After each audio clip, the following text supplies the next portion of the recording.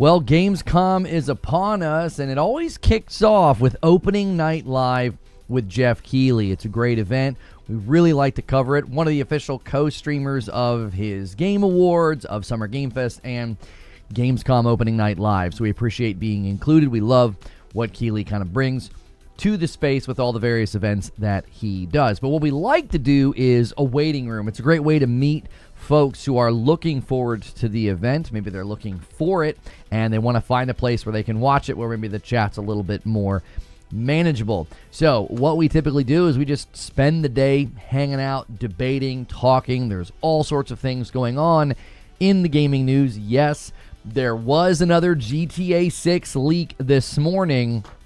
The GTA 6 gameplay leaks continue to come out, and this one was like on a beach. I think he was like riding a bicycle or something. So yeah, there's plenty of things to talk about going on, games to look forward to, announcements to look forward to, and we appreciate you guys just kind of continuing to be part of what we do here. If you're watching this later, a really great way to get involved is to become a member and to get into our Discord. You'll never miss an event, an announcement, if I'm running late, if we're doing extra streams, giveaways, things like that.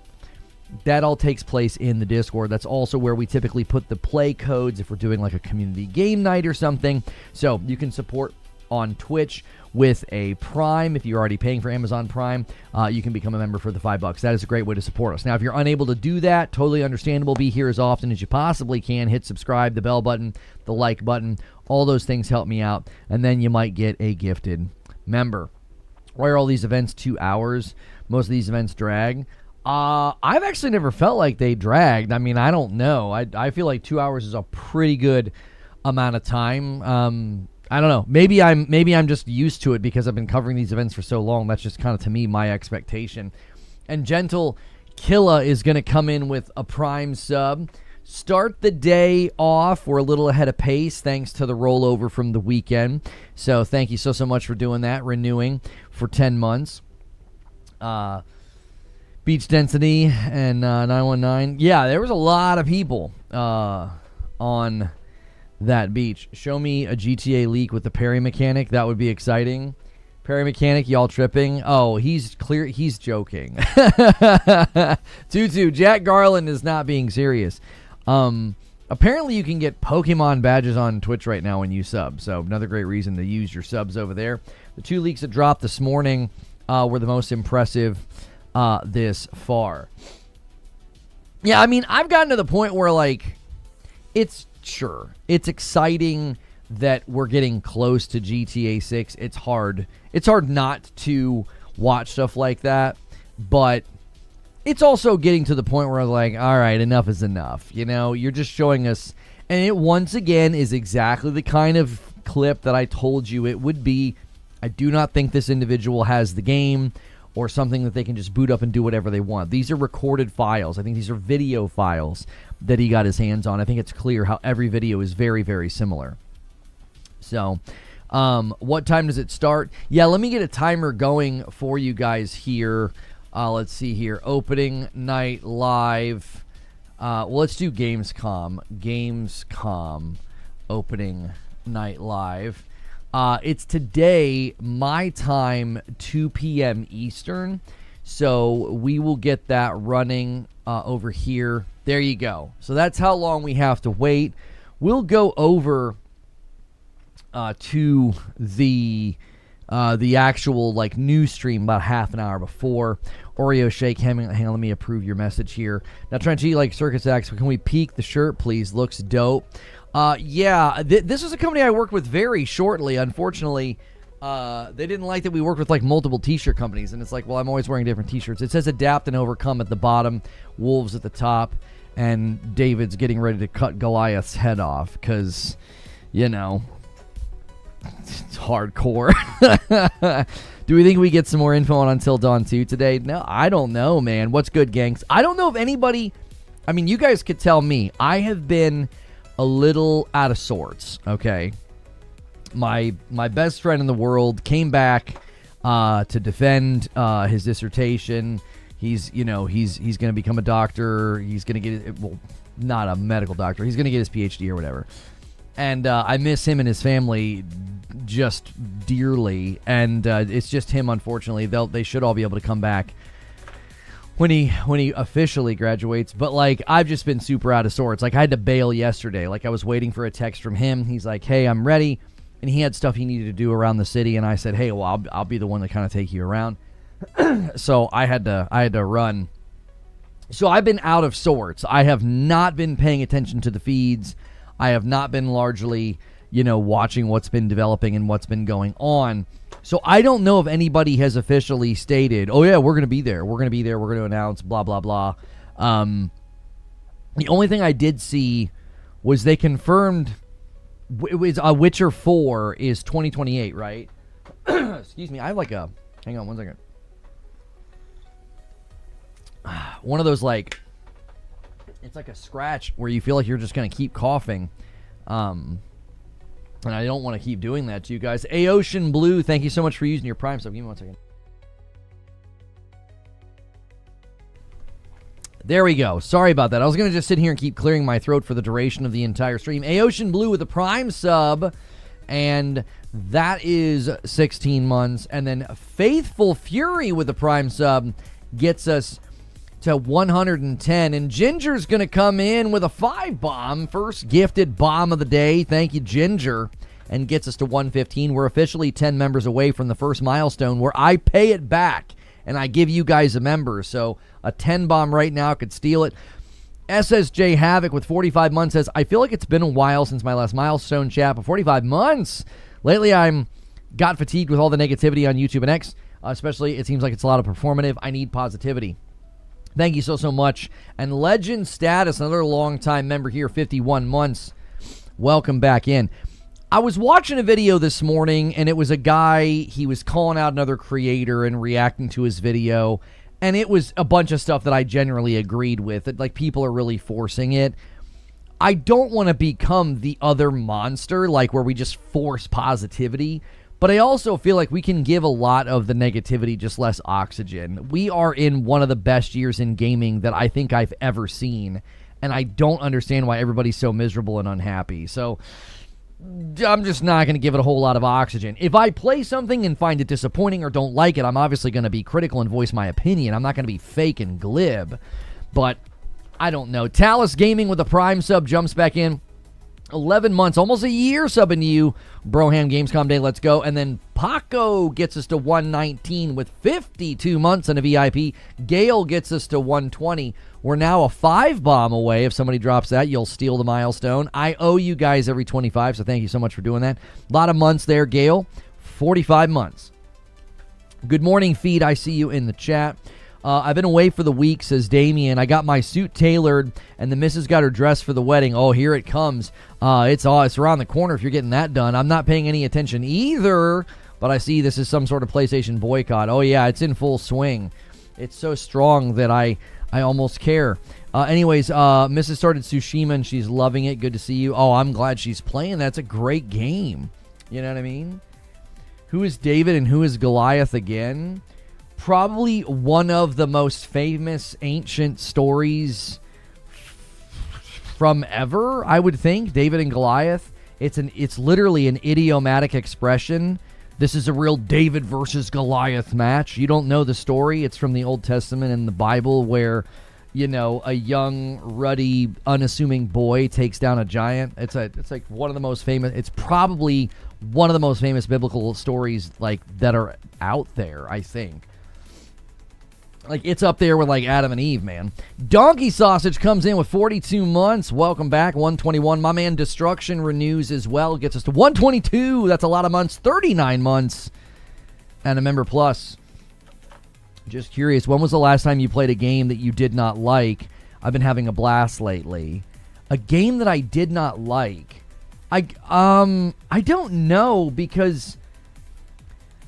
Yeah, I mean, I remember putting down Silk Song because I didn't want to do the runbacks. I loved the art style, the music. I love that studio. I love that studio. I feel like I just had a philosophical disagreement with how they structured the game. So it's not even like this is a bad game, I'm going to be critical. It was, yeah, this game's going to be sandpaper on my eye. I'm not going to have a fun time. That's a good one to remember. Yeah, Replaced. I was really looking forward to Replaced, and I really didn't like it. He soured on Big Walk. Well, Big Walk doesn't work when you don't keep playing it every day. I don't think you can take a week off from that game. We came back, we had a different group, nobody could remember what we were supposed to do or where we were supposed to go, and they start you over at the beginning, like the doors are unlocked and everything. But I was like, I don't even remember where we were. I think you want to play the Big Walk, day after day with the same group. It's not going to nudge you at all. So I was like, man, this is kind of a bummer. We had so much fun the first week with it. So, and I wouldn't even say I was like, I didn't like it. I was like, I want to like it, and it wasn't conducive to how we approached it. Can you explain to me how the Gamescom show works? Is it today? It's all throughout the week. It's a little confusing. Loch Ness with 53 months. Let me add it to the total. Thank you so much. VIP in 53 months is very, very great. Over half a century in months, that's right. So it's a little confusing because Gamescom is, at least this is just my opinion, it seems a little bit more focused on the in-person aspect. There's a floor, there's demos, there's booths, and we're sort of the bystanders. We're sort of like out here being like, what's going on inside? Like we're trying to peek over the wall. So today is the big event that we typically get the most excitement from, because it's like a 2-hour long showcase sort of. The rest of it's like interviews and like future game show and like a little booth where like Xbox does interviews and they do their own reveals. So, Lono giving Bible courses. That's right. Don't tempt me. What rock do you live under to not know David and Goliath? Yeah, I would imagine you'd have to grow up in a probably non-Western. It's probably a very common idiom like in Western civilization. You'd have to be a non-Western civilization, maybe predominant like in sort of Eastern countries if it's like heavily Buddhist or Hindu, or countries that are like heavily Muslim. Muslims would probably be familiar with it because that'd be considered an Abrahamic text, right? And I think they're cool with that stuff. I don't know where you'd have to be in a place where you're just very, very away from Western idioms as well as just like, Jewish or Christian practice. That'd be the only way you'd never really know about David and Goliath. Hoping for a state of play next month. Yeah, I think there'll be one. There's rumors that there's one coming. I would imagine. I don't know if they're going to do one for Wolverine. I don't know. I really don't know if they're going to do a Wolverine state of play. I mean, they did one for Yote. So I'd sub to a Lono channel on morality, life beliefs. Always a good time when the topics pop up randomly. Don't tempt me, Frodo. Like, don't. Never read the Bible, and I know the story of David and Goliath. Yeah, if you watch sports, they use that idiomatically like a lot. Anytime you have an underdog going against a giant team, they'll say that. They'll use that idiom.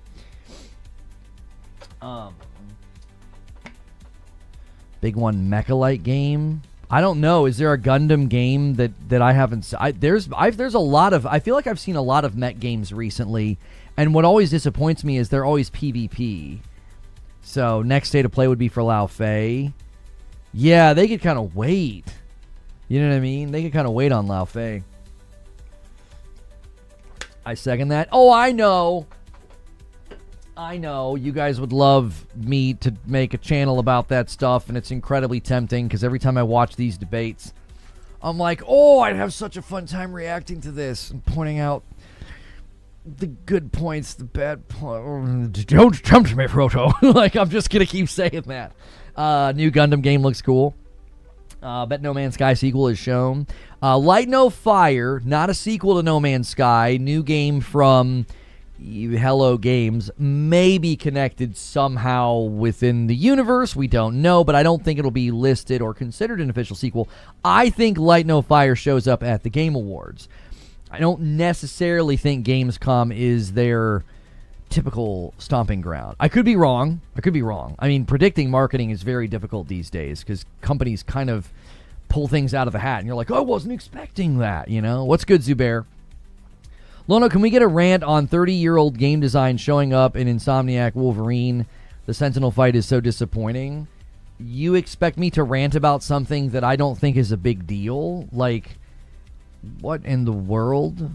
Do you get upset anytime you play a game that uses stuff that was in, like, the first Assassin's Creed?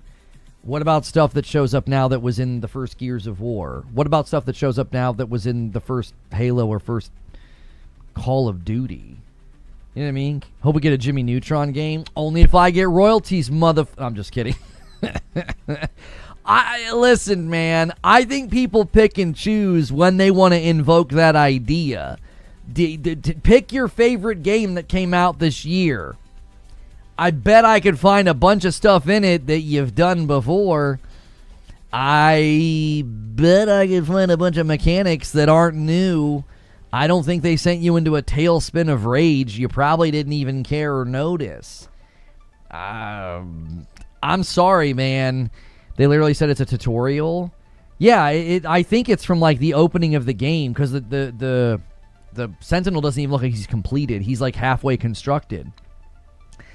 I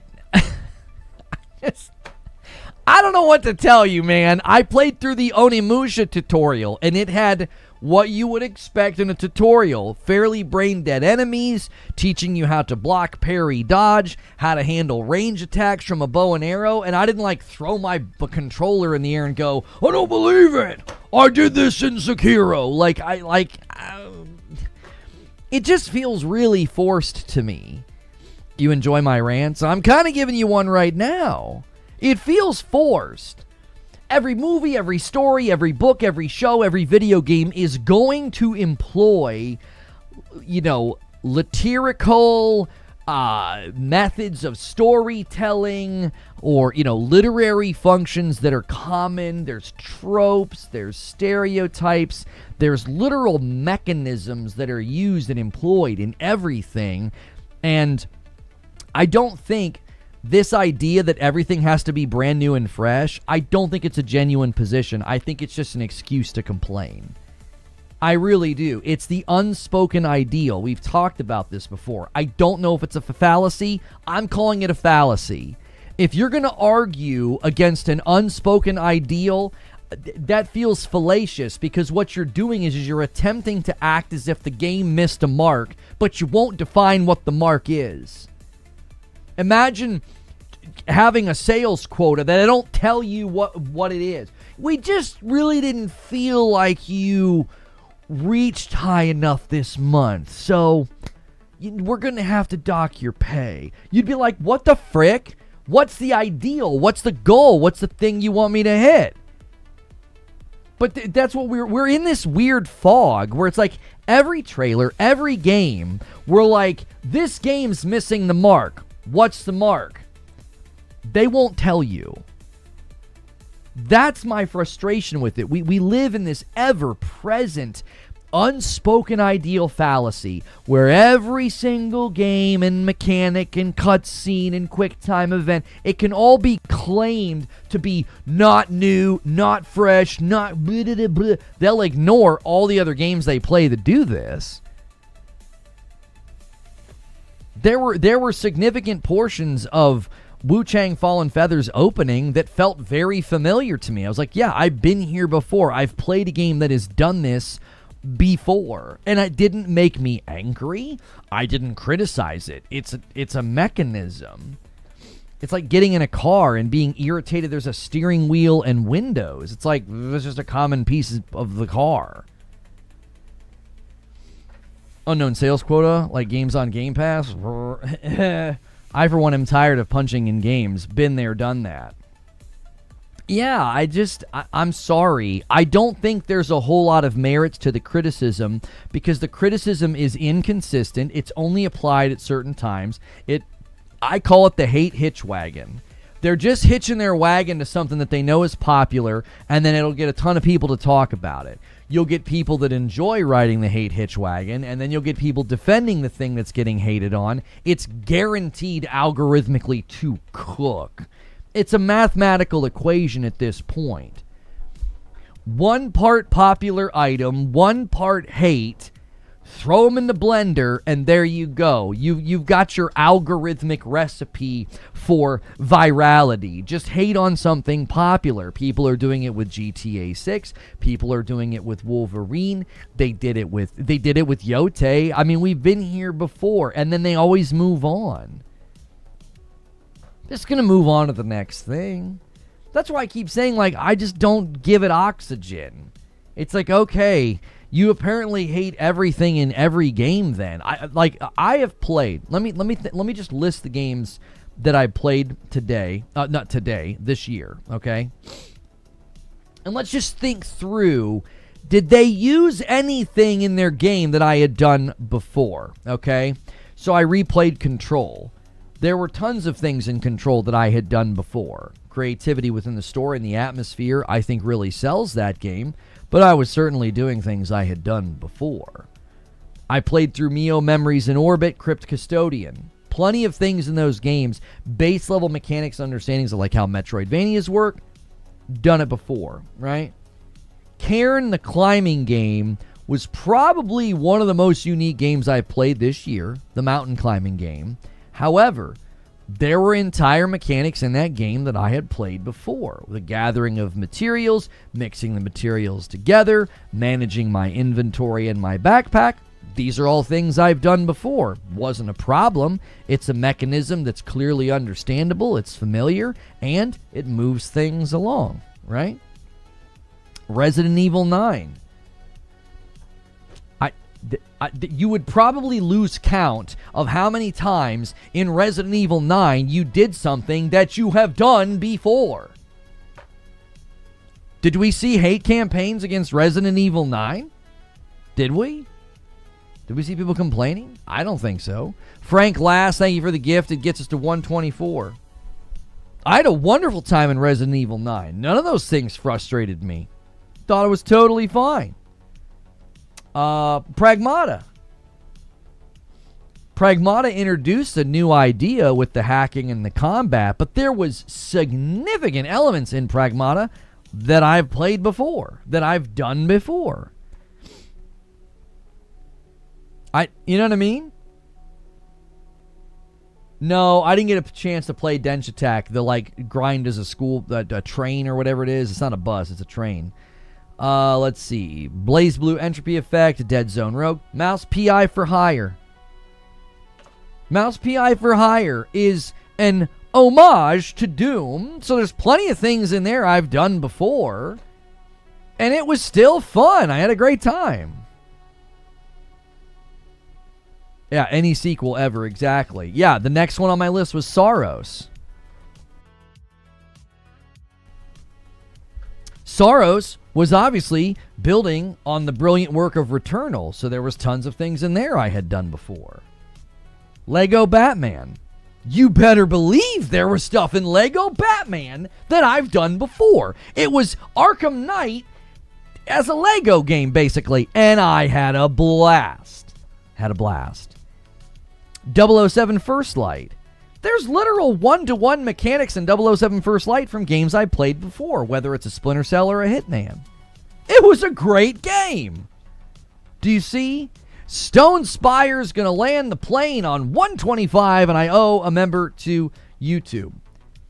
The Adventures of Elliot is a wonderful game, and so much of it is super familiar because it kind of feels like a Super Nintendo sort of 2D HD sequel to The Legend of Zelda: Link to the Past. It's very much borrowing from that genre and those games and those tropes. And I had a great time.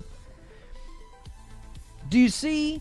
You could take every game I've played this year and you could be like, oh, but they did, and you could come up with a list of things they've done that you've experienced in games before. It's an empty criticism because you could put it against every single game. Now, there are times where you could say they are leaning too heavily on derivative tropes and aspects, and it's very boring. I don't feel like I'm playing a new game, and I will give you an example. Gears of War 4 did that to me. I felt like I had played the game before. I didn't feel like I was doing anything new. I was hiding behind a box, trying to take out an enemy, and I was like, I feel like I played this game before. The familiarity was far too consistent. Gears of War 5 felt like a fresh take, and I actually really enjoyed it. I really enjoyed Gears 5. Now, they got a little bit more back into their set-piece style, daisy chain of set pieces. They kind of got there near the end again, but I thought that was fine. It was a good callback to what Gears used to feel like. I really liked Gears 5.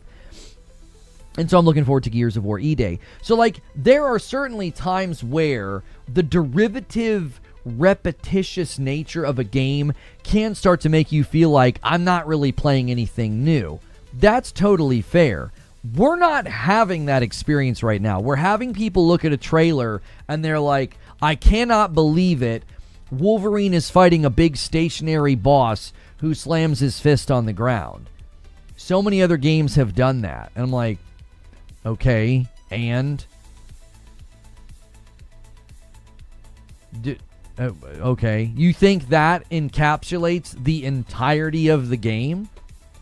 Does the tutorial of Onimusha encapsulate the entire game of Onimusha? No, I don't think so. I think that would be a weird thing for me to presume. Why? Because I have no reason to presume it. Games don't do that. They're not like, here's the first hour, and then the rest of the game is basically going to just be this over and over and over again. Now, that's true to an extent, but you know what I'm saying. Like, every game, you're playing the same, you're playing the same 90 seconds the whole time.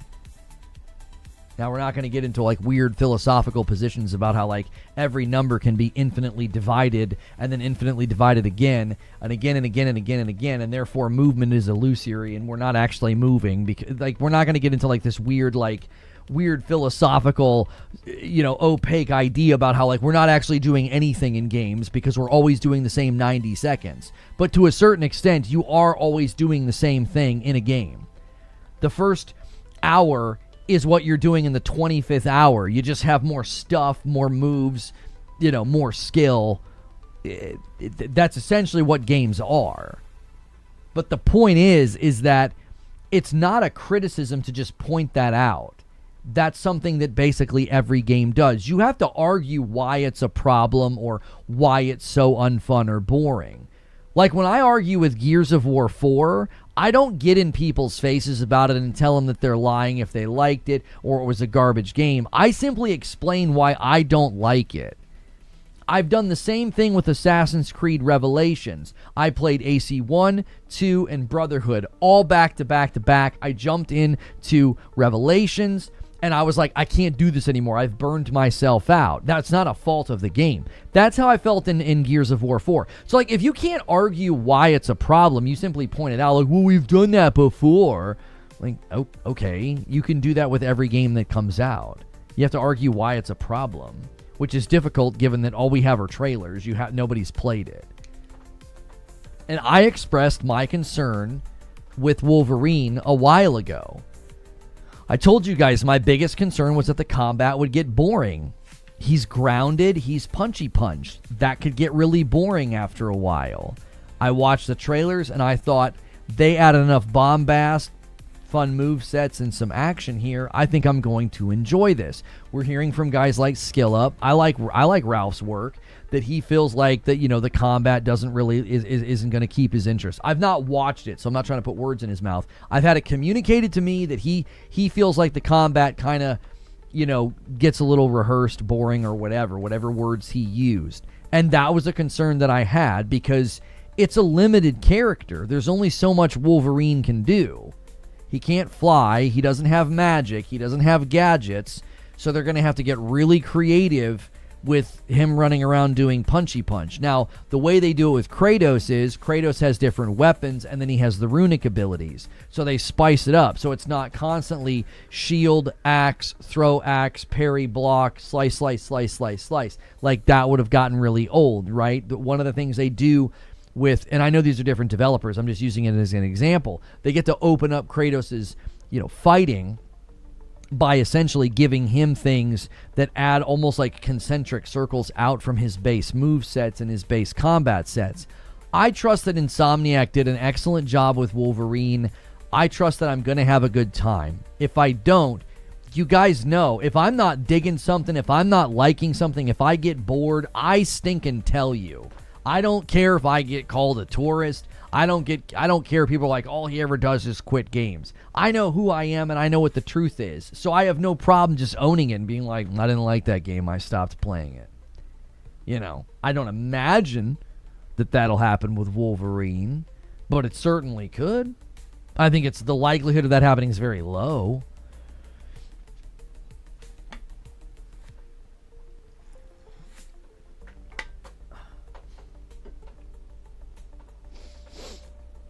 Why am I not surprised? Gamers hate everything now just to boost their X accounts. It's a phenomenon that I think needs to be studied within the context of where we are in history. This is the dilemma, okay? You can't really talk about what's happening without getting into studies in humanity and culture and history, because we're at a stage of history that is unique. And I think it's part of the catalyst to so much of what we're talking about. Because there's never been a time in the history of human existence where we're able to do what we can do right now.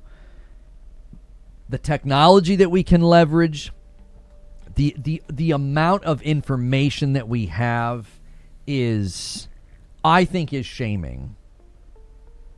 I think it's shameful how much information we have and how foolish we behave. I think the geniuses of 1,000 years ago would look at us and just shake their head.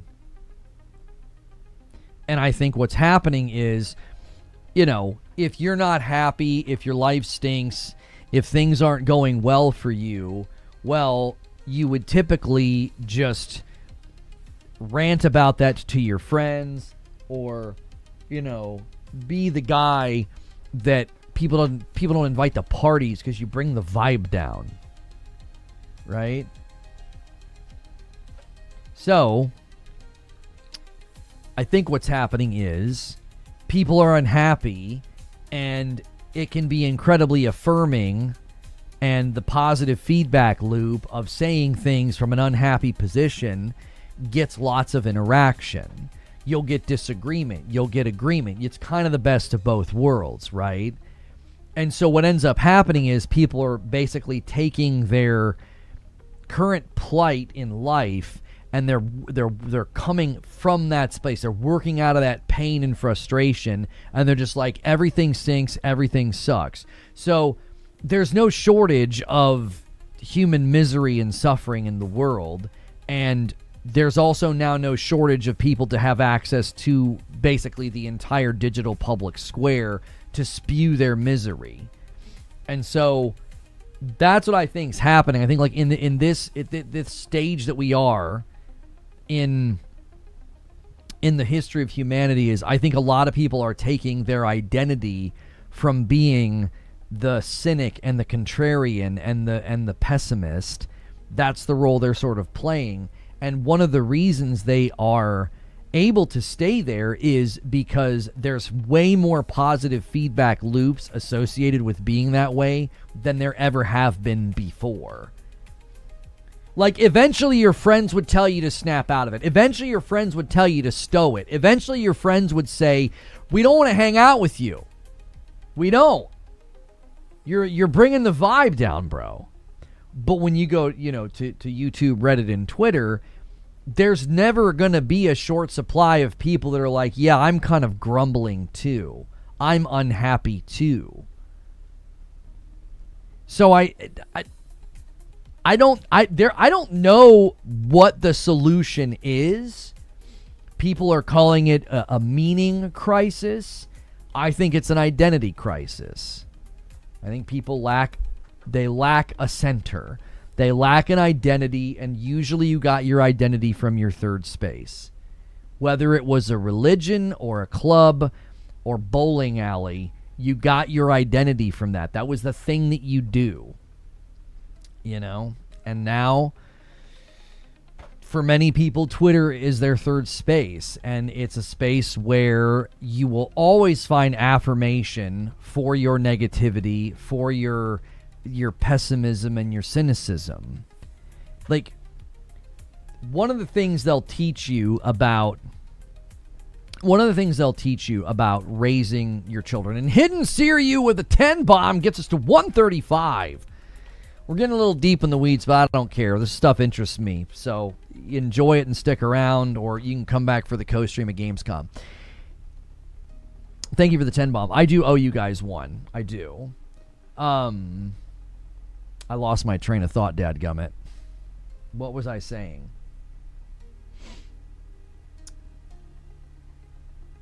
Oh, when you're raising children, one of the things they teach you that's extremely useful in helping your children grow in self-awareness and develop just sort of good social interactions so they're not crying at the drop of a hat, right? It's a really, really good way to establish emotional maturity in a child, to have them playing with other children. Why? Because the natural sort of social interaction and unspoken peer pressure of, I want to play with Jane, I would like to play with Steve, right? You want to play hide and go seek, you want to play Candyland, you want to play dolls, whatever it is that you want to play, you want to play with other children, right? As a child, that's something that's innate, it's there. You start to do shared play at certain ages. And the natural peer pressure of the group really helps smooth some of those awkward edges off your kid that might be crying all the time or whining all the time or being a poor sport or being a cheat. Well, they ain't going to have a whole lot of friends. It's great opportunities for conversation. You're trying to like elevate their self-awareness and their emotional maturity, okay? We're living in an age where you don't need to be in proximity with people to get social interaction. So you can get positive social interaction feedback that just lets you stay angry all the time, lets you stay sour and negative and whiny. Why? Because you don't need to stop. There is no, as Zubair was saying, there's no like normative socialization happening where like, well, I'm not going to get invited to the party if all I do is show up and bellyache the whole time about politics or my mom or the latest video game being woke. Like, you won't get invited to the party if that's all you ever say. But that's the thing, is like, you don't need that anymore. I think you do, but for many people, they don't need that anymore. They're able to get their social interaction, their affirmation, their positive feedback, the attention of others. They're able to get all that on social media. And here is the deadly catch. It's all fake. It's all phony. It's just zeros and ones on a screen. It's all digitized. That's not a real existence. Like, you don't exist on Twitter. It's just some facsimile of you on the screen represented by symbols and words. That's not you. One of the things I learned in my own life, where I lived very duplicitously, and the problem with being duplicitous is you put on a fake self when you interact with people. And what you can do is you can really impress people, and they can really like you, and they can really think that you're swell and great and pay you all these compliments. And you know what happens? None of it lands on you, because it's not you. It's some projection of yourself that you're maintaining so that people accept you and love you and let you in the group. But the absolute just damnable betrayal is it's not you. They don't love you. They're not accepting you. They're not paying you a compliment. They're paying it to some other person that you're pretending to be. It's not a fun place to be. And what happens is when you let go of that and you show up as you and you sort of surrender to something higher, and I show up now in my friend circles as me. It's why I struggle in these environments, because this brings out that duplicitous side of me. Like, oh, I want to be another person. I want to be accepted in these spaces. It's not you though. It's something else. It's some other form. It's some other mutant. It's like just the digital version of you. And one day people are going to wake up and realize that they've spent years pushing negativity because it got a positive feedback loop, and being pessimistic and whiny and negative and attacking people and being tribalistic. Why? Because they want to be accepted and they want to belong. And you're going to wake up one day and you're going to realize you belong to nothing. It's nothing. It's just a digital platform where people yell at each other. That's all it is. And one day it won't be here. It'll be gone or disappear or take on some new form. And all you're going to have is some profile that you propped up with a bunch of foolishness. That's why I think at this point in time, if you actually studied it and you thought about humanity and you thought about what gives us purpose and meaning and identity and what leads to human flourishing, I'll tell you what it isn't. It's not whatever this thing is that's happening. It isn't. It's dehumanizing. It's turning you into this mechanistic thing. Everything's a 0 or a 1. Everything's a binary. You're either on my side or you're not. You're either my enemy or you're on my team. And everybody's walking on eggshells because the last thing you want to do is not be part of the group, right? Well, it's dehumanizing. It's turning you into a machine. You behave and think mechanistically. You're thinking algorithmically. You're starting to think like the machines do. What's going to get me the most clicks? What's going to get me the most attention? We made the machines in our image. Now the image is being rewired. The machines are turning us into what they're like. Why? Because if you're more predictable, if you behave more binary, more algorithmically, you're a better data point. It's just like the Matrix. You're a battery in a machine. All you're doing is feeding the machine what it wants. A predictable little drone. A predictable data point. That's what you're becoming. If you can wake up and see that, I think these platforms and I think technology can be leveraged for good things. But how it's being used right now, you're being rewired.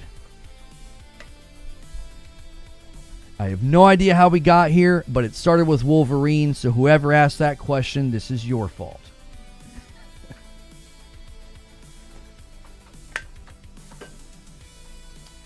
I owe you guys a member.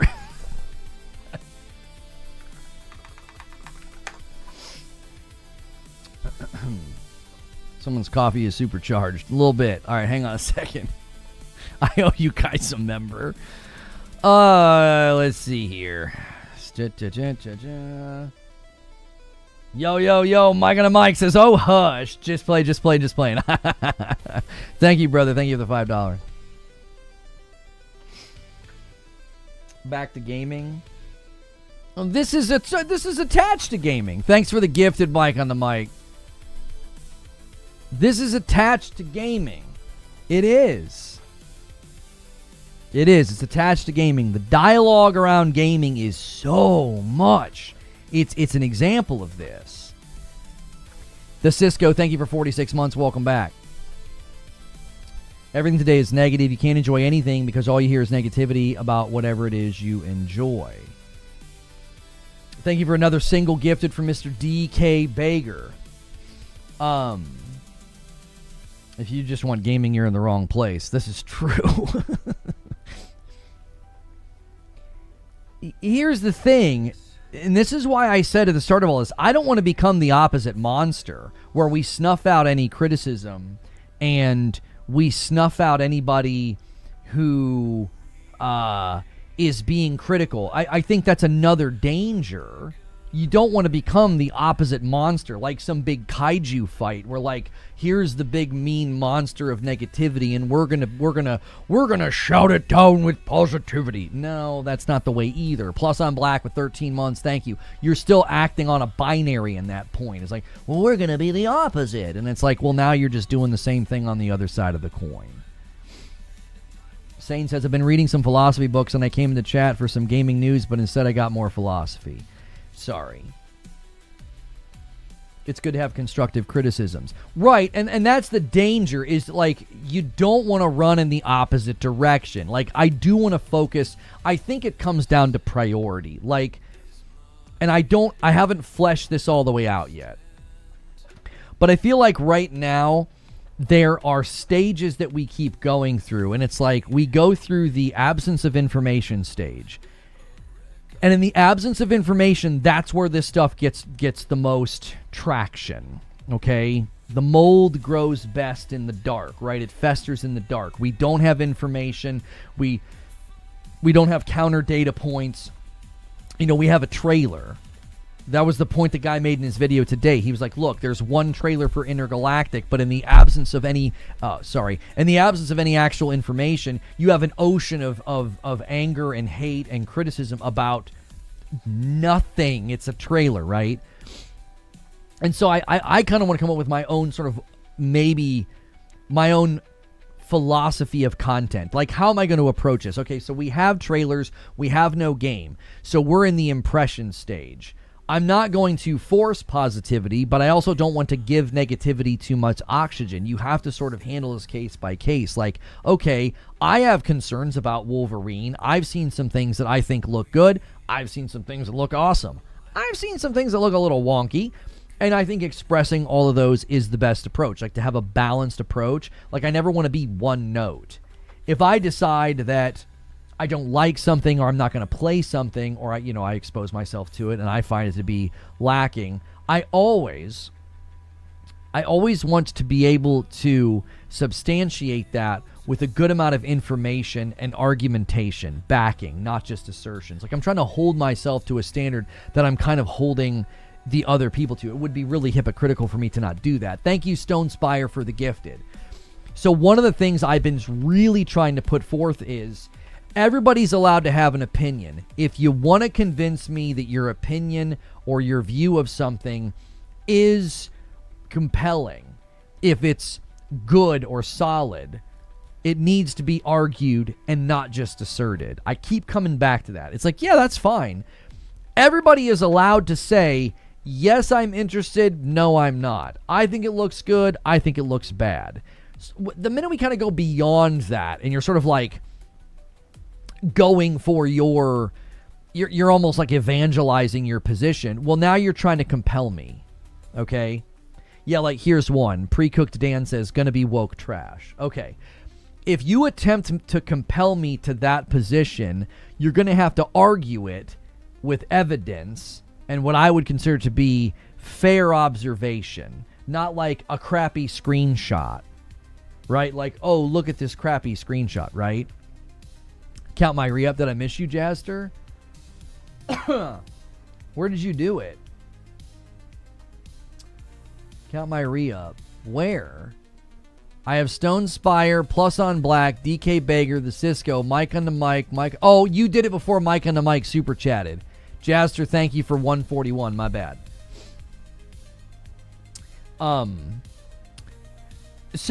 So that's just going to be the approach I take, is like, hey, you're allowed to express what you think. If you come in here like, I think Wolverine is woke trash.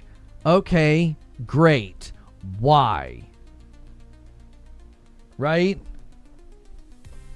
And he has responded with maybe the most intellectual thing he can piece together. He said Neil Cuckman. Okay. So he's talking about Intergalactic. Okay. My job is not to convince you that it's going to be good. Because if I'm convinced that it's going to be good and I'm going to enjoy it, your opinion doesn't really matter to me at that point, right? It doesn't matter to me. I'm like, okay, I think it looks good. I trust them. I think they're going to make a quality product. And you're like, no, it's going to be bad. It's going to be woke. Okay, if you would like me to think differently, you're going to have to present new information. You're going to have to present a compelling argument to come to your side. Look at The Last of Us 2. I played it and enjoyed it. I was skeptical and didn't think I would like it. I ended up liking it quite a bit. Again, you would have to, this is a great test case. You would have to formulate an argument.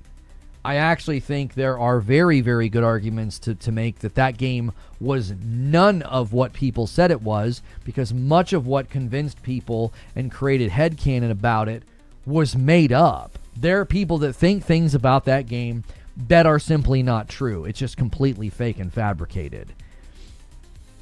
It would be like saying, I really like the show Breaking Bad. And if somebody came to me and said, that show is pro-drug propaganda, and there are scenes in there where they encourage people to do meth, I'd be like, whoa, none of that's true. You have arrived at a conclusion about this show based on things that aren't true. I think that's a common problem in these spaces, is that people think things about a game and they literally have things up here that are not even remotely true. Like somebody raging against Breaking Bad and saying that it's pro-drug propaganda, and they'd be like, whoa. The stuff that you think about, it's not even true. That doesn't ever happen in the show. And I could argue the opposite about that show. Any actual literary criticism of the show, as a story, if you just broke down the character arcs, the crisis, the struggle, the resolution, all of the story elements of that game, of that show, nobody would come to the conclusion. They would say, actually, it really dissuades you from getting involved with this stuff because it destroys everything, right? The opposite's actually true. Thank you, Mother of Mars, with a Prime sub renewal. 2 months. Welcome back.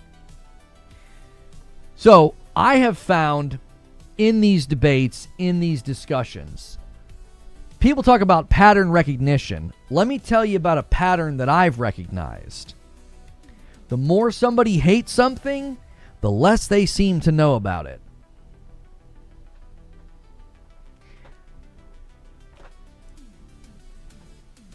Just an observation. Doesn't mean it's true of you. It doesn't mean it's true every single time.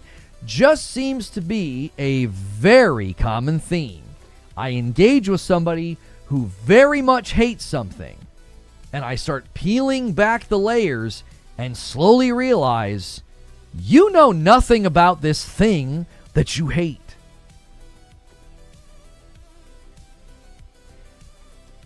Just a pattern. It's just a pattern that I've recognized. It doesn't mean it's true of the individual in chat right now, but anytime I've pressed upon the dislike, the strong hate for something, mysteriously, they seem to know very little about it. They seem to have a bunch of canned things they can say and statements they can repeat that they heard from some video. So, if you would like to convince me to think differently about a subject, you're gonna have to come with something more than simply assertions. It's woke. It was trash.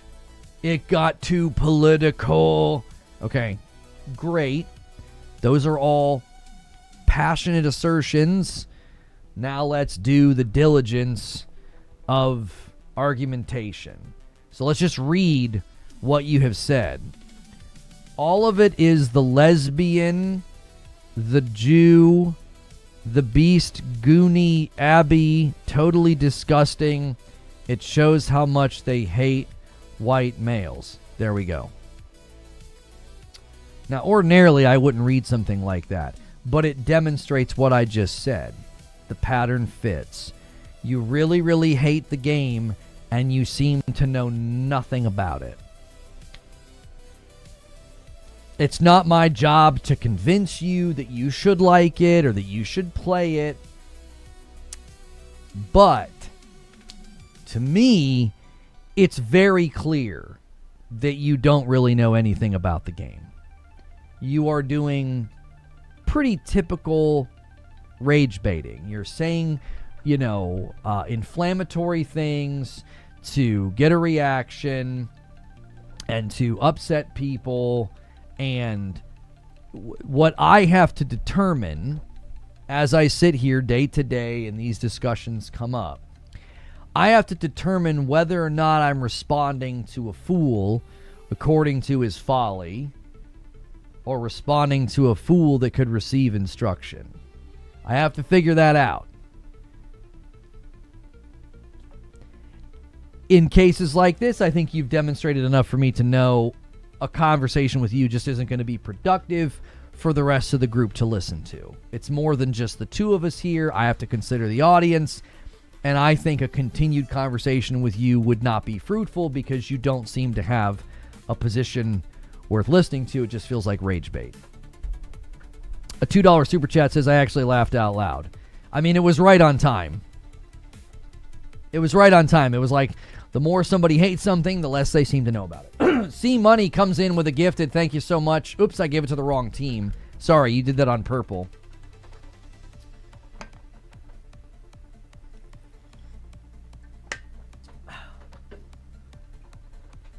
So, agreed that conversation would make us dumber. I'm old. I need these brain cells to last. We need them. They're precious to us, Zubair. I have a hard time remembering celebrity names. It's already happening.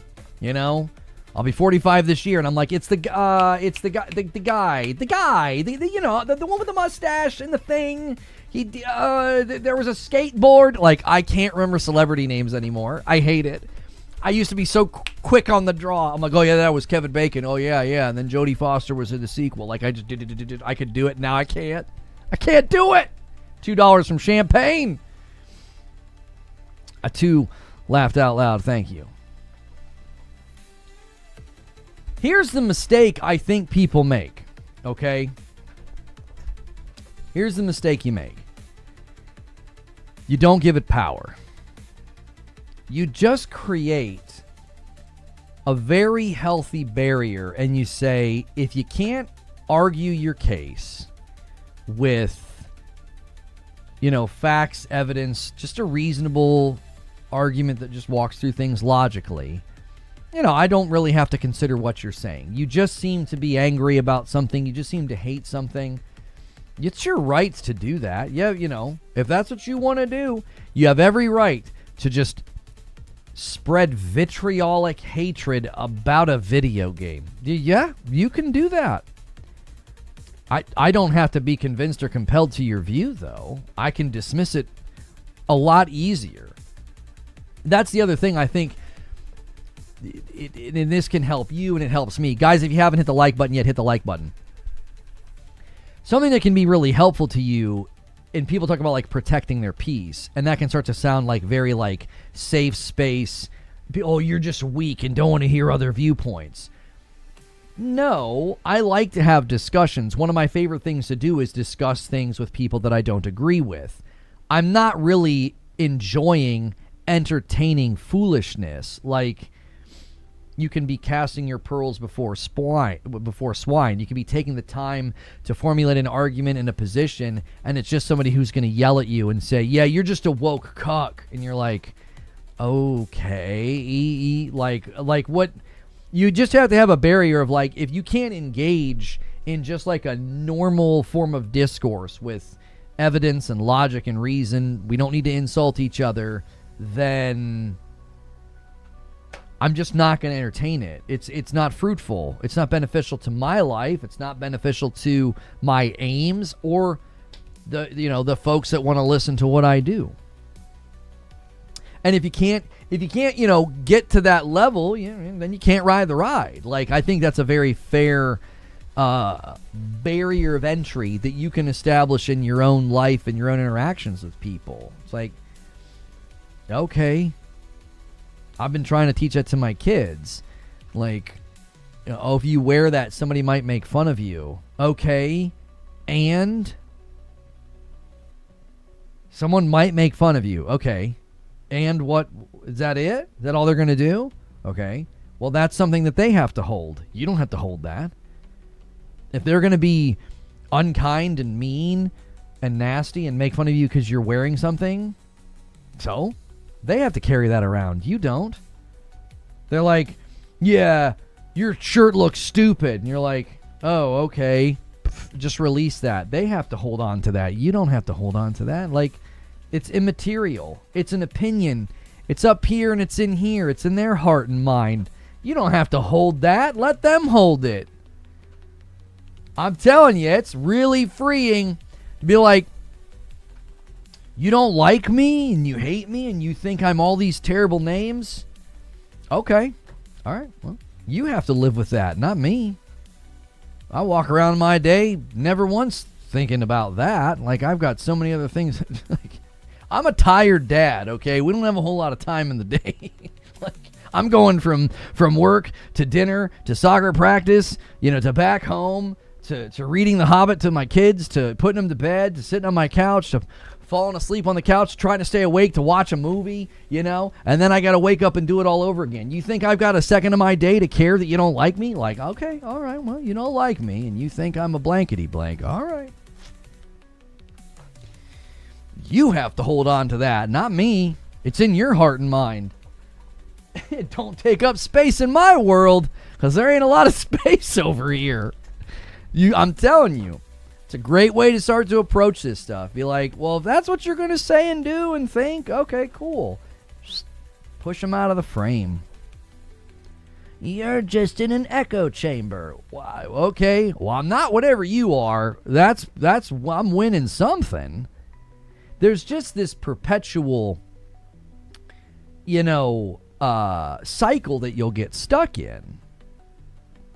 You're just getting stuck in a cycle because they just want to kind of stay there in the negative, the anger, the whatever. And if you feel like that's pulling you down, if you don't give it power, it has no magnetism. It shouldn't be able to pull you down. And again, that doesn't mean we become these glib, toxically positive people where we attack people who are being negative. I just don't give them oxygen. It's like, yeah, okay, that's fine. You're free to think that. Make as many tweets and videos as you want saying that. Go right ahead. I don't care to hear it, and you're not compelling me to your side.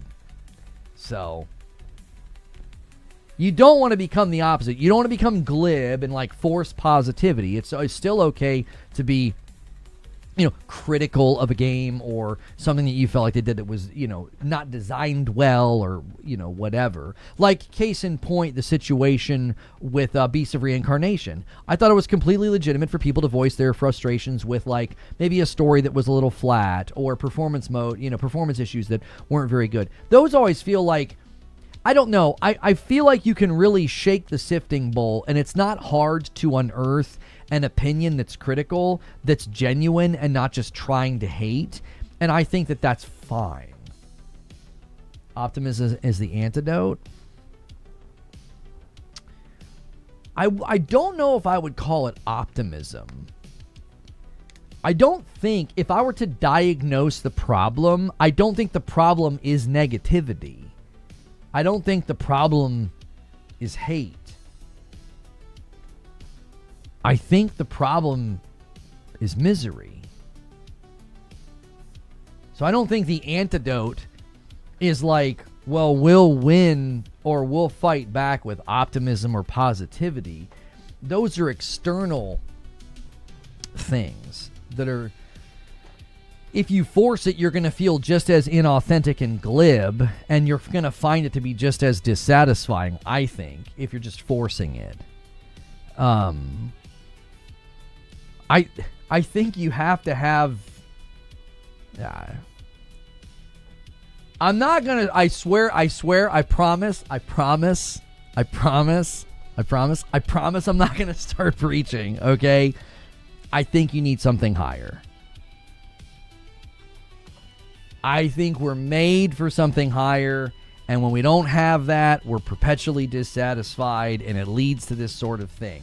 If you don't have that, if you don't have some central, you don't have a center, a North Star, and something higher, then that's the antidote. It's like, well, then you're like, okay, I'll be okay if this game sucks. I'll be okay if this company makes a bad game. I'll be all right. I'll be fine. It's not gonna do anything to me. It's not gonna diminish my value.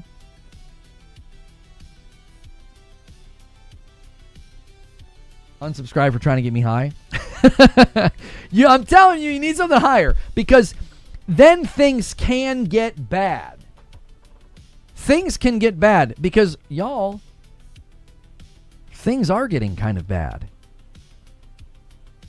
The price of hardware sucks. The price of development sucks. Things are getting bad. There's elements to what we love in this hobby that are getting bad. But I'll be okay. I'm fine. I'm like, okay. I can weather that storm because it has no effect on me. It has an effect on the industry. It might have an effect on my ability to buy games, like as a consumer. But like me, the me that's in here, not like the me that plays the games. I don't know. You need to be able to not be touched by it. Won't affect you, but it'll cost people jobs. Well, sure, but like you can only have a certain amount of empathy. Like I have, there's like concentric circles of empathy, right? Like if my daughter gets hurt or sick, it's consuming to my mind and my emotions. Why? That's my baby girl, right? Like I would do anything for her. But my wife, my son, I would do anything for them. If they're sick, if they're injured, if they're not feeling well, you know, if they're upset, that consumes my everything that I'm thinking about, right? You move out from there to my immediate family, my very close friends. If something bad happens to them, I am very much involved, and I'm there and trying to help fix it. You move out from there to maybe something happens in the city that I live in, right? Or, you know, maybe something happens at a church that I'm familiar with. It's not mine, right? And I'm like, oh, that's terrible that happened. Like if they have like a, you know, a building fire or somebody precious to them dies or whatever, you feel for them. You feel empathy and sympathy. You keep moving out in those concentric circles, and it's difficult to be like, oh yes, I'm so deeply concerned and troubled by the fact that 1,000 people I never met just lost their jobs. Yeah, it stinks and it sucks, and it's not good for the industry. Like, structurally it's bad, logistically it's bad, it's talent loss, it's brain drain, right? That does affect future, you know, games and things that I might be able to purchase, so then the quality and the value is potentially diminished. But, like, you cannot expect me to grab a box of tissues and to shed tears and to break down and to do performative empathy every single time layoffs happens. Yeah, it sucks, it's bad, it's really, really stinks when it's because of really bad leadership and really bad decisions that are made by guys that get to sail off into the sunset with golden parachutes and all this money, right? It's extremely frustrating. So, like, there's a limit. Empathy is important, of course. So I'm not saying I feel none. I'm saying it just gets to a point where you're like, number one, it's overwhelming. Like, are we really equipped emotionally to deal with some of the things we see every day? Like, oh, 100 people died today in a city because of something tragic. Oh, 1,000 people lost their jobs and they don't know what they're going to do. Like, I don't necessarily even know if we're equipped. We don't have the equipment to deal with that at scale because it's not normal. Prior to the age that we live in, you would live and die in the same city, no less than 100 people. You'd cry at maybe 20 funerals, and that's it. You didn't know about something that was happening on the other side of the world. You didn't know about 1,000 people, you know, losing their jobs because of some, you know, oil tycoon that ripped them off, you know, on the settling of the western part of America. You know, like, there's all these things you just probably had no clue about. I don't know if we have the equipment for all of this. So it's like, yes, those things are important. And looking at the industry, yes, it stinks and it's bad. There's always, you're never going to live a life that doesn't see and experience bad things. Do you have meaning that suffering can't touch?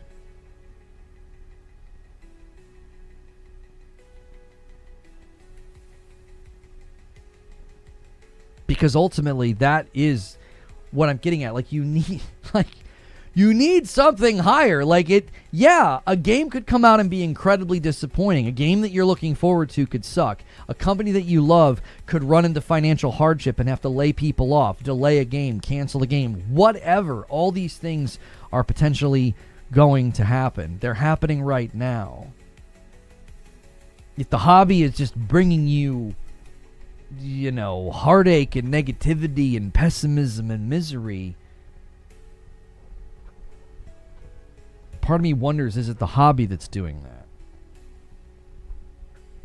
I feel like people show up, and that's how they already feel. And it spreads, right? Misery spreads. If that's what they're doing, and you're letting it affect you, you're getting pulled into that orbit.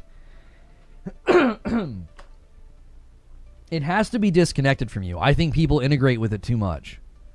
They fully integrate with the brand they love, the game they love, the team they cheer for. And when their team, when their brand, when their company gets criticized, they feel like they're being attacked. That you've integrated too much with these spaces and these things. Far too much.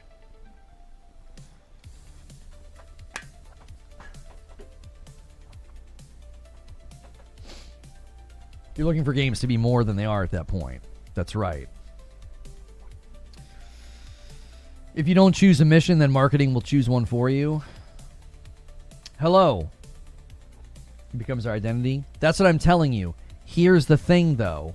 Don't fall into the trap of it's them, it's them, it's them. If it's affecting you, and if it's making you angry and upset, if it's messing with your peace, if it's infecting the way that you view gaming in these spaces, maybe they're not the only one that's taking too much of an identity from it. Like, maybe it is having an effect. Dude, I'm telling y'all, there's a thing happening right now. There's a bigger conversation brewing about, like, why is everybody being so negative? Why are these spaces so miserable to be in now? And it's like, number one, they don't have to be. Number two, you might be doing the same thing in the opposite direction. Like, this matters so much to you that now you're upset that people are kind of disrupting it and making it not feel good. That's why I bought a Switch 2 recently. It's simple, plug and play, and a console for adults who just want to have fun with their kids. That's my secret, Cap. I never go on Twitter. Yeah. I don't use it that much anymore. I've muted so many people. I've unfollowed people that I just feel like you're just putting out a vibe I don't want to see. Even if at times I might agree with them, I'm like, yeah, no. I come here to get my information. I want to know what's going on. From an industry perspective, I want to know what's going on. And if someone's going to enter that space and be negative or nasty or toxic, it's like I'm not looking to see that.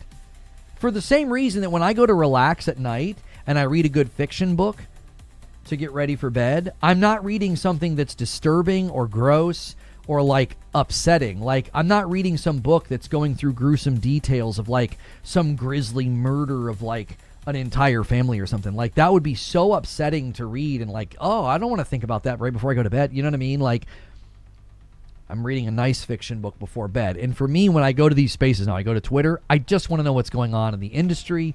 I just want to know developments so that I can cover the news and give you guys a show that's informed about what's going on. I don't need all the rest of that noise. Yeah, good question from Ginger. Are you not actively seeking out the negativity and engaging with it, thus telling the algo to feed you more of it? Right. If you go on the warpath and you try to correct folks, just be prepared what you're signing up for. You're signing up for more of that because you're telling the algo you like that. You're interacting with it. People are addicted to gadgets. It affects that part of their brain. Point me to an addict that isn't miserable. Life is about balance. Take breaks, work on yourself, and be a better human than yesterday.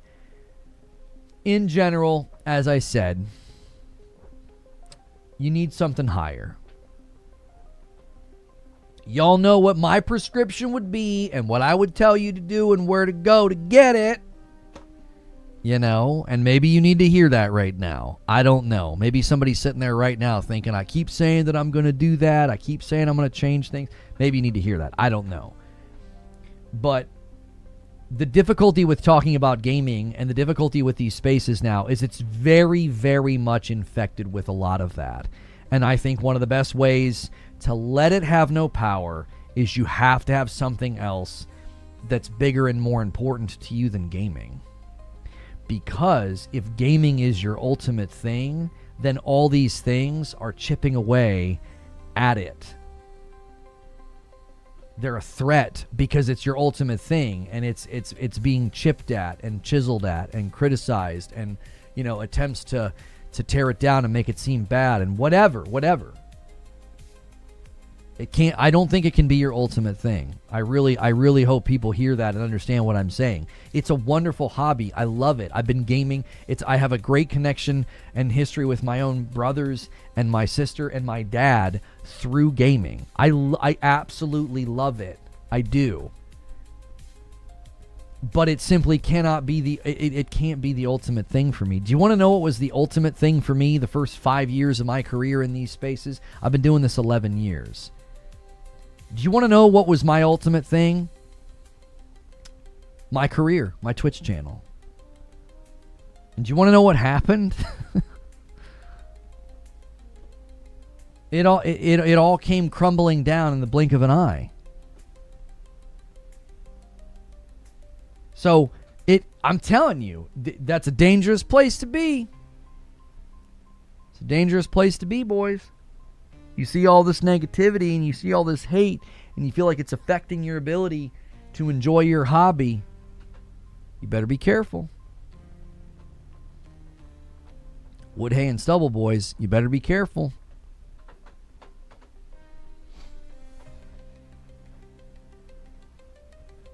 If I wouldn't have had the support system I had, that could have been a very different outcome when all that happened. Let's see here. We have another future game show thing. Co-streamer information. Okay, so future game show is Sunday. Won't be able to cover that. Sorry, boys. I didn't realize they were doing their event on Sunday. Oh, wait. Oh, no, yeah, it is. It's Sunday, the 30th of August. Yeah, we usually co-stream their events. I will not. The only thing I really do on Sundays for streaming is usually the Xbox event. It's justifiable.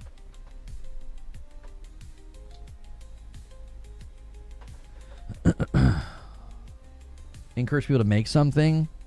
One of the best things for me right now is playing soccer with my boy in the backyard. Just running around and getting short of breath and getting sweaty. Like, that is just, oh my gosh, what a natural tonic against feeling bad.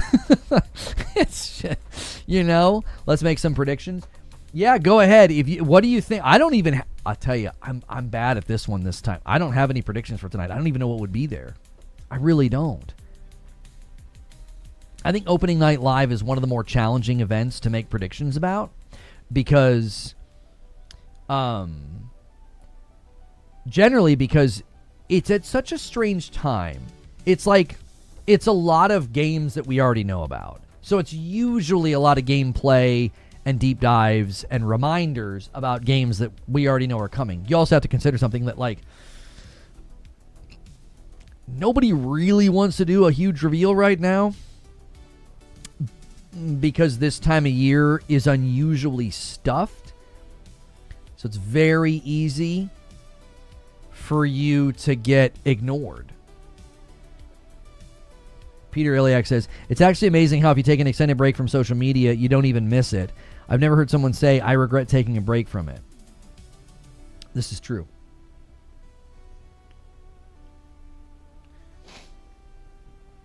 Oh yeah, more from Duskbloods. Yeah.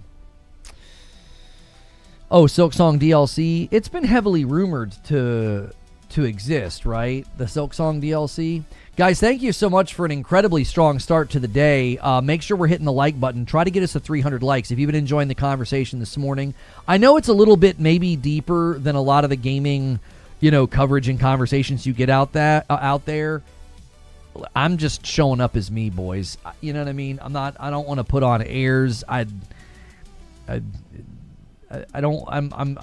trying at some level to shed skin here. Like the guy that I was and the guy that I felt like I was starting to become again. I'm absolutely not. I don't want that.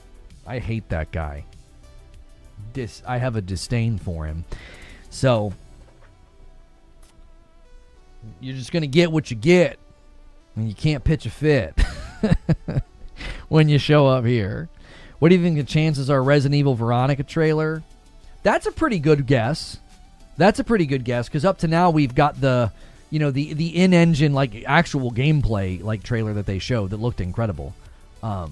Anybody here for Ori 3? So we kind of covered the Ori 3 situation yesterday. It seems like that's not happening. I think that Nate the Hate got wind of it because I know Xbox loves to do that. They love to announce things that aren't even in production. Like, one of their favorite things to do is announce games they have no intention of launching. They have a pretty long list of them now. So I think he got wind of that. And then I think maybe they called it off because literally the CEO of Moon Studios is like, what the heck? No, we're not doing that. I guess we're not involved. So don't hate that guy. He taught you a lot of valuable lessons. It was a necessary part of the journey, not a flaw or a failure. I think it's a healthy hatred of I don't like him so much that I'm going to stay as far away from sliding back down to where he is. If that makes sense. Resident Evil always has a game to show.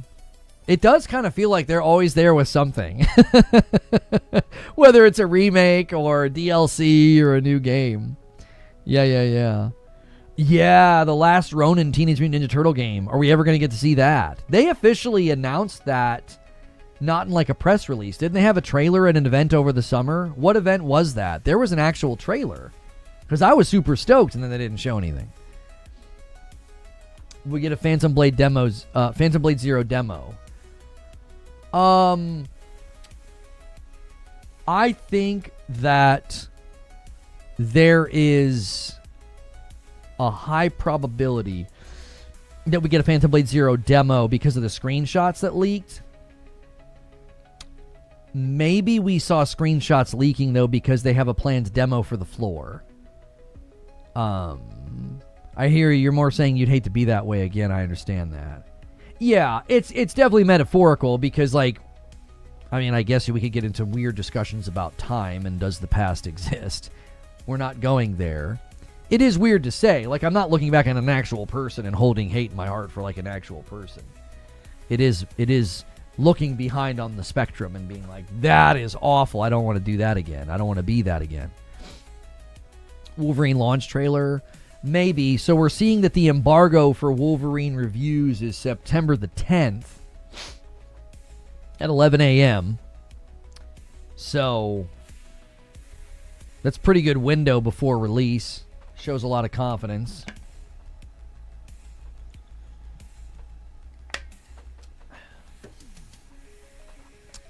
Paramount Gaming is doing Teenage Mutant Ninja Turtles now? Really? Yeah, The Witcher 4 is not till 2028, so we're not going to see much of any of that, they said. Eat a Snickers, and that old guy might stay away. I wish it was that simple. Anyone here doing the blackout? I highly doubt that. I mean, more power to you if you're doing it. I don't care to do it. My girlfriend thinks all of time is concurrent and everything that has happened and will happen already exists. She's lucky she's so cute.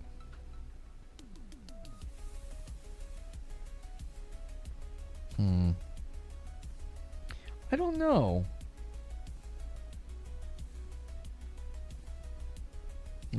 Never mind. Nope. Can't. Nope. I was like, oh, that'd be really fun to talk about. Nope. Wolverine's going to be fantastic. Yeah, I'm anxious to try it and give my thoughts. Because, again, I did say before anybody touched the game, I said, my biggest concern is that combat's going to get really boring. And we're hearing, Skill Up kind of echoed that concern and that feeling after the preview. So, hoping that I like Ralph. I like his stuff. I commonly find myself agreeing with him. But his fatigue, I think, with those types of games seems to be starting to bleed through. I felt like that happened when he reviewed Yote, and that doesn't mean that his opinion is unhelpful. I actually think that makes it more helpful. I think sometimes we forget that, like, a bias is not an indictment. To me, the bias is only an indictment if it makes somebody cover something in a misleading way. I don't think a bias is an indictment if someone says, I don't really enjoy games like this that much anymore, and then they proceed with a pretty critical review. I actually think that's incredibly helpful, because what if you're like him and you feel the same way? That's a very helpful review. What if you're not like him and you're like, oh, I don't feel that way at all? I'm thinking of myself here. Like, I hear him talk about Yote, and I'm like, I had over 60 hours in the game, and I loved it. Why? I'm different than him. He feels that sense of fatigue. He feels that sense of, like, yeah, I feel like I kind of played this before, and he doesn't enjoy his time. So that is a helpful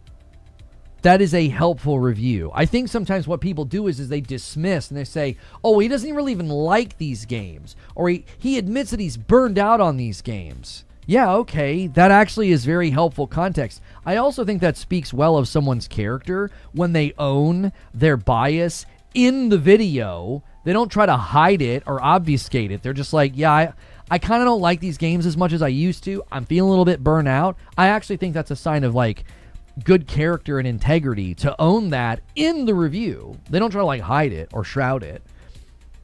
And I think that makes the review even more helpful, because then what it means is I don't dismiss it. I'm just like, yeah, I'll probably feel differently because I'm not where he is. Or you might feel like, oh, maybe I should wait for a sale. I very much agree with him. I'm feeling that fatigue. You're going to resonate with a lot of his, boredom, criticism, what have you. So I don't necessarily think, I think people think wrongly sometimes about biases, and they're like, well, if someone has a bias, I'm going to reject their review. Well, then don't read any review ever, because they all have them. I think this episode should have a disclaimer: best watch with an edible. Yeah, that would, yeah. I've been working on the most sound starting position, which is very difficult. The first position of any philosophical system is the most challenging, because you could regress back for forever. You engage with his opinions even though they don't align perfectly with your own. Gasp. Bias in this context just means frame or lens. It's a data point, not a disqualification. Right, like if someone has a very, very heavy bias against Company A, and Company A does something, and they cover it from a news perspective, and they slice out anything that looks good or positive, and they only focus on the negative, that's when bias matters. When bias creates a slant or filter through which truth is delivered, that's a problem. Okay? When bias creates a slant or filter through which truth is delivered, that's a problem. That's not what a review is. A review is, here's my opinion. Like if I gave a review of Marvel Tokone Fighting Souls and said, I really don't like fighting games, that doesn't mean you throw out my review. It might actually be helpful to people that are also like, yeah, I don't really like fighting games easy. I would say, It's extremely approachable. I was very surprised on how approachable it was, and my wife and I had a fun time with it.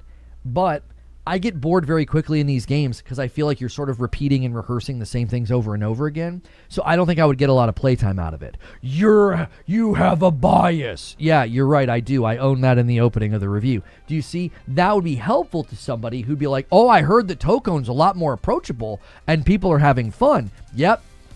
You don't like fighting games? I don't like fighting games. Let me tell you about my experience. So user scores on Metacritic. Well, yeah, user scores on Metacritic are a waste of time because there is no appropriate check to see whether or not the people have actually played the game or bought the game. Now, that's also true of user scores on Steam and PlayStation because they could play the game for 45 minutes and go, whichever, and then you don't really have an approximation of their experience in the game. It could just be somebody who gave it a glowing score or a bad score because of some sort of latent bias that they have.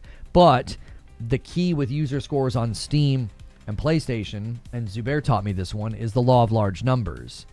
When 8,000 people review a game and it's getting a very good score, you know that somewhere in there is an approximation of how people are experiencing the game. They're having a good time enough to give it a positive review. Same thing in the opposite direction. If you have 8,000 review scores on a game and it has a very bad score, you're going to say, law of large numbers here means we're going to get rid of there's noise in the signal, but not enough to mean that we can't get a good approximation of, is this game worth a darn? And so all user scores are imperfect, but the bigger the number, the more you have to make an assessment with. The bigger the number, the more the noise cancels out and the signal is clear. Right, because when 8,000 people do that, sure, there's people in there that just immediately give it a 5-star or a 1-star based on a bias. You trust that they're not the majority, that lots of the people giving the score have played a lot. Neo Reaper, thanks for jumping back in with the VIP+. That was a good definition. You didn't need any help. Thank you.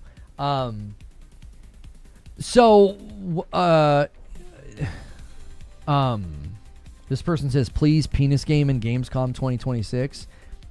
I mean, I'm not speaking from experience, but I'm pretty confident there's a lot of those games already on Steam. You just need to go look for them, okay? There's no shortage. I mean, you might have a shortage, but there's no shortage of the games, you know?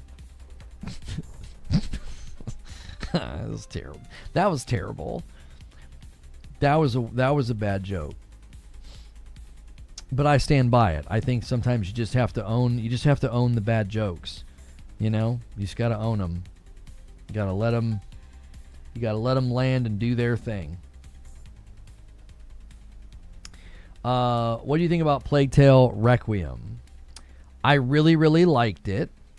I actually liked it more than the first game. I thought they expanded on the abilities and things that you had. I thought the story was pretty exceptional. I thought they did a very, very good job with the story, and I'm looking forward to Resonance, A Plague Tale Legacy, because I really like action games, and I thought she was a good character from the second game. I love the vibe of that world. Their use of like violin for the soundtrack and the eeriness of the world. It's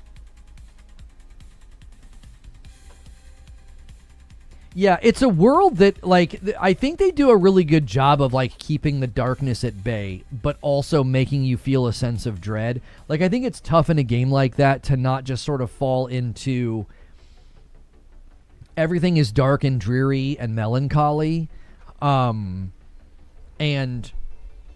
I don't feel like they fall into that trap. I feel like they give you glimmers of hope and really, really good moments of, like, humanity, while it also feels terrible. There's this undercurrent of dread in those games that I love. And so I don't know. I think at some measure they're kind of like beautiful stories, but also I'm like, this could be a great book, this could be a great epic, this could be a great TV show. I don't think it would be difficult to adapt them. So yeah, I'm looking forward to Resonance Plague Tale Legacy. Thoughts on Bungie getting Arc Raider players testing the Season 3 PvE mode? Seems like a last hurrah. I think for any live service game, there is a natural need for, it's kind of like a plane, and I'm not a pilot, and I'm not an expert in aerodynamics, so I'm just going to use words here inelegantly to make my point. But I believe that most live service games are like a plane that sort of turns into a glider. Okay? Too Thirsty, thanks for 5 months. Welcome back. We're a 5-bomb away from 150. Perfect time to steal. So, I remember seeing videos of these planes that take off, and then essentially there is no engine, propeller, or anything like that. It glides, which means there'll be a natural decline in its elevation, but then it has the ability to use air currents, thermals, and things like that to lift back up again. And I believe live service games are very much like that. There is a certain amount of lift and velocity and inertia to get up, but then to kind of keep going and naturally dip and come back up.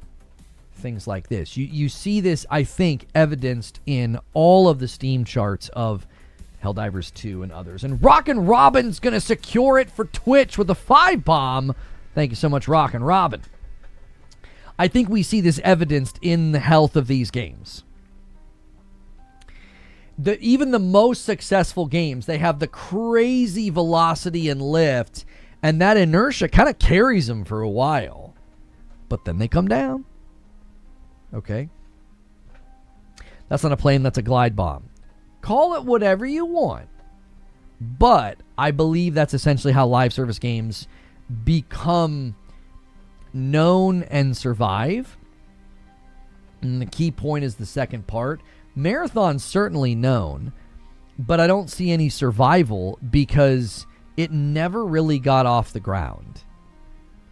And I really hope people can start to come back around who felt like I was too harsh or too negative about that game. I felt like I was honest, and I felt that I was fair. That's always my goal, is to be honest and fair. I didn't feel like I was sneaky or underhanded or fallacious or like unfair or whatever. I don't feel like I was that way with Marathon. I feel like I was very fair, and I feel like I was very honest. But I think now that like emotions aren't running as high, I think people can see that I was right, that it didn't have the public's eye, it didn't have enough lift and velocity in the early stages to really get where it needed to go to survive the gauntlet that all live service games face.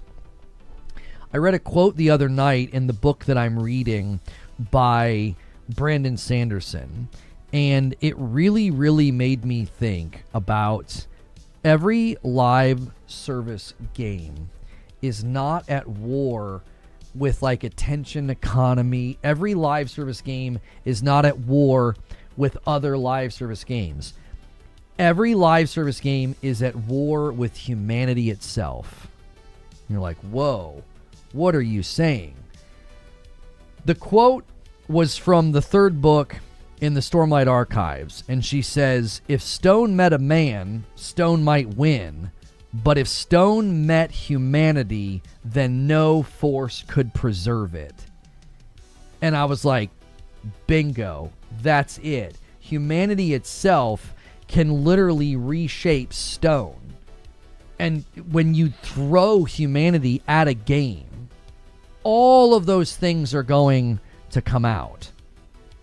Taking the path of least resistance, looking for exploits, cannibalizing the playlists, getting bored so they grief. Whatever the case may be, the game is in a war with humanity itself. It's like that's what people are going to do. They do it in every live service game that I've ever seen.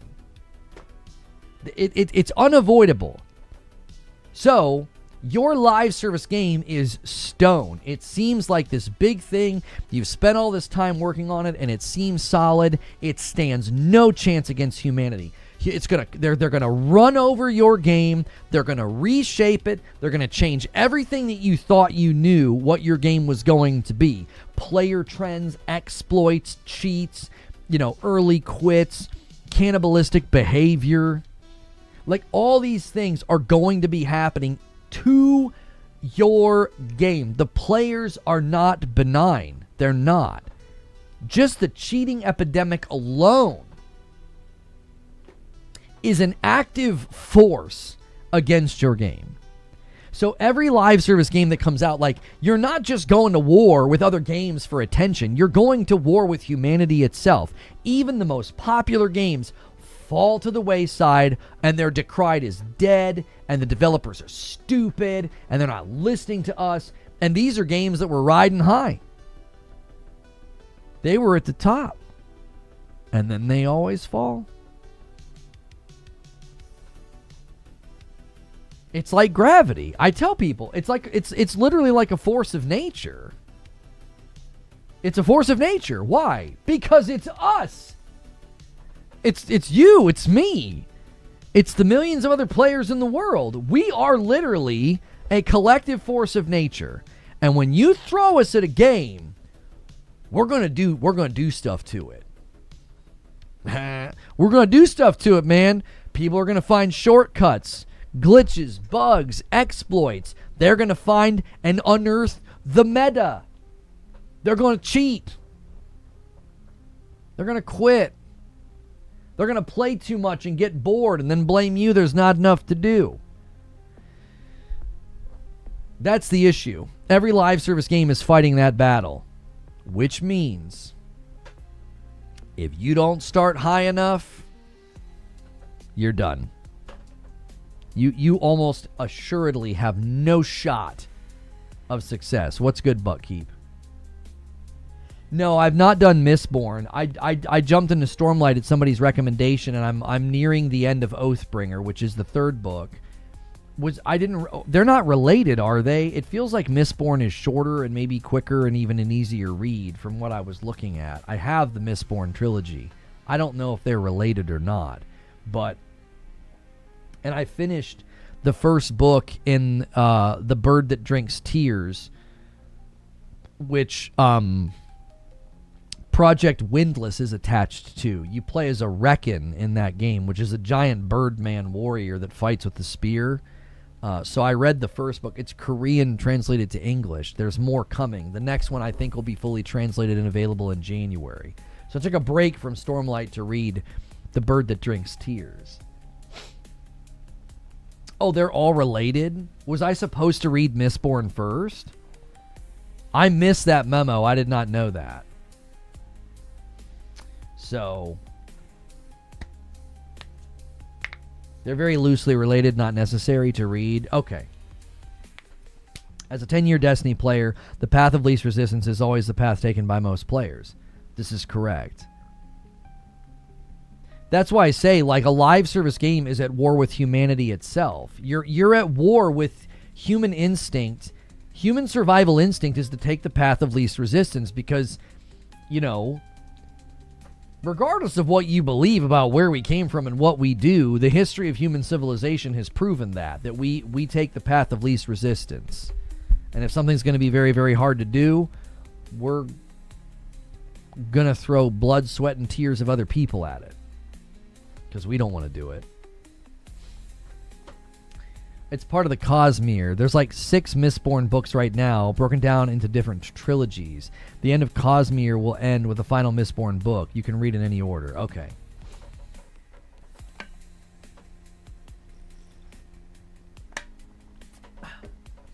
You're about 2/3 of the way through the Heart of the Naga.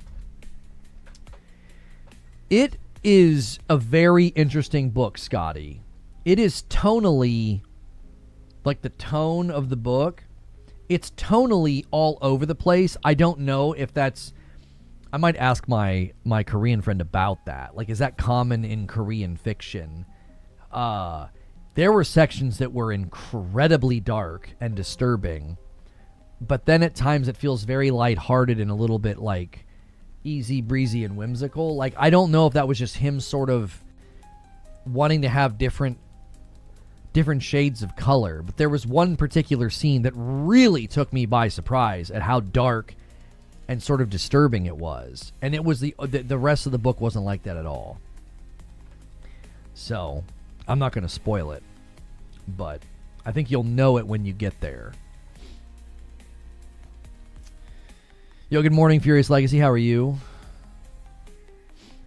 So, in any case, that quote really struck me. I was already brewing and stewing on the idea that that's essentially why live service games have such a hard time, because they're basically at war with humanity itself. Like, everything we do, all of our worst and best parts, the highest skilled players and the most degenerate players are all in there in the mix, having an effect on your game. They are affecting your game big time. It's definitely a different read. I'll nerm you my opinion. Very good. Very good. Is Silksong's DLC confirmed? I thought they confirmed it. Didn't they say that it was a real thing? Let's see. Is Silksong DLC confirmed? Yo, welcome back, Rets, with 8 months. Let me add you to the total, 151. Oh, here, I owe, let me owe the one that I owe to Twitch. Let me do it now before I forget.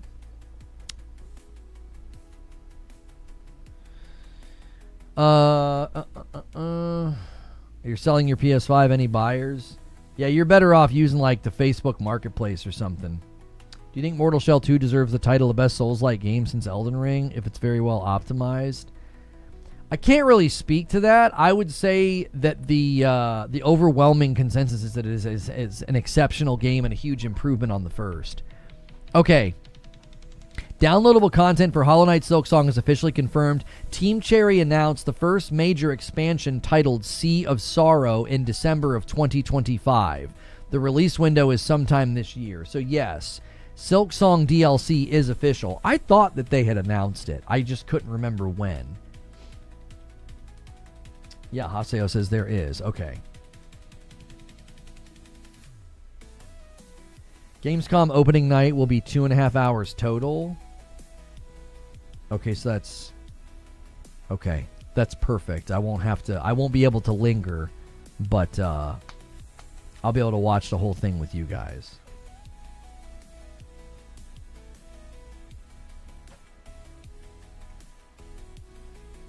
I like the philosophy angle you take on things, Lono. We don't agree on everything about higher power, but we find need to. Oh, but we don't need to. Yes, I agree. I don't think we need to agree on that element. I just started Red Rising by Pierce Brown. A little sidestep from my normal fantasy genres. So it's starting off okay. Somebody told me about that they liked it. I can't remember who it was. Might have been my neighbor. So, if you guys have not hit the like button yet on YouTube, do me a favor and do that. We still haven't hit 300 likes. Let's try to hit 300 likes really, really quickly. Stellar turnout today. If you've never been here before, consider hitting subscribe and the bell button. It's free to subscribe on YouTube. It's free to follow on Twitch. And you'll be here for these daily live shows. I cover gaming news. I keep it safe for work. We're trying not to be hyper negative, but we're also trying not to be, toxically positive either. Just a place for people to have conversation about games that is sensible and accepting of different opinions as long as people are respectful. And we will be co-streaming opening night live of Gamescom here. You can watch it on my channel. And if you want to stick around for that, we welcome you to be here and then come back throughout the week. If you decide to support the channel directly, I greatly appreciate it. We have membership and subs. You get benefits from that. For $5 a month, you get a badge and emotes in the chat, but you also get access to my Discord. That does support me directly. It's how I'm able to do this full time. So those of you that support with memberships, thank you for doing that. I'm out of the loop. When is that happening? Opening night live, or are you talking about something else? I have a timer right next to me for opening night live, roughly 3 hours from now. Are you asking about something else? Have you played The Witcher 3? I played it back in the day. I was a Destiny streamer, and I was unable to really stay in the game because anytime Destiny had like new stuff, I had to go do it. Do you think GTA 6 will have a nudity toggle option for streamers so they don't get banned or flagged for nudity?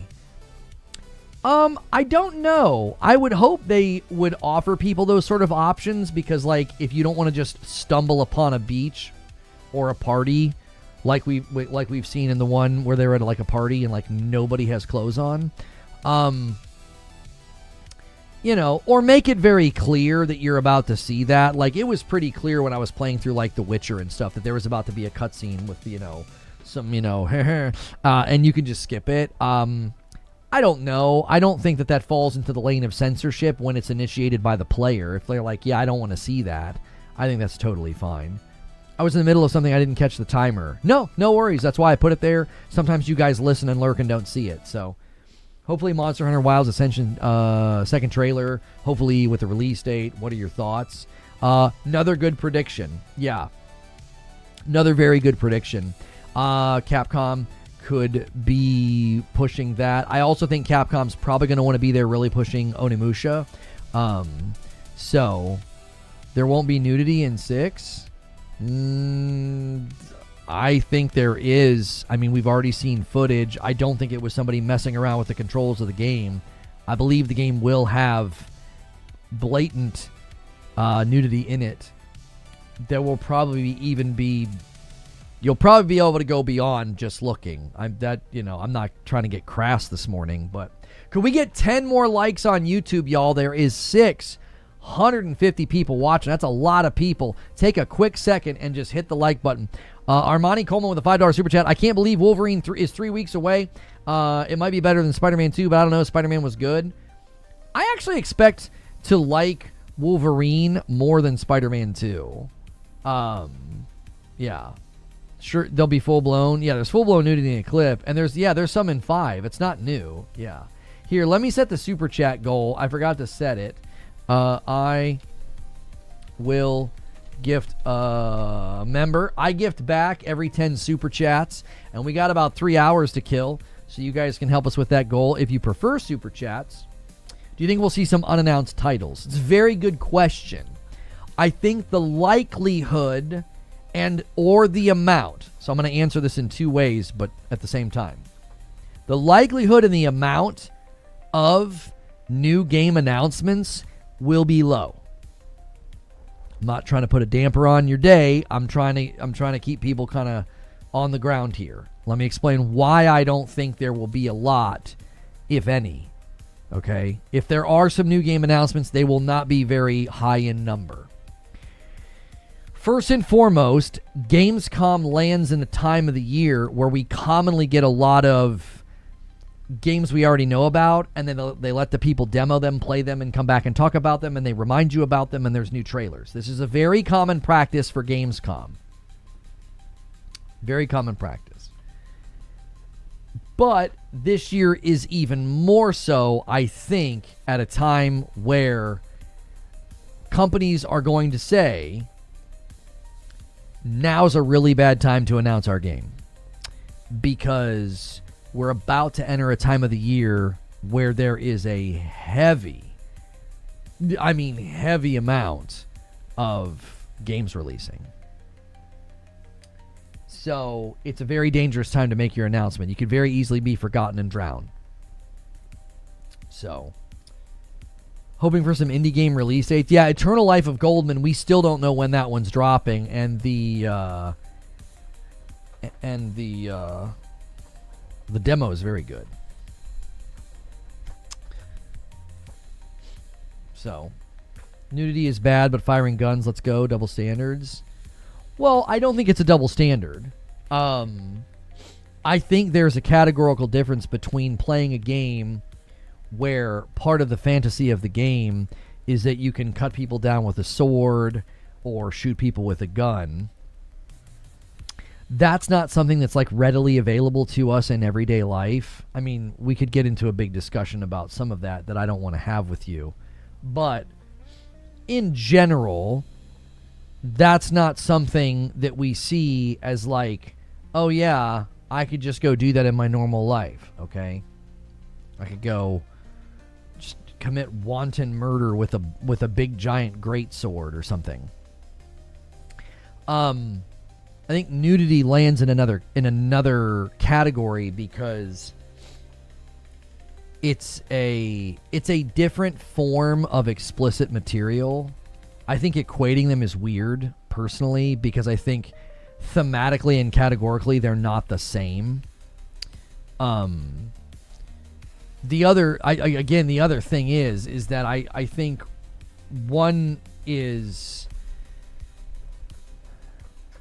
something that can distort your view of people and humanity, and it can distort, like, it can really start to make you consume certain types of content, right? There's not this explosive industry out there.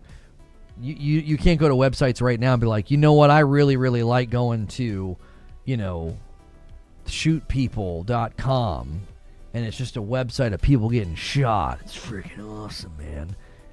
If somebody's looking for that and wanting that, that would be worrisome, right? Well, there's an entire industry of that kind of content, because I think there is something very different being tapped into. There's something very different being tapped into in our psychology and our instincts and how we exist. So I think that's why they're categorically different. So there are people that are going to bristle at it because they feel that it is pushing against a sense, at their own sort of sense of propriety and morality and like what's right and wrong.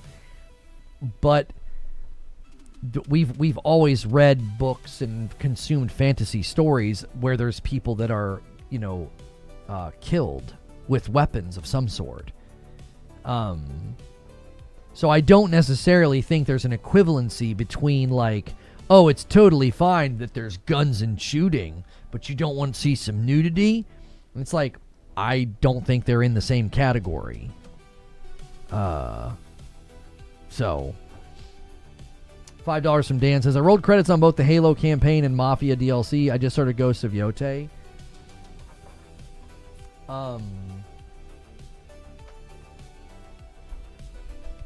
Nudity and sex aren't as tied together in other cultures. Well, sure. Mile High with 52 months and a VIP says, use the tip command, y'all. Thank you so much, Mile High. So I'm not doing the best job of explaining why they're categorically different. I think you'd have to really demonstrate why you feel they're categorically equal. Right? Like, I'm not doing the best job. I've not really formulated my argument here as well as I have in other places. But I also don't think you've demonstrated that they're equal. And I think trying to demonstrate that they're equal would be a bit of a challenge. That, like, our obsession with nudity and sex and pornographic material, I think, is a clear reflection of human nature. And I don't think there's an entire billion-dollar industry centered around watching people die. And I think it's because there's something innate in us that understands that's wrong. We shouldn't be doing that. So, like, you understand that when you're playing the game and you're using a sword to fight and kill, or a gun, you understand that you're entering into the fantasy of, like, typically you're being the hero. There aren't very many games you're like, I'm a terrible serial killer and I'm just going to go kill villagers. Like, that's not a common trope in games because we enjoy being the hero most of the time, right? Now, obviously, Grand Theft Auto gets into an entire other sort of species of game where you are sort of being a criminal. You're robbing stores, you're doing different things. So, you could have a conversation about that. Like, does that desensitize people to the idea of, like, I'm going to go be a criminal? Roman artwork. Well, we're not talking about famous sculptures or Roman artwork or, like, historical paintings that were studies of the human form. We're talking about a form of objectification or sexualization, which is a different category also entirely. Nobody's looking at the Venus de Milo and thinking that, like, it was, lustful or pornographic or something like that. So again, arguing that they're equal, I think, would be very difficult. I don't think they're equal at all. Violence is way worse. The reason that there isn't an industry about watching people die is because murder is illegal, sex is not. Right. So you're getting to the territory of, like, why it doesn't seem like a big deal to play a game where you hand me a gun and I shoot people, because it's more innate. You'd be really hard pressed to, like, rewire somebody to think that that's okay. We find that within psychological studies to be like, that's a disturbing thing. Like when a kid is torturing animals, the worry is he's going to become a serial killer. Why? There's something broken there. There's something disordered. You would say that this person is psychopathic. They lack empathy. They don't care about the pain of others. Okay? That tends to lead to somebody that you would consider to be, like, psychologically divergent. We have entire studies on these people, and we find them incredibly interesting because they're not normal, right? They're not your neighbor who mows his lawn and pays his bills. They're this twisted, contorted, disordered person that then does terrible things.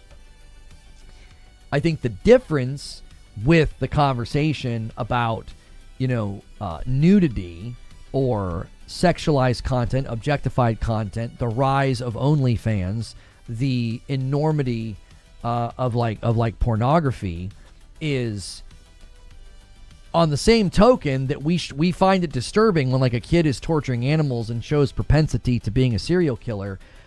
You should be concerned and worried about what this type of content does to the brain. It rewires the brain. It is proving itself to be damaging. So you're in different categories. Like, you will actually not find people, whenever they've tried to link violent games with violent behavior, they've never been able to draw a connection. You'd be hard pressed to. You'd be really, really hard pressed to, because it's viewed as fantasy. It's viewed as, oh yeah, I would never do this in real life, right? And commonly you find people that play these games, I think the one study showed they had a stronger moral compass. They had a stronger view of right and wrong. And yet they played games where, there was violence in the game. The other side of this coin, this other category that, people are invoking, the dilemma and the issue there is that road leads to, I would consider it to be a form of psychological degradation. It's bad for your brain. It creates, there's a lot there. I'm not going to get too deep into this. You can go and research this yourself. So, is there a greater psychological detachments from violence in video games than nudity in video games? It seems like, from what I've read, violence in video games has a much stronger detachment. I think it's because you can't really imagine yourself doing that, but you can certainly imagine yourself engaging in physical activity with another human being. One's a lot closer to reality. Well, maybe not for some of you. I'm sorry. I know there's a loneliness epidemic. It's not funny. But, like, one's more reasonable to think that it might happen.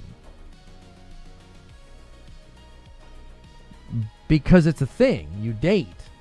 You can go and do things with another person when you're married or in a relationship, or, two consenting adults on a date or something.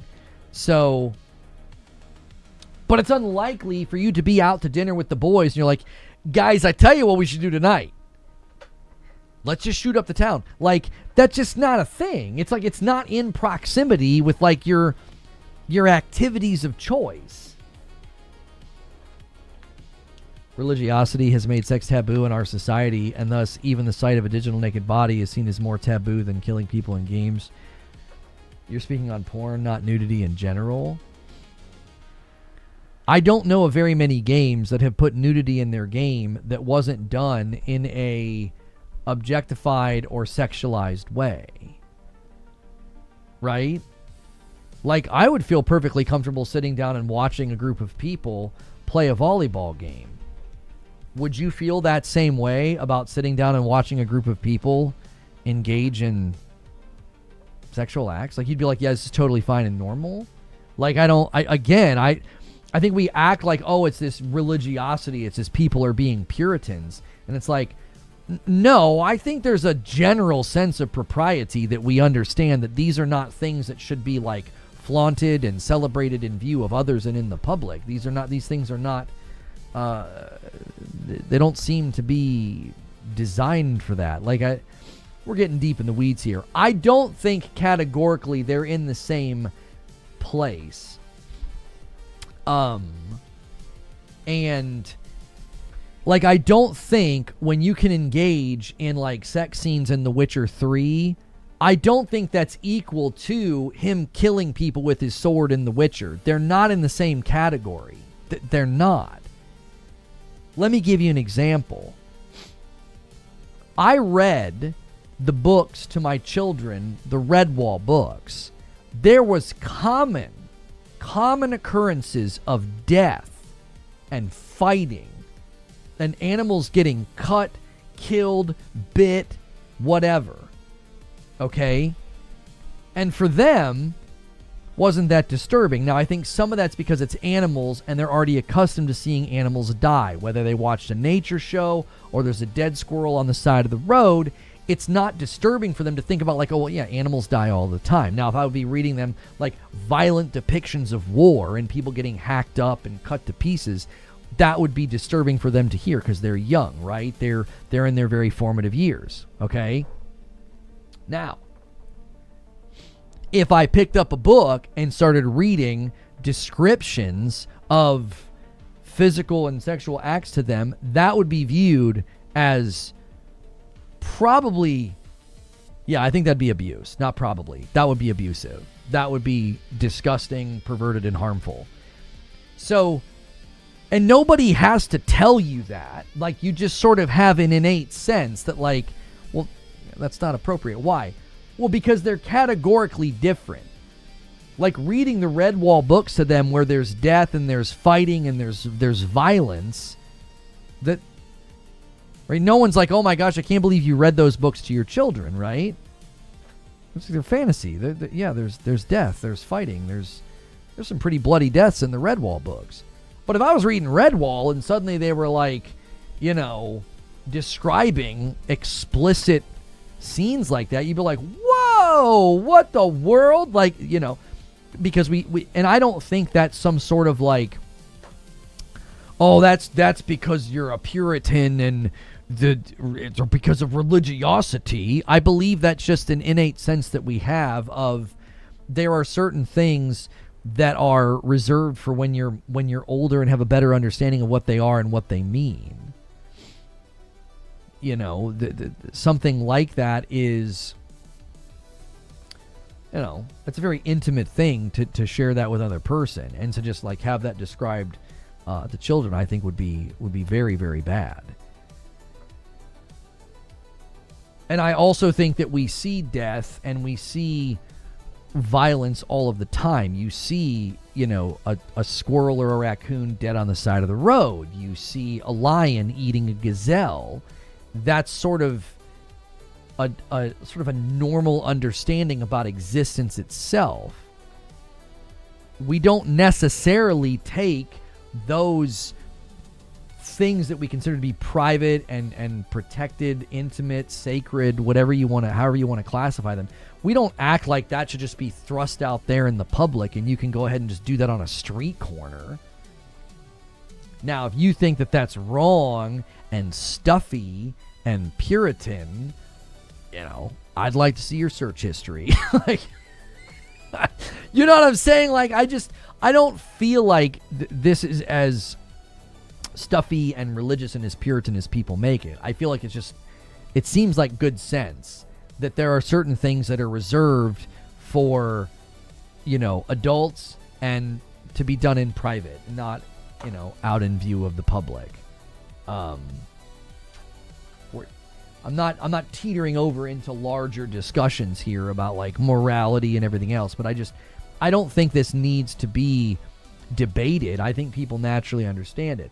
So that's a big, long, roundabout way to say, I think that's why when people play a video game, they're like, whoa, there's a bunch of nudity, and they don't go, whoa, I can shoot people or kill people with a sword. Because again, I think they're categorically different. We innately and instinctively think about them differently. I don't think we need to be like bludgeoned with, indoctrination or brainwashing to be taught that these things are separate and they're different.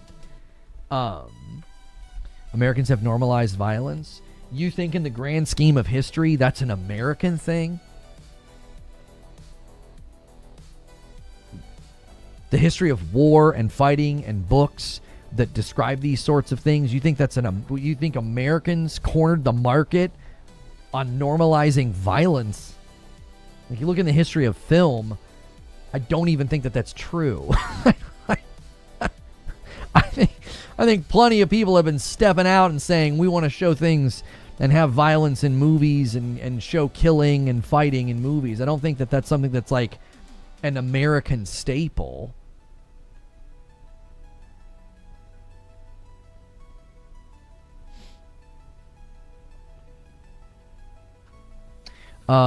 If there were nudity in a non-rated M game, I'd 100% agree with calling it out. Yeah. And, well, same with violence. I think there's two different categories here. There is a threshold of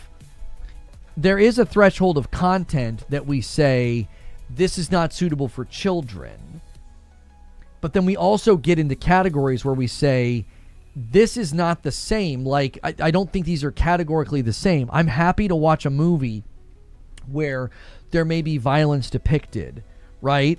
Do you want to know why? That guy didn't literally have his arm cut off. It's fake. I know that it's fake.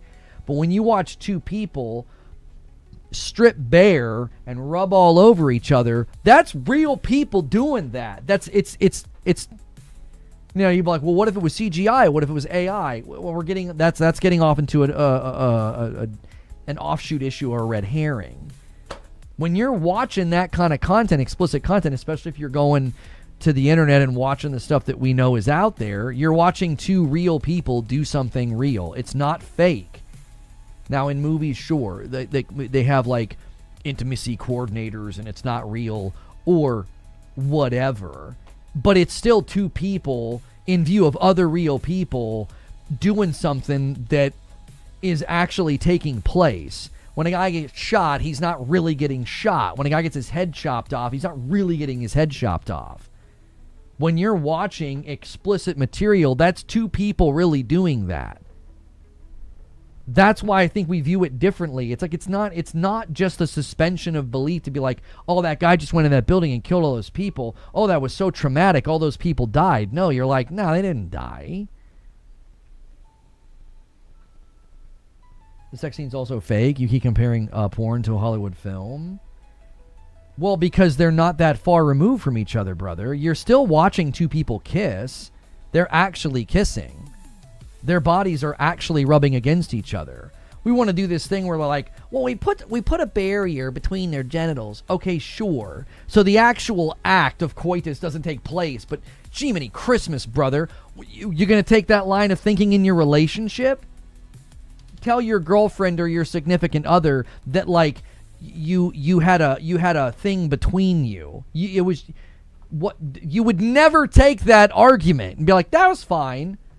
You were naked and kissing and doing all this other stuff, but you had a codpiece in the way, like they use on movie sets. Get frick out of here. You'd never take that as, oh, that's fine. That's why we view it differently. Like when I watch a movie and I see people getting shot or killed or blown up, I know it's not really happening.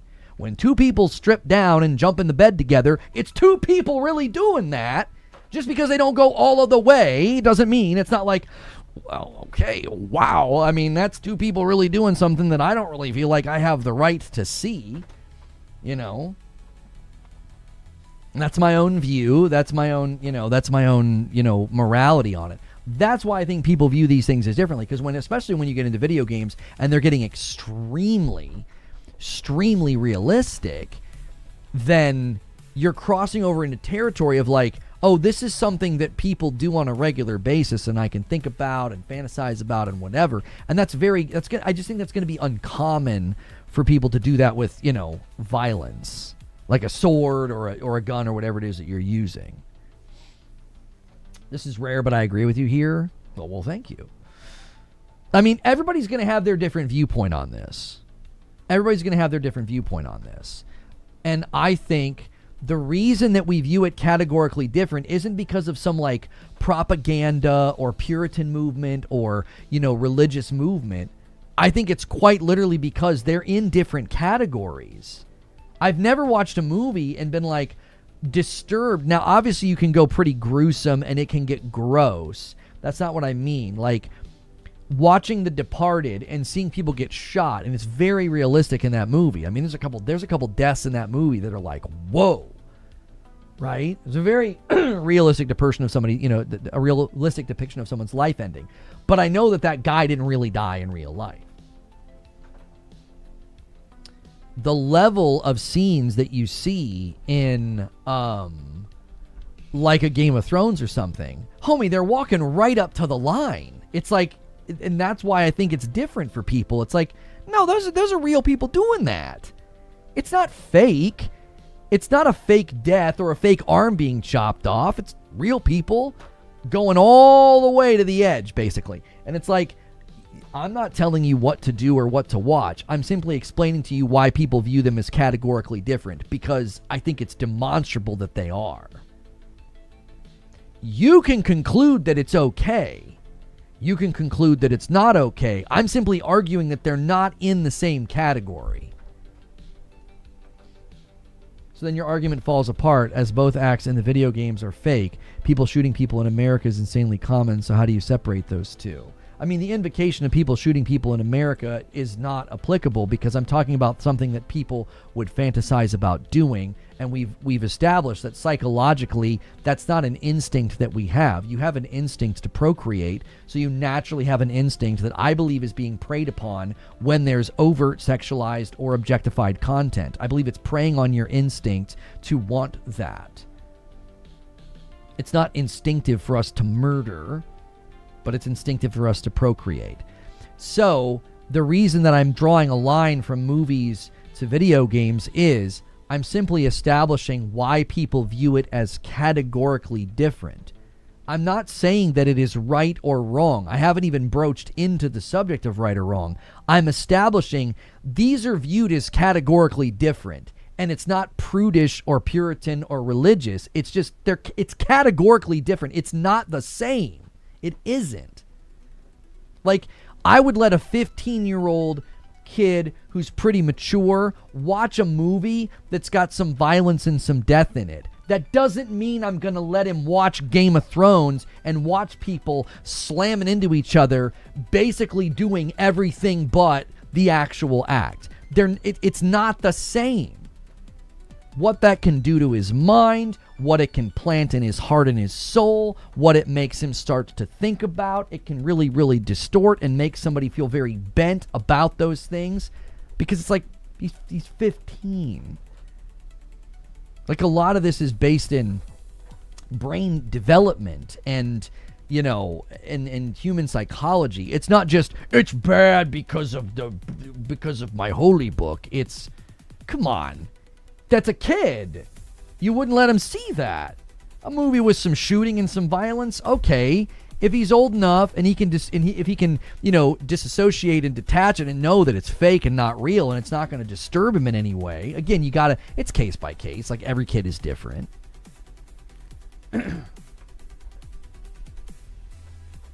Even the violence in Game of Thrones was too much. Forget getting to the sex. Right, like I wouldn't let him necessarily watch Game of Thrones for other reasons as well. So if your art direction and you've determined that your game is going to have those things, I am not saying that that's wrong and you shouldn't do that. It's your game, it's your project, it's your art direction. This is why we have ratings. This is why we have descriptions of what's in the game. Why? So it doesn't get into the hands of a child unless, of course, a parent's not doing their due diligence. Well, now we're talking about responsibility of guardians and parents making sure that their kids aren't consuming things. All I've been doing is establishing they're not categorically the same. People fantasize about killing people all the time. Violence and even revenge is instinctual. Science has proven this. People kill people all the time. Realistic depictions of violence is disturbing. Yeah, but you're not saying that it's an instinct to murder. Like, you haven't established that. We have an instinct to procreate. We don't have an instinct to murder. Because even the instinct to have revenge, that instinct would be one of probably protection and fight or flight, not necessarily a baked-in instinct that you have. Like, you're not like, yeah, at an instinctive level, I really crave every day to murder. But at an instinctive level, you crave food, you crave water. When your body and your hormones are developed enough, you start to crave procreation. You start to crave like physical, affection and intimacy with another person. These are things that develop over time. You're not walking down the street every day being like, man, I'm really itching to murder somebody. Now, if you are, you're probably in need of therapy because you're probably going to do something wrong. Like, that would be somebody who's disordered. That would be considered some form of disorder. Probably some maladaptive habit that they formed, to feel powerful about, like, bad things are happening to me and I'm being hurt in different ways. So I'm going to calcify and protect my brain from experiencing it. And I'm going to imagine, fighting back and doing bad things. Do your kids ask you about playing GTA? No, but if they did, I would tell them that they're not allowed to play. They ask me why they can't play certain games, and I'm like, it's not a game for kids. There's things in it that I don't want you to see. Like, the main point that I've just been pushing back against is that these are categorically different things. You can choose to consume really violent movies or really sexual movies and shows. I'm not telling you what you should and shouldn't consume. They're categorically different.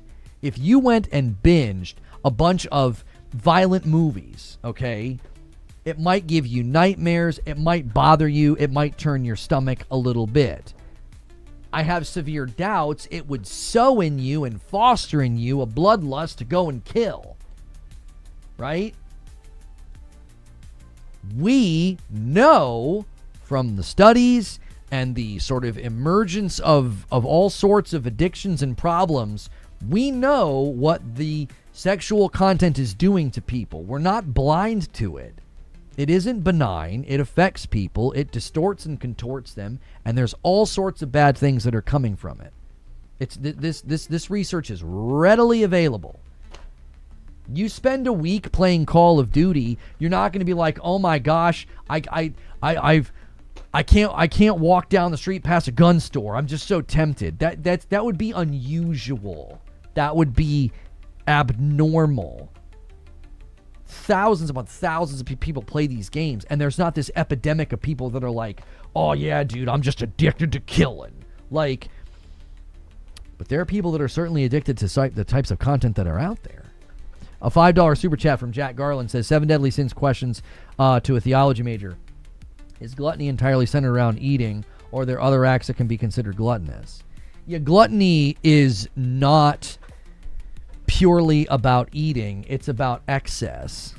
It's about being enslaved to something. So like gluttonous behavior can take place in a variety of ways.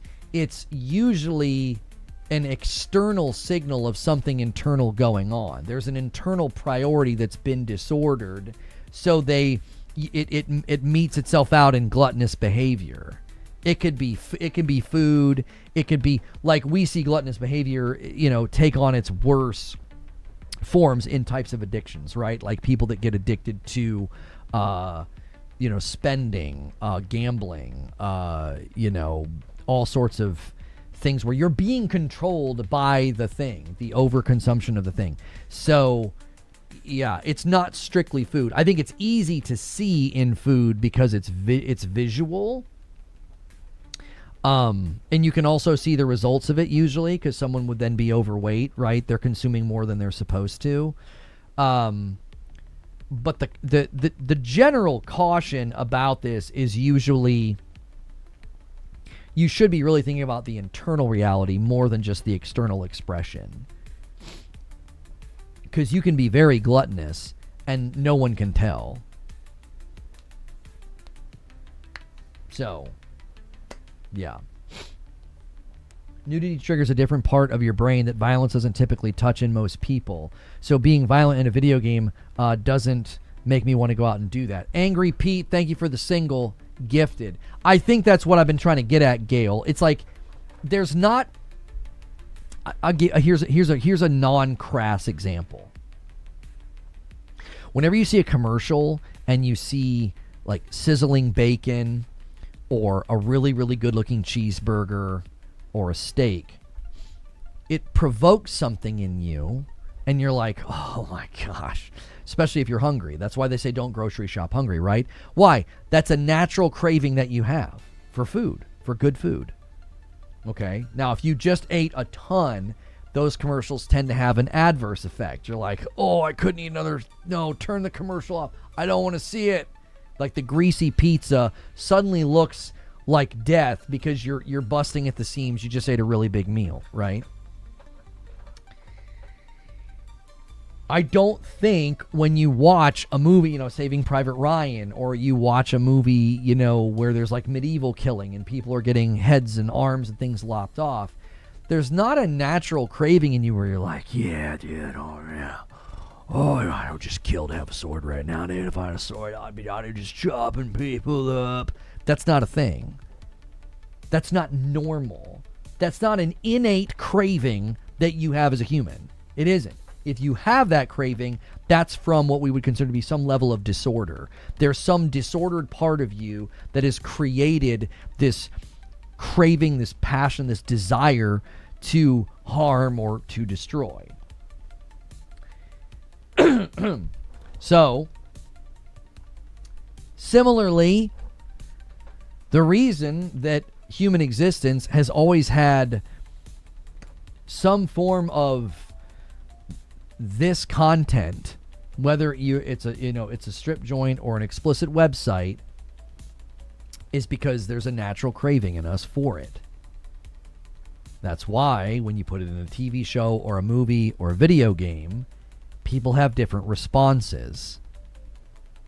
Because they may feel that's something that I really reserve and I'm saving for my spouse. Or they might say my future spouse, maybe they're 20 and they're not married yet. And they really just feel like watching that is indulging something that they really just feel like they should be reserving that and saving that for, their future spouse or what have you. They're not going to have that kind of a reaction to watching somebody shoot a gun and kill an NPC in a video game. They're not.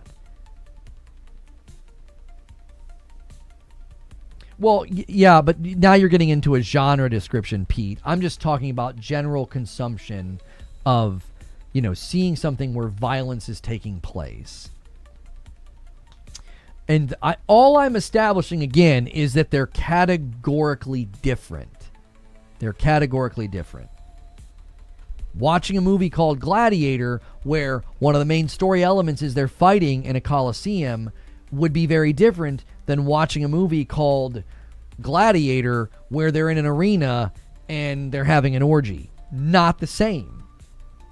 Like, very, very different. And I think one would naturally have people being like, I don't really want to see that. That's not something I want to watch. Or someone might be like, oh, I really like watching that.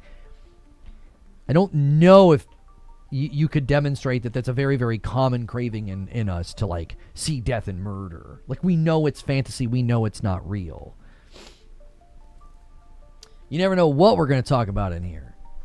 So, this is all stemming from the question, do you think there'll be a nudity option in GTA 6? I'll answer the question with a question. Did they give you the option to turn it off? in GTA 5? I actually don't know. I'm genuinely asking.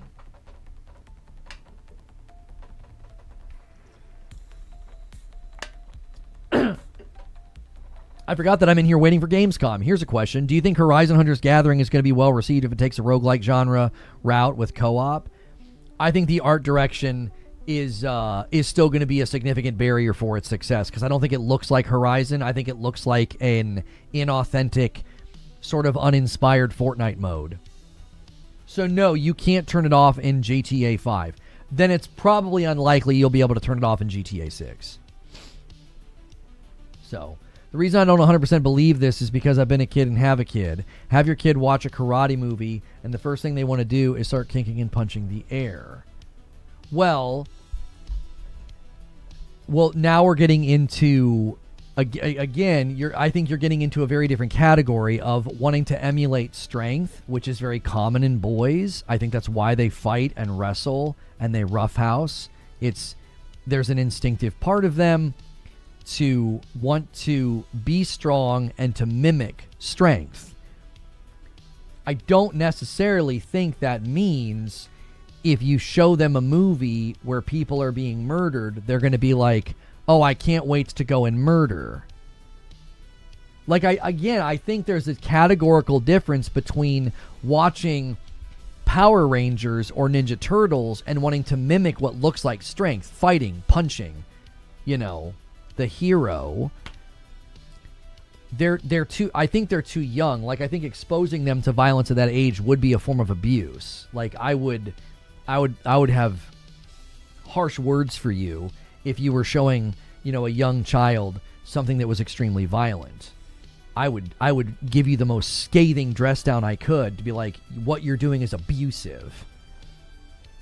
I would push for you to be investigated. Like, if you're exposing a young child to that kind of content, I think you should be investigated and probably prosecuted for abuse. And if that seems harsh, so be it. It's a child. There should be a natural instinct to protect here, and that would be, to me, disgusting and harmful, and worthy. And I think worthy of punitive treatment. I think you should be punished if you do that, like, to a very high degree. But I think there's a difference between wanting to emulate strength and wanting to go and do violence and to hurt, right? Like, you will commonly see this. I see this when my boys play soccer, like when I'm coaching. If they bump into each other and one falls down, they're instinctively like, oh, are you okay? Now, they can get angry and sort of blinded by emotion in a moment and seek to hurt. But usually when one kid hurts another, there's a moment of, like, clarity when they kind of come down from the emotion of being angry or whatever, and they'll start to feel bad. Like, they won't. And again, if they think it's cool and they think it's great, then, you might have a bit of a problem on your hands. It starts in 2 hours.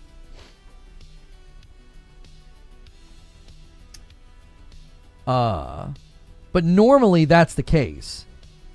I've been in many, many situations as a teacher and a coach around young children, and they almost immediately want to make sure that the kid is not hurt. They find it to be upsetting. If you've ever been in a group setting, like when we teach Sunday school and we're in a room of 4-year-olds, if one of the kids gets hurt, the children immediately are worried. None of them are like laughing or thinking that it's funny. They're worried. Sometimes they'll cry. Seeing another child hurt. They're 4. There's not enough time to like teach them that. From the ages of 1 to 3, there ain't much going in there, okay? Like, they're learning how to walk and, like, basic motor function and basic language, right? Communicating happy, sad, hungry, whatever. So when they're 4 and they cry and it's upsetting, they don't like to see another child hurt. I think that's innate. It's like they know that it's wrong. They know, oh, that shouldn't happen, right? Like, they're not celebrating it. So I don't necessarily think there's an innate craving there that you can foster with, like a violent show or violent programming where they'll be like, oh yeah, I definitely think that's great. I want to go punch my friend and hurt them after watching Power Rangers. You should also use discretion in what you think your child can or cannot handle. I saw Jurassic Park at 7 in the theaters and Halloween TV around my age. My kid now would have bad dreams for sure. Yeah, it can be very upsetting for them. Yeah.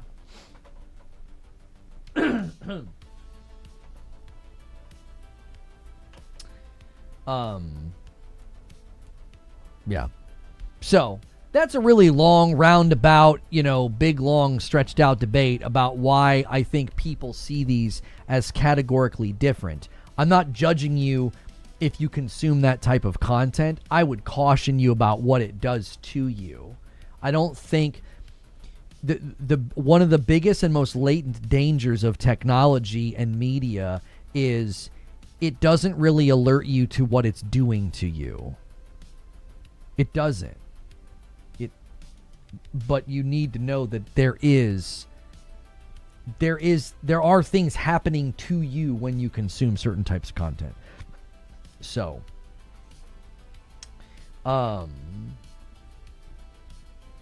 wouldn't this be the reason that most films that teach children about life and death and other topics we would deem mature, depicted with animals? It's not as real, but it still delivers the message. Right. I've joked about how Lion King is pretty traumatic very early in the film. He sees his dad die and thinks it's his fault. That's pretty heavy. But it's a cartoon and it's lions. Imagine watching that with real people. It would be very different. It would be very, very different. We're creating... I'm not going to say the word. I'm going to say sissies. We're creating sissies. What do you think that has transpired in this discussion would lead you to conclude that we're quote-unquote creating sissies?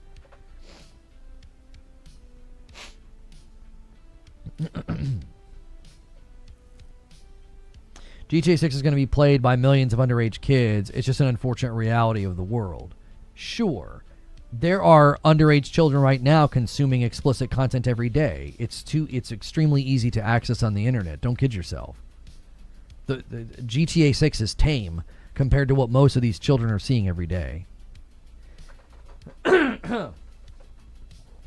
Yo, Chrono, thank you for the raid. Both parents were killed. Oh, Ewok Adventures. I was like, that doesn't happen in Lion King. What are you talking about?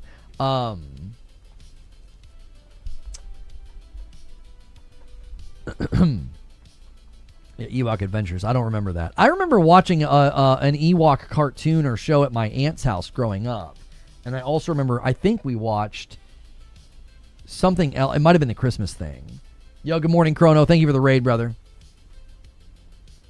Way too careful with everything and anything. Teach them to learn from mistakes. The world is a harsh place. Well, you're being a little platitudinous. I definitely teach my children to learn from their mistakes. When my son makes a mistake in soccer, I don't hold back. I tell him he did a bad job. It's not helpful to lie to him. Last night we were practicing in the backyard, and he wasn't trapping well, and he wasn't kicking well. And I was telling him, I'm like, you didn't plant.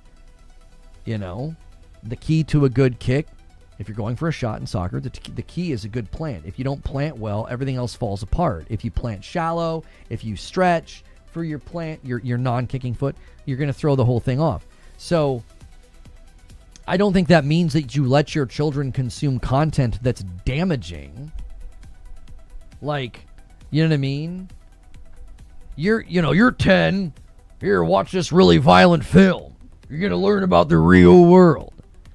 No. Childhood development is literally the study of at what point can they establish categories for things so it doesn't create trauma and disorder. That's like literally what childhood development is about. Like the study of childhood psychology is about when is it appropriate to let them see and be exposed to certain things because they have categories to place them. Early exposure to violence is extremely damaging to them. They don't understand it. They don't have a category for it. It can distort them and disorder. It can create disorder. It's bad. Like you don't a kid learns by falling down. That doesn't mean you teach them and you surround them with broken glass, right? Or shove them. Yeah, I think if you look into this, you're actually not creating a weak person.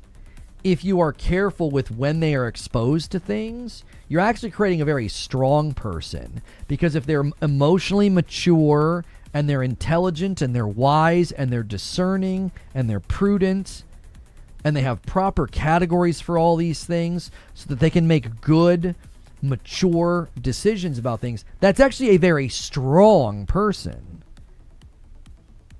Someone who is blown about by the trends and winds of the time, that's usually an untethered, disordered person. And there's usually things that have led to that. So the idea that like, oh, well, we could just expose them to things like that at an early age is a fundamental misunderstanding of what it can and will do to them. And then they end up not being very strong. They're not resilient or brave or emotionally mature. They're all jacked up. Like, and then they need to be helped and, you know, then they need therapy and stuff. Believe me, I am very, very close to children that have been exposed to things way earlier than they should have been. Death and loss and grief at a young age. Like, and it will 100% create distortions within them and disorders within them that must be then dealt with. And it's sad. So it's not a light thing to be like, oh, but I saw it as a kid. Like, it's a heavy thing to let children see certain things and be exposed to certain things. It's heavy. Imagine having to tell a kid that their parent's dead. Like, that's an anvil on a fragile mind. And you got to be really careful with content in the same way. Very careful. I stuck out to watch Aliens when I was little. It changed my life. I don't know if it was good or bad, but I was sorry I pushed it with that movie. I couldn't sleep properly for months. Yeah, think about that. Like, the ripple effect that had. It wasn't just this one-off thing that you could kind of do passively and experience it in a benign way. It had an impact on you. And it's totally fake. Aliens is a great film. That's why the 18 to 20-year-olds now don't listen when you tell them something at work to do. Why do you think they don't listen? Discipline is required. People don't understand that we need to be conscious. We can harden our kids to be strong-minded and healthy, but also protect them while they're developing. This is precisely the case, yes.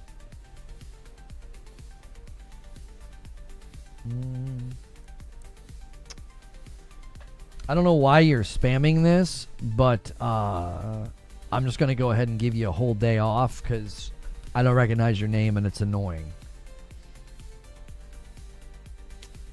My dad let me watch Scream as a child, and to this day, I think back on that memory and get uncomfortable. It messed me up for a long time.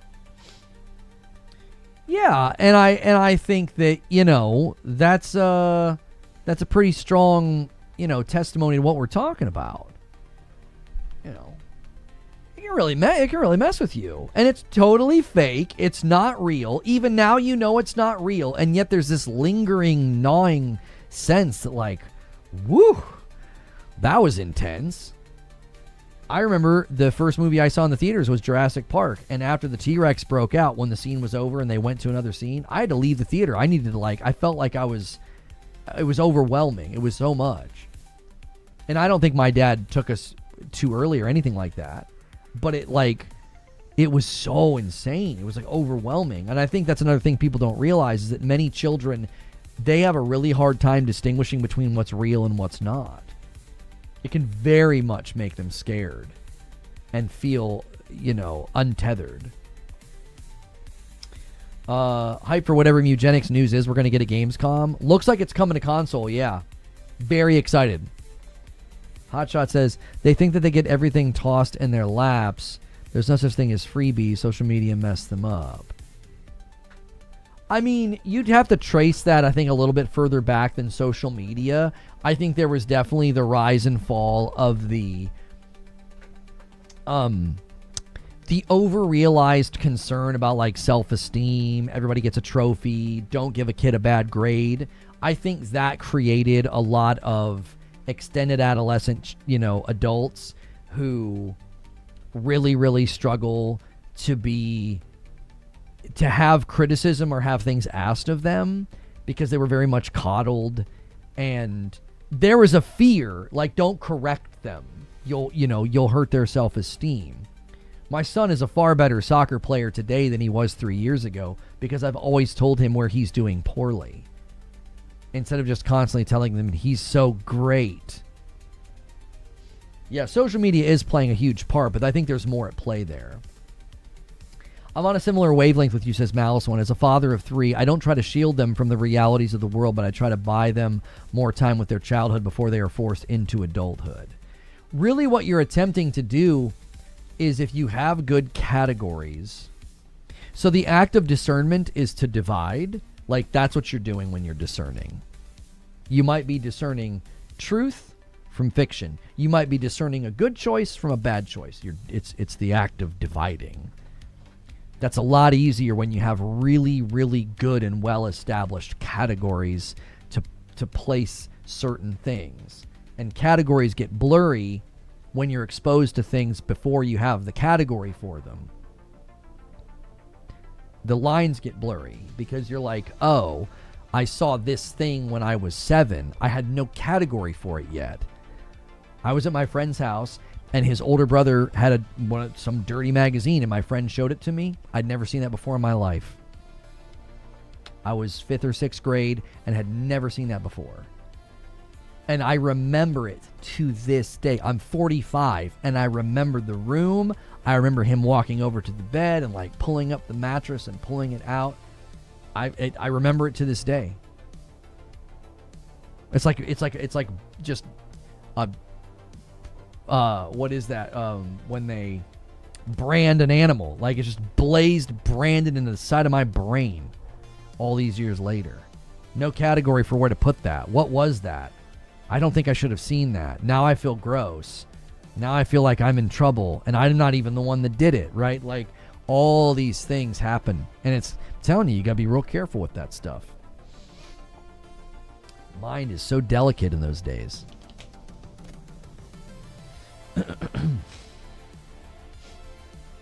Core memories, yeah.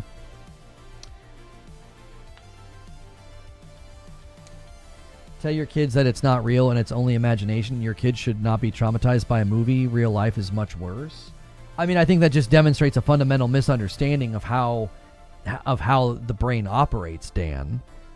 I can tell my kid what you're about to watch is totally fake, okay? And then I could show him Saw. Do you think that would help? No. He would be utterly disturbed, probably terrified, might even feel sick to his stomach. He would probably cry and run away. It's not real. This shouldn't traumatize you. What's the matter with you? What? Huh? It doesn't matter. They're not developed enough to be able to do that. Even as an adult, you can hook up adults to like body monitors when they watch this kind of content, and it does something to an adult. What do you think it does to a child with an unfully developed brain? They're just like, I'm in danger. This is bad. Like, they don't know what to do with it all. Even we as adults, I mean, we feel it when we watch something like that. Our adrenaline spikes. We're like, oh my gosh, I'm in danger. Oh, this is traumatic. This is scary. Whatever. It doesn't matter if my parents told me that Deep Blue Sea was fake. It wouldn't have made it any less afraid. I still would be terrified. Oh, for sure. 100%. I find some of these things just gross and way over the top. I don't mind a good psychological thriller. Like, I thought Obsession was brilliant. But, like, the movies where it's almost like slasher gore, no. That doesn't do anything for me. It's so over the top. I don't like it. I'm like, I feel like you're just trying to be like, you're trying to up the ante of gross. You know, good psychological thriller, really creative story. Yo, I'm there. I'm like, oh, that was good. That was proper creepy. That was terrifying. I was on the edge of my seat, you know.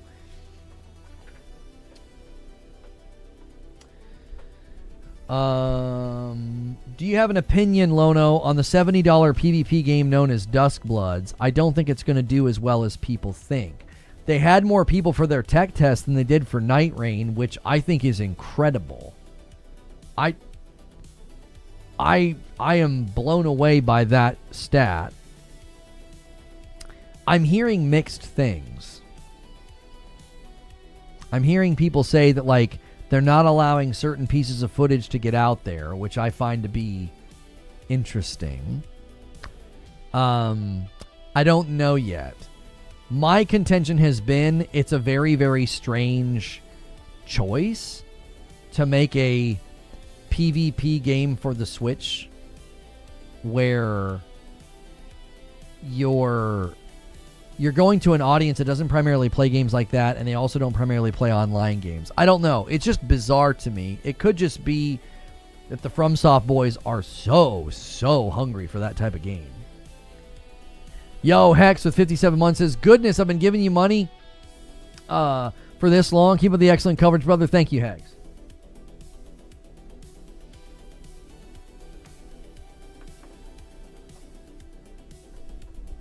So I don't know. The Night Rain was 40. Yeah, Night Rain wasn't even fully priced. So I'm not really sure what exactly is going on there. Is it that the FromSoft boys are kind of starved for something new? Like, I don't know. I really don't. The only footage that's supposed to be out is what FromSoft puts out. People aren't even supposed to be recording or streaming the playtest. Yeah. So it's possible that they're concerned that, like, it's in a rough state and they don't want people to see it in the rough state, which I understand. Oh, I forgot to thank you for this. Mile High ordered 2 bags of light roast. Thank you so much. He also sent a $10 super chat. I'm sorry, a $10 tip. Mile High, I'm so sorry. This got lost in the shuffle. He says, don't see the money in your account? Don't worry. Sometimes it just takes a few minutes for it to show up. Thank you for the $10. Command may not be working in the chat. Oh, did the tip command not work? Hang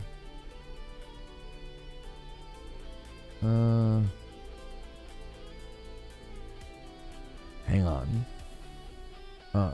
What sort of collab? So I don't know if you're still here, Mile High. I'm sorry that I didn't shout that out.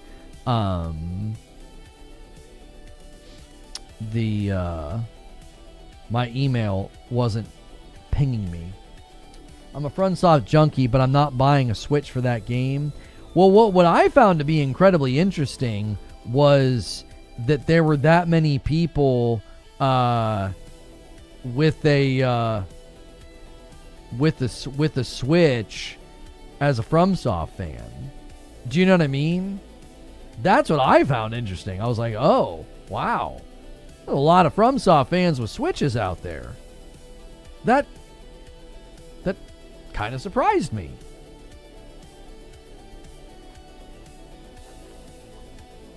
I played the network test all weekend. It has good bones, but it needs performance improvement. That's been my concern since moment one, is that Nintendo's not known for great, like, netcode infrastructure. And I just don't know about the device running that game and people not being annoyed at, like, frame rate issues. Sorry, Zubair. 66 months. Only 600 months until 666. It's interesting that you're looking forward to that, okay? You know, you heathen. Anyway, guys, we are exactly 20 members away from the next milestone. Great time to steal it with a 20 bomb. But I need a quick break. So don't go anywhere. We got about 2 hours until the main event. And make sure you're subscribed. And make sure you've hit like. We could get close to 400 likes easily. That'd be another great milestone. Likes are free. And, yeah. Fortnite has added suggested themes to the Battle Royale's ESRB rating. It remains rated teen, 13 plus, with violence and lyrics also listed. Yeah, it definitely has suggestive themes, and it definitely has sexualized characters now, which I don't think is appropriate for people aged 13 to 17. I think that when you cross over into that category, it's an adult-rated game. I'm not being a Puritan. You would not be okay with somebody showing that kind of content to your 13 or 14-year-old niece, nephew, or child. You would find that to be disturbing if somebody was doing that. You'd be like, why are you showing this to my kiddo? So I don't think games that are rated 13 and up should have that kind of content in them. I'm not against the content. I'm wanting it to be always properly siloed and labeled. It's that simple. Okay? I'll be right back. Don't go anywhere. Keep hitting like and all the things.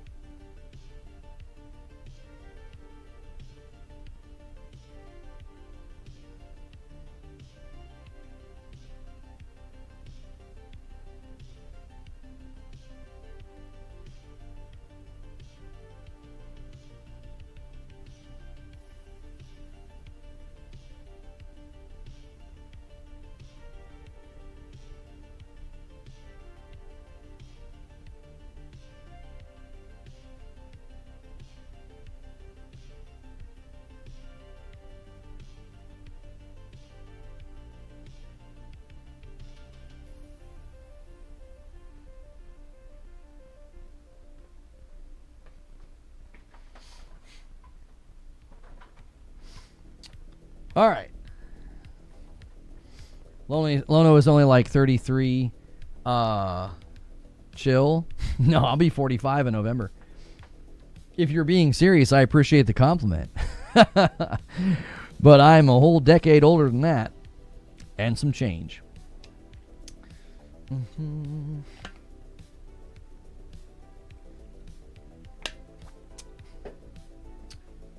Dirge says, now some of my frustration is gone. Just say that's what it is so parents know.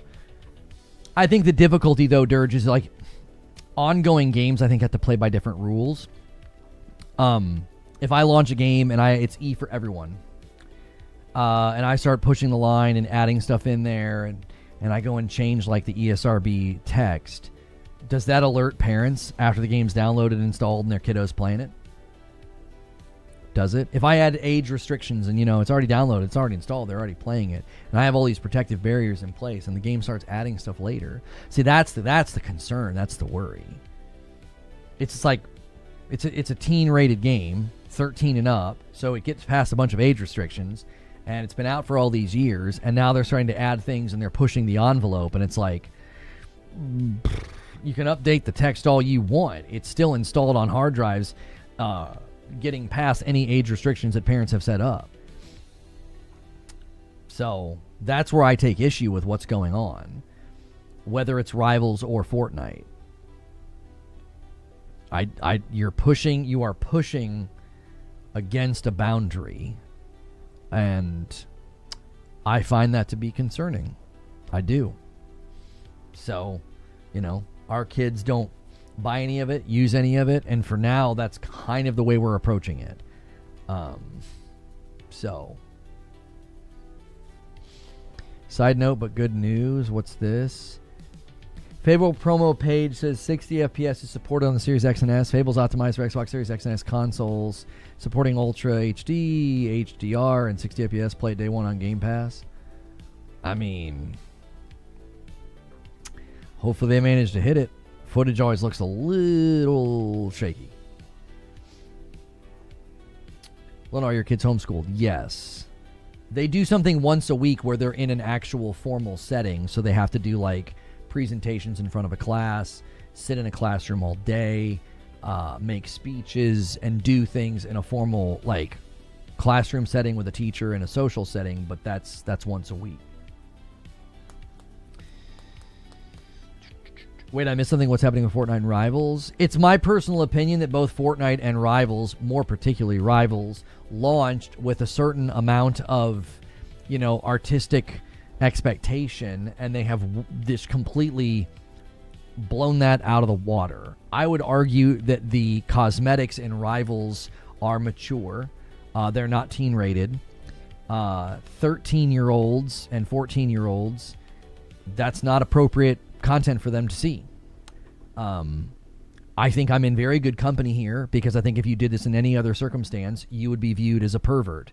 If you had a book club at the library and you were distributing that kind of material to 13 and 14-year-olds, you would be appropriately labeled a pervert and a predator, because that would be gross. But because it's a video game, we're just like, oh, it's fun, who cares, they're just selling skins. That game didn't sell itself on that when it first came out. When it first came out, I saw Iron Man and Captain America and Spider-Man. And I saw thick characters. I saw women that were shapely, but they were clothed. And what they're doing now, no. That should not be in a game rated for 13-year-olds to play. No. And anytime, so I'm a coach for a soccer team. We have to go through training. And one of the first things a bad person will do, that's the first thing they do, is they push against a barrier or a boundary. They will introduce material to a child that is on the line. That's one of the first things they will do. So when I see video games doing it, I think, whoa, boy, that raises some hackles in me as a parent. You have a teen-rated game, and you're pushing this boundary. You have a lot in common with really evil people. I'm not saying anything about you. You're an adult, you want to consume that, you want to buy that, man, you do you. You are an adult. A 13-year-old, a 14-year-old,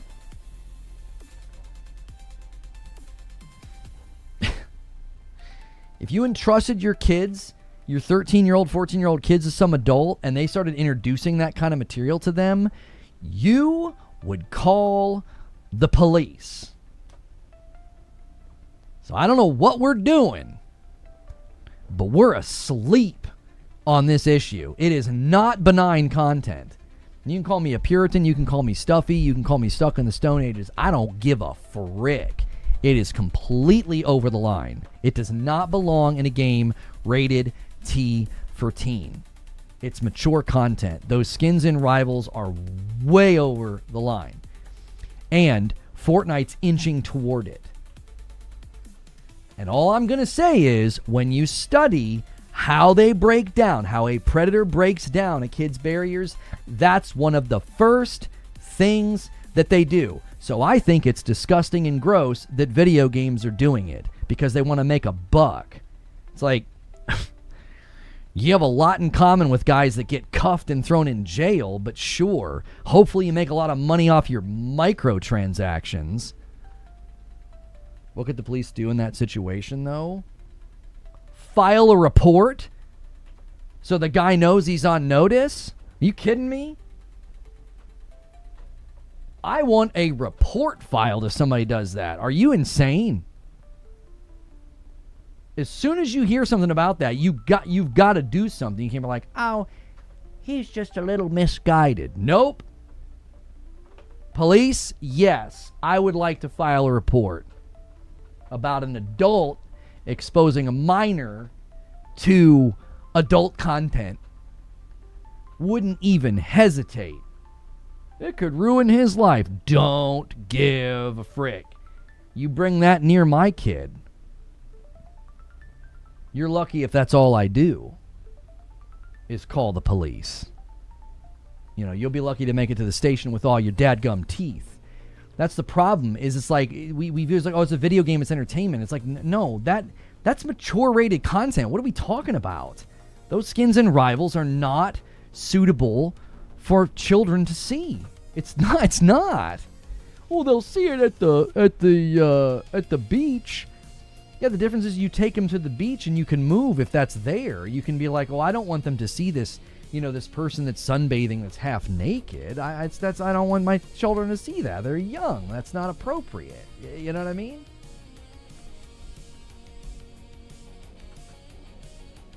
Swimsuits is that adult content, though. So you show a picture of a beach, it happens to have people in a swimsuit. Yeah, but again, that's not the same. People going to the beach and deciding as an adult to wear a revealing bathing suit, you're in a public space. There's no age rating on the beach. So if I go to the beach and I'm like, listen, I got a 13-year-old and a 14-year-old here. They're really impressionable. I don't want them to see that. We can move. We can leave. We don't have to stay there. Parents set age ratings on their accounts and their consoles, and this game is showing up and saying, I am age appropriate for 13-year-olds. Nobody goes to the beach with that expectation. I don't go to the beach with that expectation. It's like, this is the public. This is a public space. It would be like going into the public space and getting all bristly because someone curses. Now, sometimes you might say something like, hey, there's kids here. And most people will receive that well and say, oh my gosh, I'm so sorry. Like if they're not aware or they're not paying attention. Usually in those situations, I've had a guy do that. He cursed and his friends were like, bro, whoa, there's kids here. And he's like, oh my gosh. He's like, I'm so sorry. Like usually there's a sense of like, yeah, we're in the public, but we should have just a sense of like decency and decorum here, right? Going to the beach where there's an expectation of like a minimum amount of clothing to get into the water, you expect to see more than you're typically going to see. Like when I go to a shopping mall, I don't expect to see somebody wearing dental floss. I think it's a fair expectation. It's just a common decency to not be in the public space basically almost completely naked. The skins in that game are not just like basic bathing suits. They are 100% hitting levels of objectification and sexualization that's not appropriate for minors to see.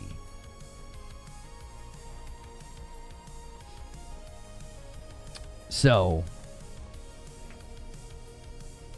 I have a problem with it because if you want to make that kind of content, label it, and then it's on the parents. If some parent buys their kid a mature rated game and their kid sees that kind of stuff, that's on the parent.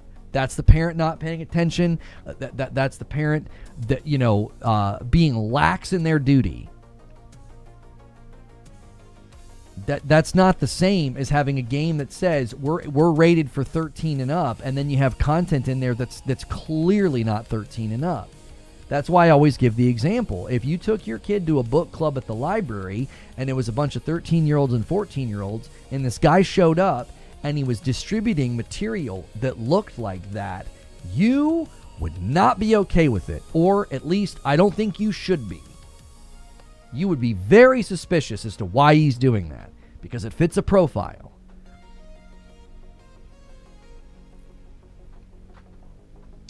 I agree with you about Rivals. I guess I'm pushing back against the level of OMG, an adult showed a kid a picture of a beat, report to police. Okay, in your example, they show them a picture of a beach. What would be the purpose of that? You can get pictures of beaches anywhere. We have a limitless amount of media available to us. Quick Google image search. In what universe would you be showing that level of not being clothed to a child? Like, why are you doing that? Why? If you went to something like this, if your kid was at school and their teacher did that, you wouldn't question that. You would be like, oh no, it was just a picture of a beach. And then you look at the picture and you're like, what the frick? This is almost explicit. What? It's on the line. People are barely clothed here. You couldn't get another picture of a beach? Thoughts on free range parenting? I don't know enough about it to comment. I'm assuming it's a very, very strong antithesis to like helicopter parenting, like extreme hands off. I've not heard of this.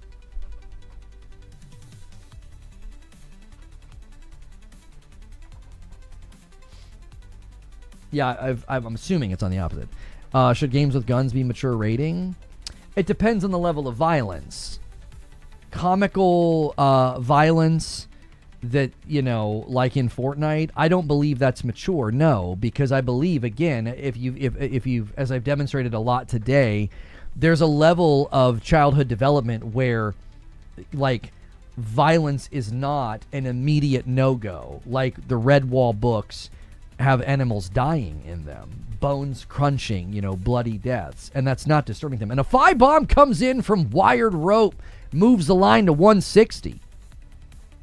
So like in Fortnite, the violence isn't even really violence. It's not that far removed from if they were running around with paintballs, like a paintball gun or a Nerf gun or an airsoft gun. The violence in Fortnite is almost non-existent, right? So there's a spectrum here. I think we all admit there's a spectrum in video games. There's, games where you punch and jump on things and they die. Okay, that would be considered low-level, violence. Then there's games where you might use a sword to poke, to stab the enemy. And if they just, and they go away, like Link's Awakening, you would consider it to be, violent. But that's very low level, like almost cartoonish violence. Then there's games like Fortnite where the shooting is almost equal to that, shooting a paintball or an airsoft gun or a Nerf gun. Like, it's not violent. It's a gun, but it's not showing you the person like, screaming and riling and blood squirting out, like in like The Last of Us or something. So like the most extreme versions of violence we would say are where there's like dismemberments, lots of blood, visceral violence, disturbing, realistic violence, like in The Last of Us Part 2. It's a mechanism of the storytelling. It's a mechanism of showing you like the darkness of the world that they're demonstrating. So no, I would not let my children play or see that. But Fortnite is like very, very low on that spectrum, in my opinion. Because people are like, well, you're letting your kids play a game with guns and they're killing people. Really? You really think that's what's going on in Fortnite? As they get shot a bunch and they're drinking pots of liquid to have shields and they go down on the ground and somebody can res them, and if they get eliminated from the game, you can go to a bus and have them pop out of the sky and come down like Mary Poppins. You really think that the game is violent? Come on. It's not. It's not in the same hemisphere. They're pushing the envelope on these skins because they sell. They are not being a steward of the trust that they have with the age rating. They're not stewarding it in a good and upstanding way. And I'm critical of it. Rivals is doing it, and now Fortnite's doing it. You launch your game T for teen because it makes your audience bigger. It opens up the door to way more people playing your game, and they know it. And then you smuggle in this other stuff. Why? Because you're going to make a bunch of money. You are not stewarding the trust that you've established with the age rating. It'd be no different than like if an E for Everyone game started doing it. I think that it's wrong. I think they should have their ESRB ratings revoked, and they should be reinstituted as mature games with content not intended for minors to see. I don't care if it's Street Fighter. I don't care if it's Rivals. I don't care if your dad made the game. If that's in it, it should be properly labeled and properly age rated. That is what should be happening. We're talking about children, for crying out loud.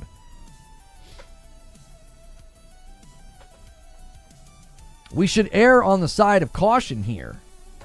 We shouldn't be brazen. I said they're children.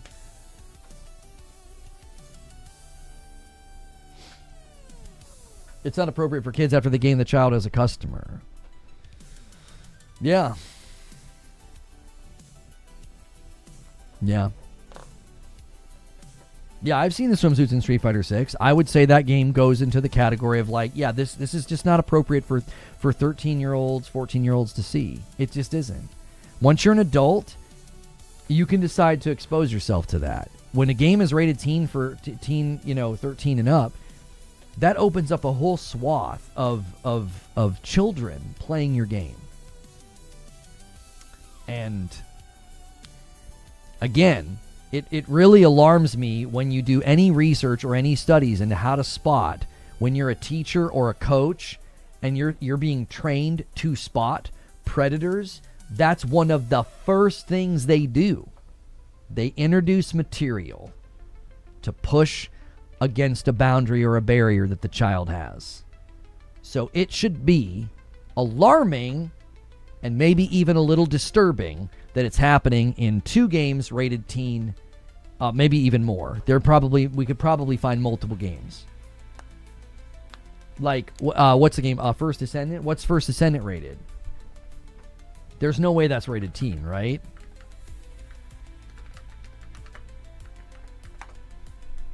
Yeah, mature, 17 and up. At least they own what they are.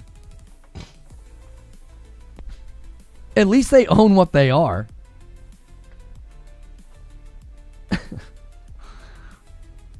This is our rating. This is what's here.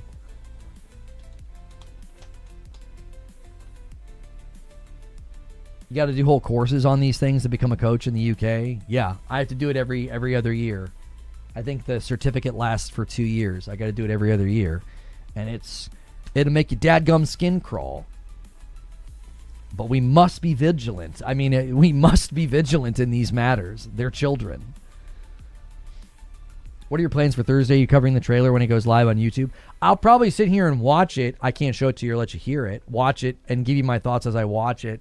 And then I'll record my own thoughts and everything. And then, actually, I think we said that we would stay live. Oh my gosh, what time does that hit? It's at 3 o'clock in the afternoon, isn't it? Yeah. My wife scheduled a dinner. I didn't realize that we had bumped it to this week. So I'll be able to do it live when it happens, but I'm not going to be able to stay live all the way until 9 o'clock that night. Sorry. I do agree and disagree with Lono on some stuff. I just say it's about the household, in my opinion. I don't have kids, of course. I'm 24, but that doesn't mean I don't get it. Right. I believe it falls on the parents to be diligent, but it also falls on the companies to have things properly labeled. Homie, do you think parents have the ability to double and triple check every game that's rated E so that they know that, like, well, in 3 months they might add stuff? Well, no, they set an age restriction on the account. They don't allow certain things to be downloaded, and they trust that those things are going to be at some level honored. Now, yes, if a if a company, I'm sorry, if a parent is completely derelict and they're not paying attention at all to what their kid is doing, yes, this is why you need to be vigilant as a parent to know what's going on, so that when this sort of things happen, you're ready and able to say, hey, that you can't play that game anymore, what have you. But I think this blade cuts both ways. If you're going to have a game rated teen for, T for teen, and it's totally fine at launch, and you start smuggling this stuff in later after the fact, I have a serious problem with that. That's not the same as like a parent just letting their kid buy an M-rated game. I don't know if you should do that coverage of GTA, Lono. Maximilian Dude caught flack for how he described Duskbloods and DSP for the Virtual Boy. I think everybody's going to be doing that, though. This is an event. This is like a cultural event where people are going to be expecting to be kind of watching it together like a watch party. I don't think this is the same as like Duskbloods or the Virtual Boy. I think everybody's going to be like having quote-unquote watch parties without showing it. I don't think we're going to be unique in that. I don't think people are going to be like, I can't believe this guy did that. You can't believe I and like 1,000 other YouTubers and Twitch streamers did that. Like, I think everybody's going to be having a quote-unquote watch party.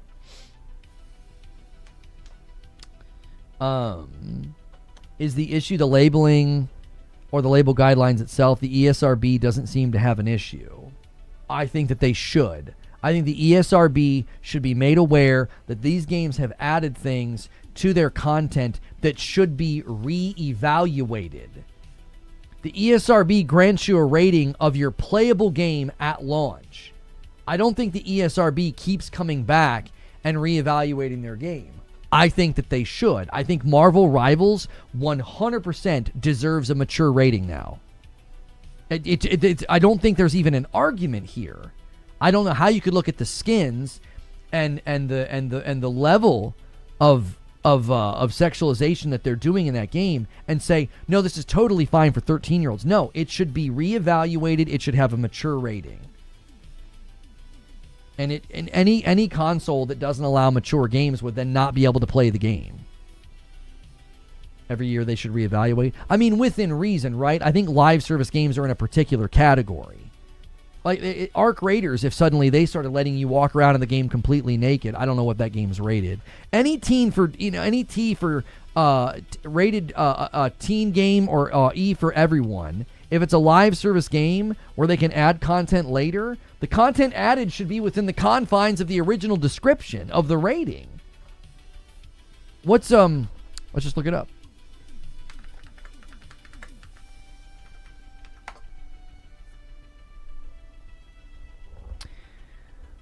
Okay, so the T for teen rating for Marvel Rivals. Age suitability. General suitable for players age 13 and older. Content descriptors.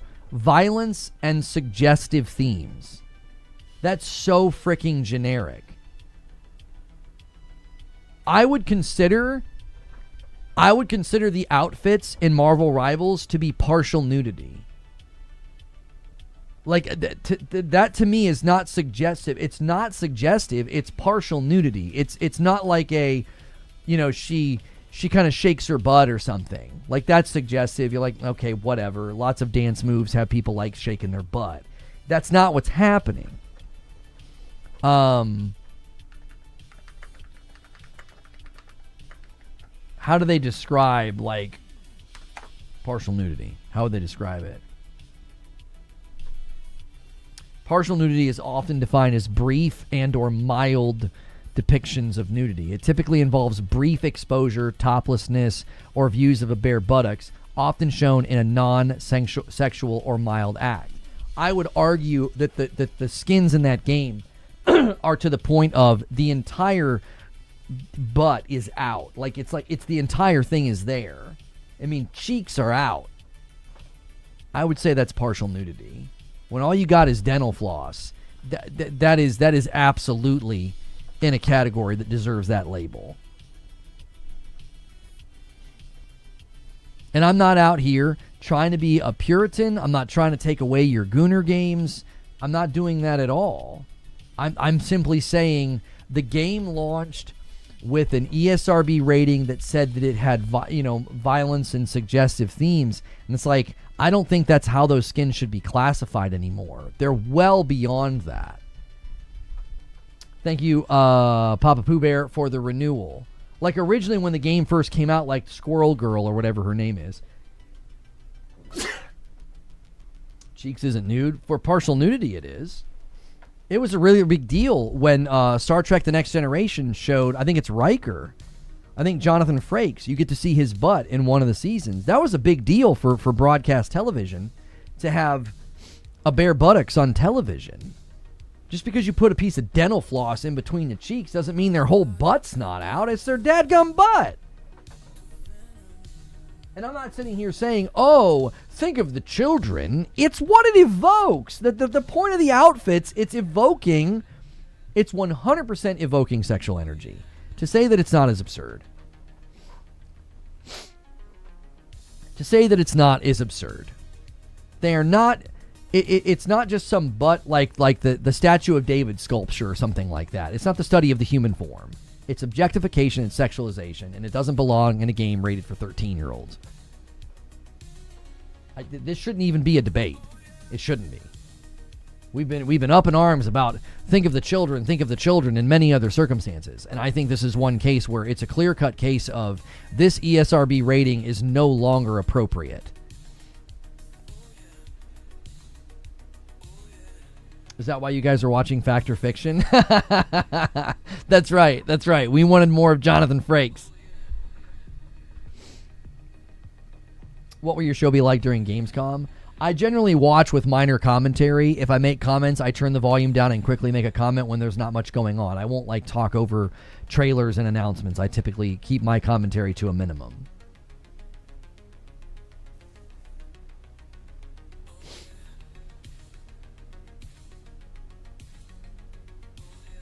It's disingenuous if they say it. They have literal jiggle physics. Yeah, their cheeks and their boobs are jiggling all over the place. It is 100% meant to evoke sexual energy because they know that's what sells. So, if you want that in your game, it should be marked mature. I think it's that simplistic. And the funny thing was, I remember when we got clipped and community noted on Twitter, I was talking on Ginger's podcast about this. And it got community noted, and it said that you couldn't use the skins in the games that are rated E for everyone. Okay, first and foremost, you can't have modes that are made E for everyone because the dadgum game is teen rated. So if you have an age restrictive on your console, the game won't download. If you say nothing above teen can be downloaded, okay? So first and foremost, incredibly stupid and ignorant to think that that matters. Oh, you can't use the skins in the E for everyone modes. How does that even work if the entire game is rated teen? How stupid could you be? Secondly, you're talking about the Lego modes where the skins won't work because you're a Lego character. That was the other thing that was about that.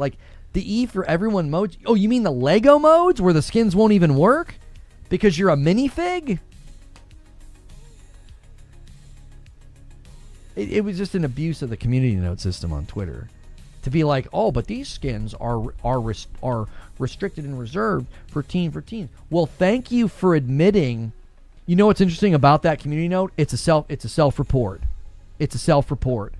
You're admitting that the skins are crossing a line. What you're also admitting is you're okay with it being shown to 13-year-olds and 14-year-olds. I think that's a great self-report. Thanks for admitting that. Whoever thought that community note was great and upvoted it and was mad at us on that Twitter, I appreciate you admitting that the skins are crossing a line and also letting us know that you're not safe because you think it's okay for 13-year-olds to see that. Well, great. I'll put you on a list. That's what I would do. I wouldn't let you be a teacher.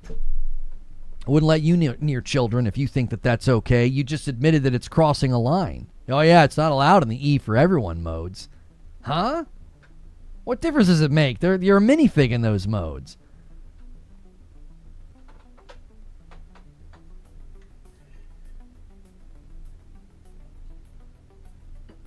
It's about Fortnite or Marvel Rivals. Fortnite was the catalyst because they started putting skins in the game that I found to be not appropriate for a teen-rated game. And then I said, I think they're riding in the wake of Rivals. Rivals is the one that really started pushing this.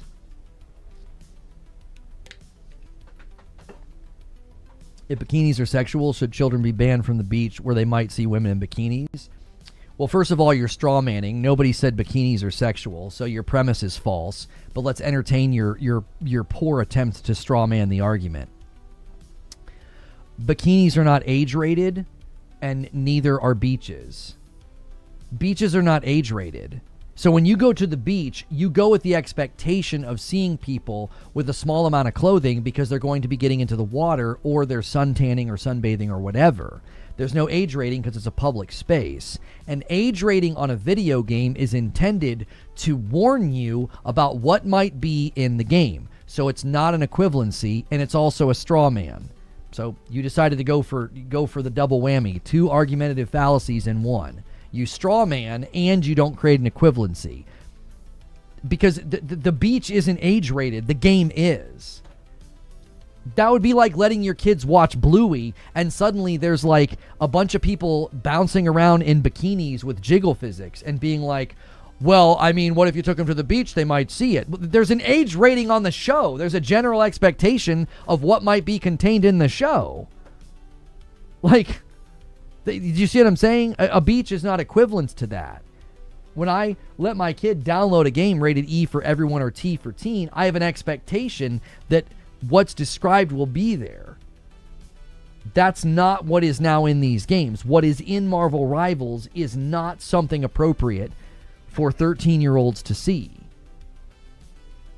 And again, if I took my 13-year-olds to the beach and we were in a particularly, explicit part of the beach because the family or the friends that were hanging out, I'd be like, well, let's just go somewhere else. I don't want you to see this.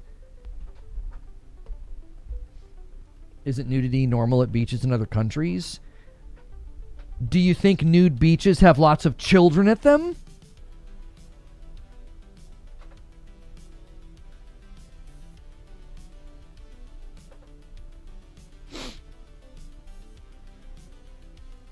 Danny with 52 months. Welcome back.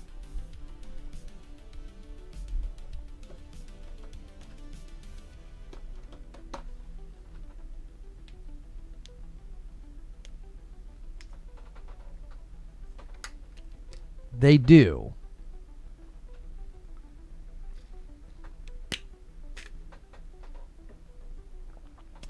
What country are you going to that doesn't have an age restriction for those locations?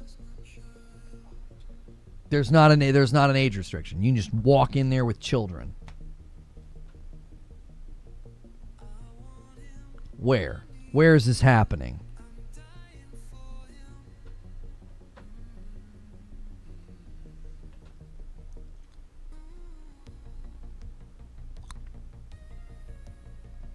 I think there's a general and global consensus that would be wrong and a form of abuse. Now, if you have private communities where this is happening, sure, but the authorities would probably get involved if they found out. I can't imagine being like, well, we're a nudist colony, so it's okay for my kid to be around all these naked adults. Really? Okay, I'm speed dialing the FBI. Like, what are we talking about?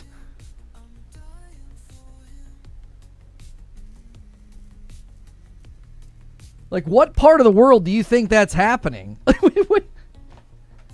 To be fair, it happens a lot over here in Europe. Listen, I mean this with both barrels loaded. Any adult doing that is disgusting. And I think should be prosecuted. That's abuse. Exposing your children to a bunch of strangers like that, that's abuse. That's gross. You should feel judged by what I'm saying if you think that's okay or do that. What are we even talking about? Like, Jiminy Christmas. It's common in Europe, gross, disgusting, and I judge it wholeheartedly. That shouldn't be happening. Lock them up. Feel judged on that topic because you should feel judged. That's awful. That should not be happening. That is absolutely beyond the pale. Like, that is beyond the pale. No. I won't be nice about that. It's not in the least. Jiminy Christmas.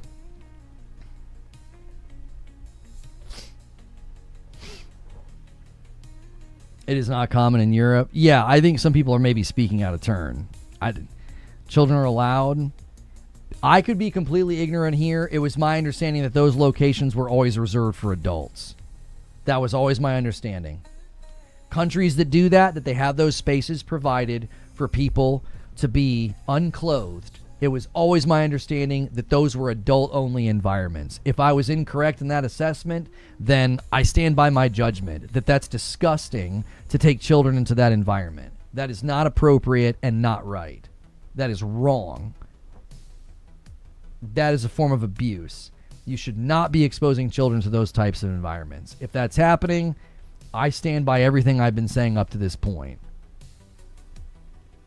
That is absolutely abhorrent and shouldn't be happening.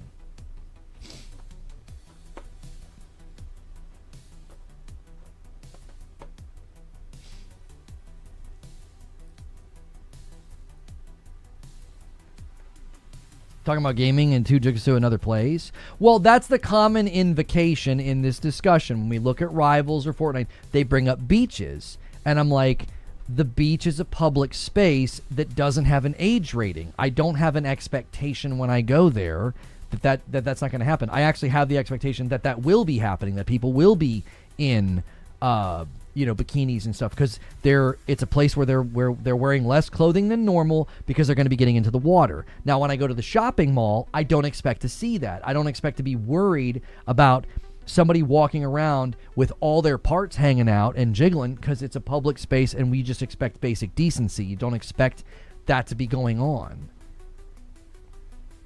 I think being brazen with these things and acting like it's totally fine and it's okay if children see it, I think that is incredibly worrying that people think in those terms.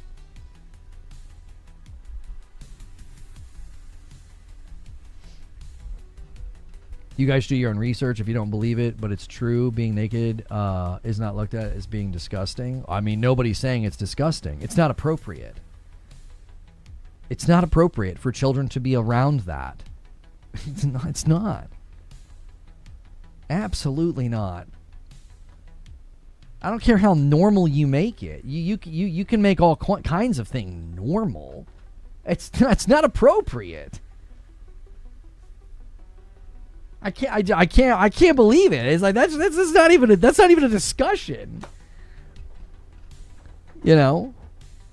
I feel France would be the one to do that nonsense. They're the people who aren't shy about public nudity. They disguise it as art. Yeah, I don't.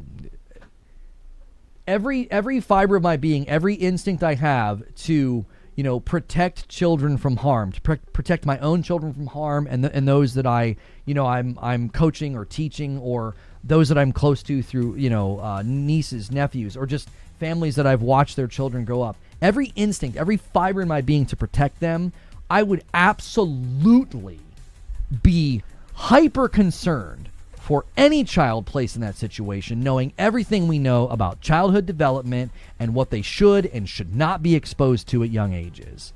And I don't care how much you try to act like it's a good and a beautiful thing, taking a child into a place where there's other strangers and adults unclothed is not acceptable. Like, I can't even believe this is a discussion that we're having. This is absurd.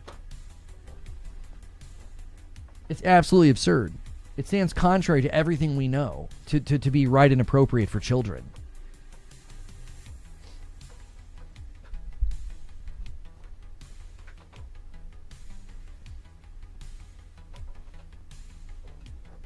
You're pushing against innate boundaries. Instinctive level boundaries.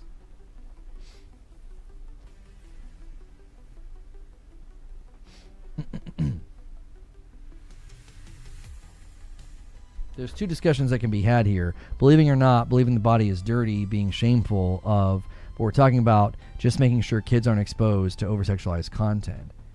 Nothing that I have said has been built on the foundation of the belief that it's dirty or shameful. If anything, it's actually coming from a completely different standpoint, that it is a beautiful thing and it should be protected and considered sacred. Nothing I've said is built on a foundation of seeing it as dirty or ugly or shameful. Quite the opposite.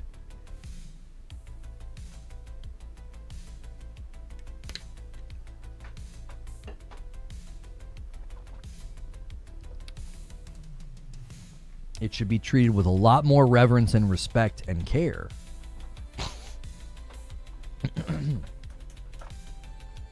I also think there's categorical differences, like if you grow up in a, more like tribalistic society, or, a civilization where like maybe the women are topless or whatever. I don't think that's in the same category as what we're talking about. We're talking about taking children into places where there are adults unclothed. I do not think that that is appropriate. That's not something they should be being exposed to with regularity. From everything we've learned about childhood development and categories for proprietary, like for being having some propriety and care, the way you teach your children to be comfortable with themselves, or you or the doctor. Like, there's times where these things are okay given the context and given care and protection, right? That they're safe and that they feel safe. Taking them into that kind of an environment, that's a whole different category entirely.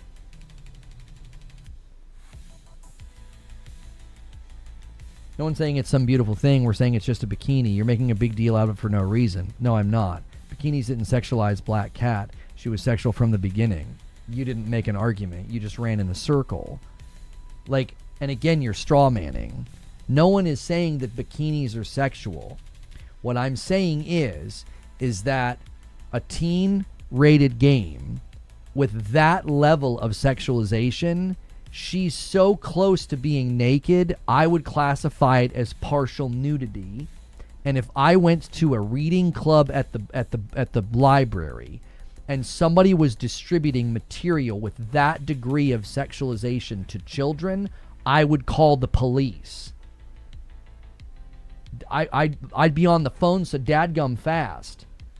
I'd say, there is an adult here distributing adult level content to minors. I would not hold back in this. I'm resolute on this. I'm not backing off of this. It's not a bikini. It isn't. If you look at the skins and the way they're portrayed in Rivals, it is not something that is appropriate for minors to see. It's adult content.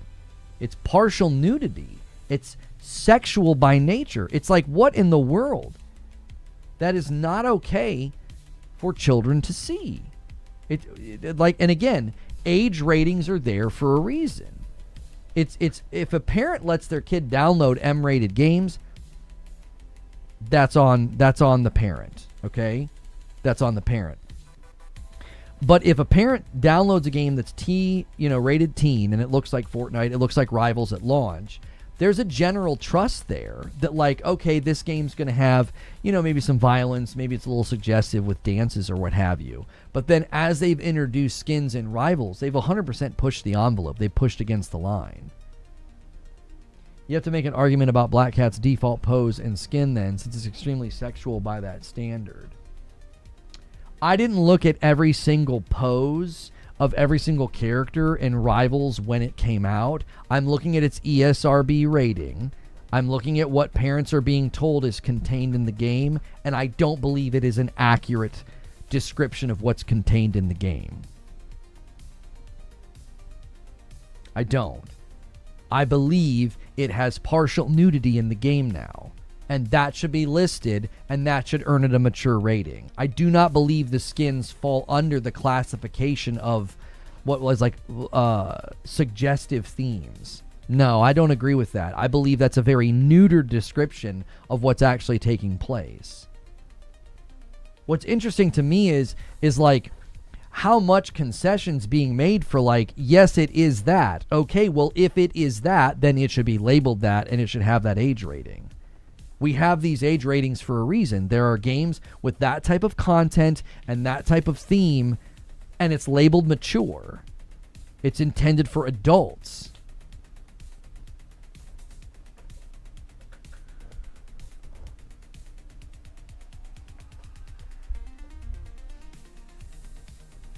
Look at my question.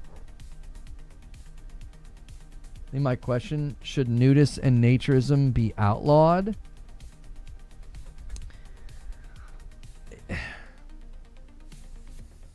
You get into really dark territory if you say, well, if it's our beliefs, so it's okay.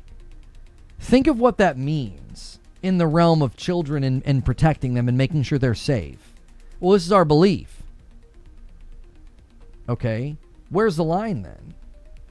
oh, we're nudists, so it's okay for our children to be around other, nude adults. Where's the line, brother? Like, they're children. Like, they can't make the decision themselves. They have no category or understanding of what's really going on. They're 5, they're 6, or whatever. We're talking about like, groups of people that think like this is totally fine. I'm like, no, that's not okay, and that's not fine. You can disagree with me all you want. I'm always going to err on the side of caution and protection when it comes to children. Did you not read comics as a child? Was literally any woman ever drawn supposed to be censored? I'm not arguing for censorship. I'm arguing for appropriate labels. Like, I don't know what comic books, were like back then or age rated. I mean, I know they were really suggestive, and I know you could definitely see a lot on some of the outfits and stuff, but I don't know what the means by which anybody was thinking about, like, is this appropriate for children to see or not? It's 2026. We have significant research done into childhood development and what it means for children to be exposed to that kind of content, early aged, and when they don't fully understand it, they're not fully developed, they don't have proper categories for things like that. Which is why you don't do sex education with 4-year-olds. There's entire studies into this. This isn't some new thing. Like, I'm not some Puritan being like, cover up the women. There's science and research behind this. That's why you don't entertain certain subjects until they're a certain age. You're not like, hey, 6-year-old, let me tell you all about the birds and the bees. Like, there's an appropriate time for these things. And we have labels on movies, TV shows, and video games in line with what we think is appropriate for minors to see versus adults. Now, sometimes the warning is there just so the adult knows what they're in for. Maybe you get queasy with lots of violence. Maybe you don't like to see nudity. Maybe you don't like to see, sexually explicit material, and that warning is there for you as well. But generally speaking, this is why these things are in place. Age ratings on books. I take my kids to the library all the time, and we look up the age rating of the book. I want to know what's in it. These are formative years. Their schema and their view of the world is being shaped, formed, and influenced right now. And if I was like, no, that's fine, go grab that book. The human form's beautiful after all. The body's not shameful. Go ahead, 10-year-old boy. Go grab that book that has all that stuff in it. What the frick? No. The issue with nudism is that there's a difference between nudity and sexualization. We're getting into territory that would lead to lots of other conversations that I'm not necessarily thinking that we should have. We're on the line right now as it is. I would argue, based on my background in counseling and my understanding of these things, is that is not a safe place for children. Okay? People that live and feel that way and express themselves in that way, I would argue that is not a safe place for children. I believe the patterns back me on this. I don't believe that is normative. I don't believe that is an expression that I find to be mentally healthy. And that would not be a safe place for children. You don't have to agree with me, but that would be my take on that. It's like, no, everything I know about this and what that sort of stems from and what that sort of the culture around that and how these people think and their view of the world, no, that's not a safe place for children. So, sorry if that offends anybody or upsets anybody. I don't really care. I'd rather protect children than worry about stepping on the feelings of a nudist. Like, no pun intended. You have your education and values. People have theirs. They will argue against you. End of discussion. It's not the end of discussion because you're not in charge. And disagreement doesn't mean that you're always at a standstill. There is such a thing as right and wrong. There are entire cultures that believe things about how people should be treated, how women should be treated, how children should be treated. We won't say, well, they have their values and their arguments and a discussion. That's one of the dumbest things I think I've heard today. What do you mean? At the end of the day, you would still conclude whether something's right or wrong. There are people right now that think it's probably totally cool to show explicit material to minors. Is that okay because it's their own background, education, and beliefs? Or would you say that's wrong and harmful? Is there innate right and wrong or not? Like, do you have an instinct to protect children or not? Anyway.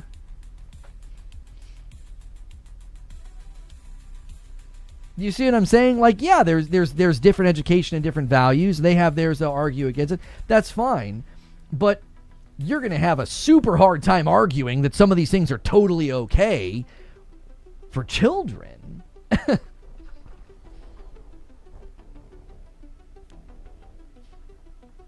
You sure this dude is real or not? I mean, a handful of people in chat. I think what happens when we have this discussion, and we can move on, but generally I think what happens is people feel judged. And listen, I don't care if you play the first Descendant. I don't care if you like Marvel Rivals. I'm always going to come back to the same thing. If you like watching, the chicks on Twitch that are half naked, that's your prerogative as an adult. I've always said that it should be properly labeled. I've always maintained that. Label it so that it's properly siloed, and then you won't hear a word from me, because then it falls to the parent. I've always handled this way. It's like with Twitch, especially because Twitch is a 13 age rated website. I'm like, that's not 13 age appropriate content. Some of the stuff that was on this website. Now they've got it marked. It's hidden. You can't see it. If you set some kid up with a Twitch account and it's 13, they can't see that stuff. It doesn't allow them to. Michael Dorsey, welcome back. We're getting off into all these fringe examples of like, well, what about this culture? And what about the beach? And what about this? What in the realm that we're discussing, I think it just stands to good sense and good reason for things to be properly labeled. If you don't think Rivals should be labeled in that way, so be it. I do. I just think it should be labeled that it contains partial nudity and it should have a mature rating. I think they've earned that rating. You can tell from the trailers. They're pushing the envelope. They know what they're doing. Simple as that. 2 singles from Stone Spire. Thank you so much. It'd be cool if individual skins were coded by age rating. That way the underage kid could still see the character as a generic skin. I mean, that certainly could be there, but I mean, I don't know what kind of latency or problems that would offer. And Stone Spire's trying to set up the 10-bomb dunker. I need to schedule the official stream. We have all sorts of discussions here. It helps pass the time. I know this is way outside of what we typically talk about, but I believe it's a pertinent discussion because it's actively happening right now. We're literally watching games right now push the envelope and maintain an age rating that I don't think they deserve anymore. That's my opinion.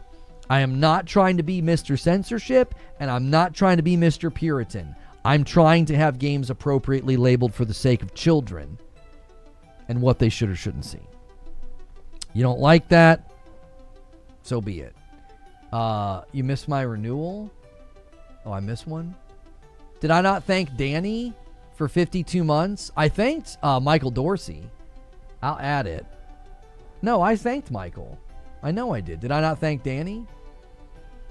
I'm pretty sure I thanked Michael Dorsey. If I didn't, I'm thanking him now. Sorry about that.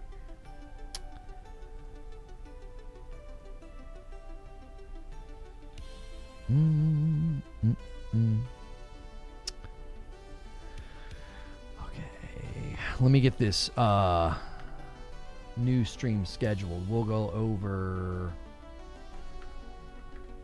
roughly 30 minutes before the show.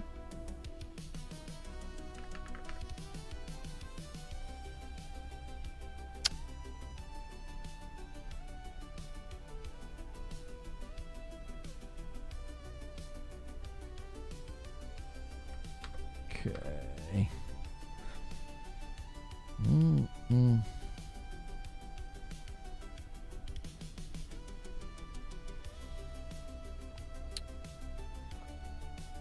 Oh, I should have already scheduled this. Shouldn't I have? Yep. That's fine. The 30-minute noti won't go out. That's okay. We'll go over at 1:30 because the show's at 2.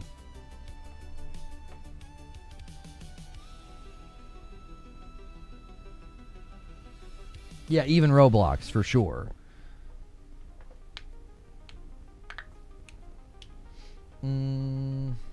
Roblox is a bit of a different animal, though. That's not necessarily a content worry. That's a contact worry, which I think is its own breed of, horribleness and concern. That's not necessarily a content. I think the two primary concerns you have as a parent right now is content and contact. There's content that you don't want them to see, and there's contact that people are attempting to make. So,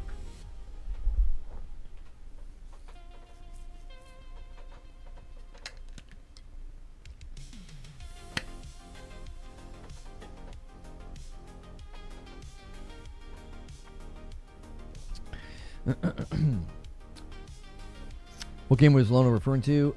Maybe if you just got here. Roblox is definitely just not doing any due diligence of protecting children. It's bad. So there needs to be concerted efforts done to, keep those doors shut. And they make zero effort and have very much cross into territory where I would like the company and the game to be investigated exhaustively. What do you side with in this discussion with me and Banshee? I'm not sure what you guys are debating.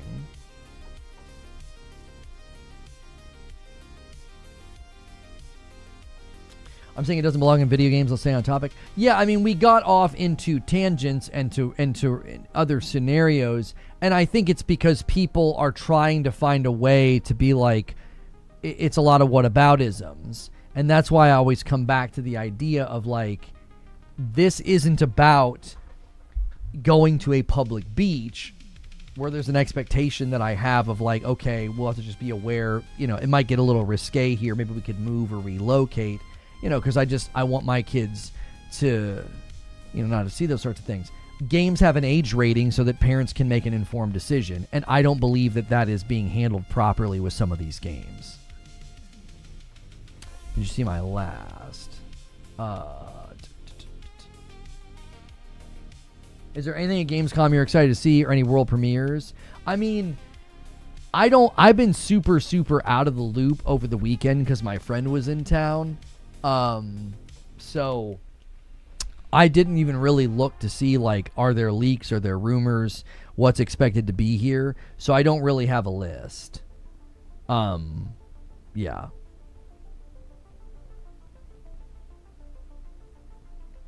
I told people to keep their expectations for new game announcements, like something that we don't know about. I think it's going to be low. I think the probability of it showing up is low, and I think the amount of new games that we'll get will probably be pretty low, because I just don't think now's a great time for that. There's so many games coming out, and then there's the GTA 6 as well. We're arguing nudity in video games in general. I argue movies and such have it because real life does and art imitates life.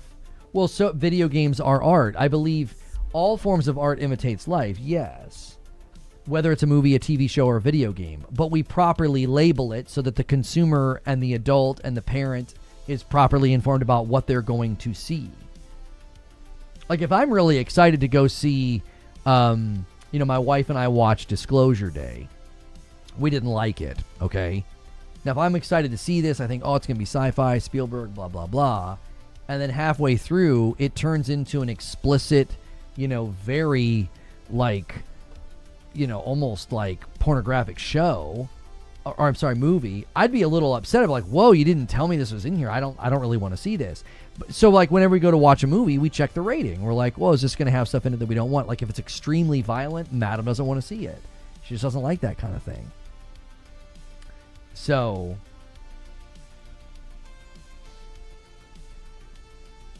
how do you explain it to your kids? at the appropriate age, we have a whole curriculum. Like my wife is going through a book right now with our daughter that just sort of walks through all the things that starts to happen. You know, your body changes, and this is going to happen, this is going to happen. You know, you do get to anatomy, and you do get to reproduction. Like, you just, you know, there's curriculum written, and there's studies done. Like, you know when the appropriate time to broach the subject is, because it is not done well. It can be upsetting, it can be confusing, you know, it can be done in a very bad way. And so we've got our own approach to it that, you know, we'll do a little bit differently with each kid, because, you know, one's a girl and one's a boy. So, like, we'll, you know, she'll sort of broach some of the subjects with our daughter that isn't really needed from me, right? So that's just kind of how we're handling it. Just because, again, you want them to feel, you know, safe to ask a question if they're confused, like if they don't understand something, if they heard something from a friend. You know, you want to give them that space where they don't feel embarrassed or shameful to, like, you know, ask a question. You know, you provide those opportunities, as well as you provide good information that is, you know, just based on what we know about the human body. You know, these are great things. These are good things. It's remarkable what we can do, you know, through athletic achievement, but also through what we're able to do.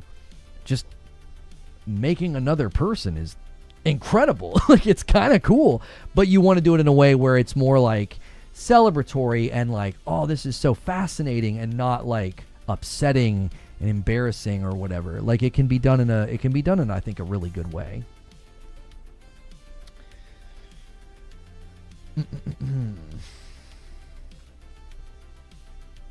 Well, there's different age ratings for those countries, Sane. So, like, Peggy, like, we've got ESRB. That's what we use here.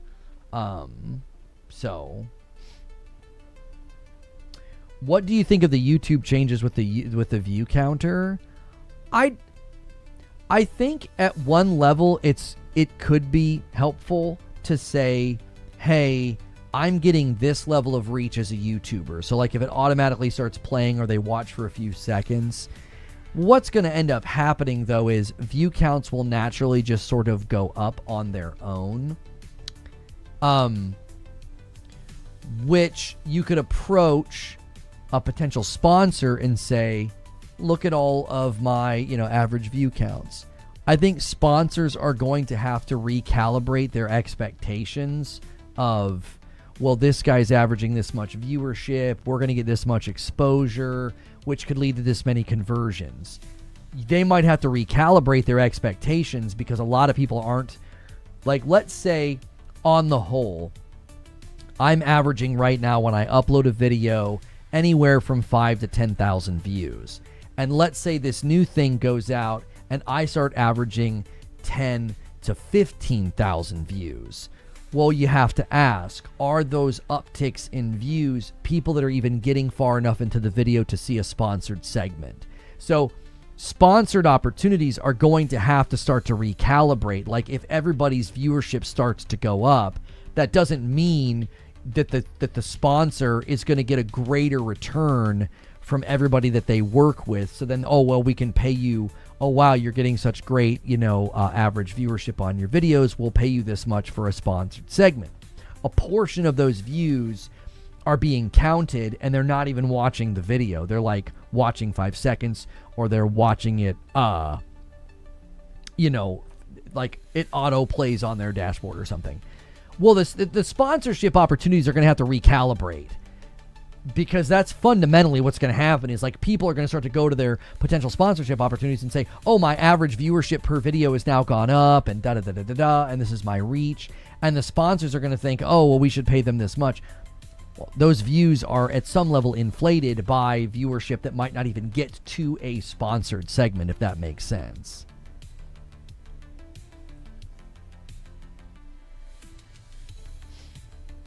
So,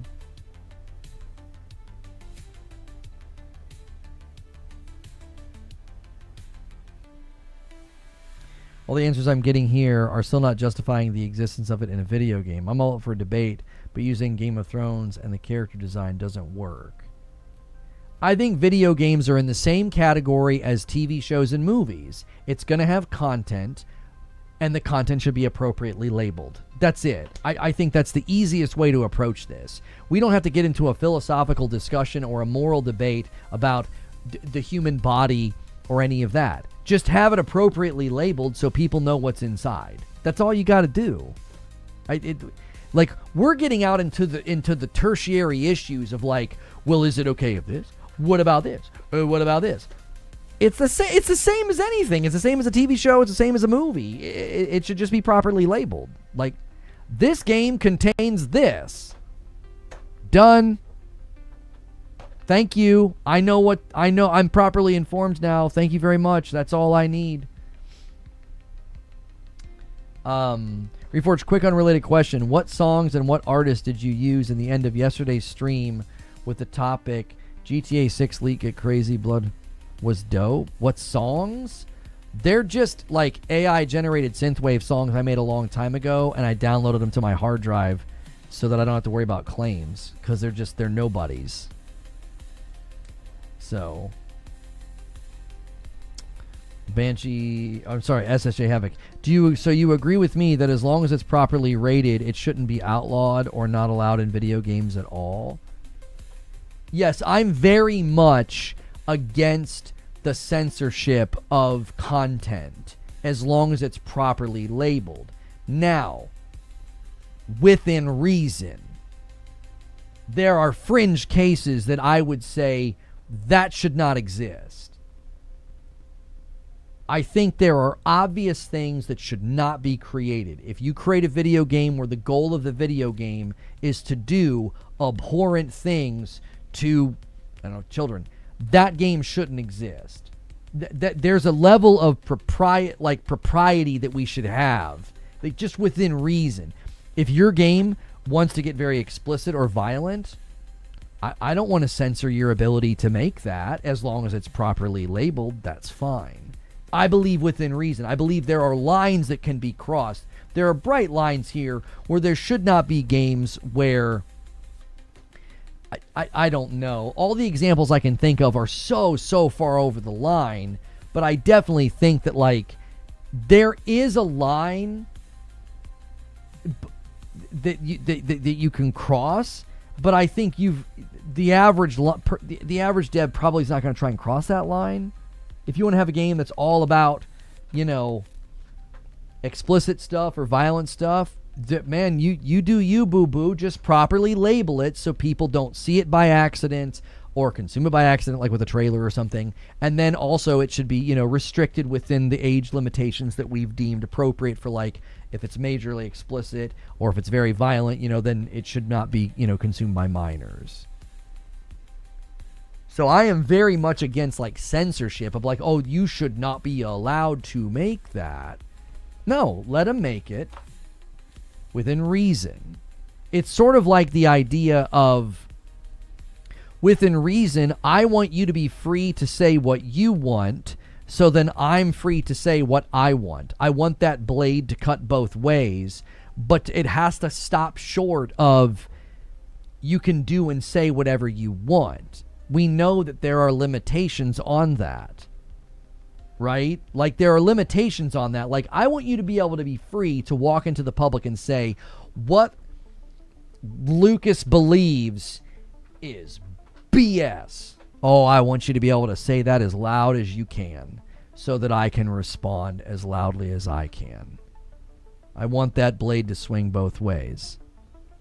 But there are limitations there. You cannot, use that freedom and use your voice to promote and incite, like, violence or whatever. You can't be like, all right, everybody, we're going to meet downtown at 3:00 and we're going to, burn this guy's building down. No, you can't do that. Okay? So, you yelling, fire in a crowded room and everybody gets spooked, or, you things like that. So I think in the realm of artistic creation, can I sub? Why do you keep asking if you can sub? What are you okay? Are you broken? Did you turn a bot on by mistake? What is the problem, bro? What do you mean, can I sub? I don't know. Can you? Why are you spamming that, brother? You've been here for such a long time. Is there something wrong with your account? Are you broken? So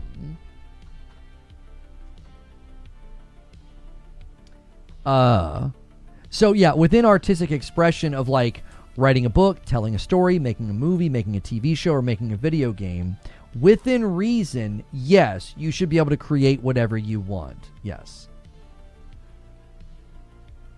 Within reason. There are bright lines here. You know, there are bright lines. You can't do certain things. You got hacked? I don't know. Good discussion, guys. I'll say I disagree, but I respect y'all's opinions. I think it's just a testimony to the group and the community that we fostered here that we can have this level of a disagreement and conversation, and everybody stayed relatively pretty calm and respectful. And there was, you know, disagreement about certain things. First time I've heard you refer to yourself as Lucas. I think when a good mark for change in life sometimes is to no longer go by a name that I don't really think I don't think I go by that name anymore. I don't know. I don't go by Lono. I've not like made some formal declaration, but that's not who's sitting in the chair anymore. Reminds me of the Twitter discussions of people saying there's no reason for sex scenes in TV shows and movies. May I sub? Can I sub? Can you sub? Can we sub? Can they sub? Who can sub? Everyone can sub. What the heck is going on? Everybody hit the like button. That's what you can do. You can hit the dadgum like button. You gave yourself a new name? No, that's literally my name. My name is Lucas. Lono is just a moniker I went by dating back to high school when I started playing Quake 3. I took the name from a movie. So, would you like us to call you Lucas now? I would prefer it. I'm not going to scold anybody, but yeah, I would prefer it. I don't. That's not that's like a moniker and a name and almost a persona that I don't really hold space for anymore. I didn't make some like formal spiritual announcement about like, you know, going by a different name, but yeah. I don't know. I watched a video last night that really struck me about what happens when, you know, you go through things that I've gone through and significance and change and yeah. I'm always going to call you Lono. I will not be upset if anybody calls me that. I view it more now as a nickname than a moniker. I view it as a nickname more than like a personality that I want to embody. It's a nickname. I don't care if you call me that. I'm not going to get snippy with anybody. Can we at Lucas? I don't think so. Adding Lono didn't do anything either, just to let you know. It only works if you at Reforge Gaming. It doesn't work when you at me at Lono. I just see at Lono and I know you're talking to me. It doesn't highlight it or anything. Where did Lono come from? There is a movie called Suicide Kings, and in high school my friend told me that I reminded him of Dennis Leary.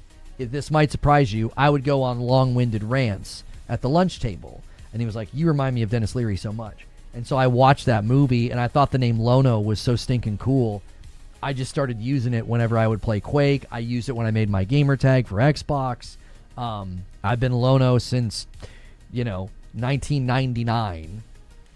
But that's not who I am. And I've been making content for 11 years, and the last 6 years have been, transformative in a lot of ways. And I feel like that guy shows up and sits in the chair, and it's easy to almost like disassociate and be like, well, he's the one that got angry and mad and snippy and rude to that guy. But no, it was me, and I don't want to be that guy. And it's a lot harder to disassociate and not have that level of accountability and just being like charitable and kind to other people if I'm the one sitting in the chair. if Lucas is the one sitting here talking to you. And it might seem weird or superficial or cosmetic or something. But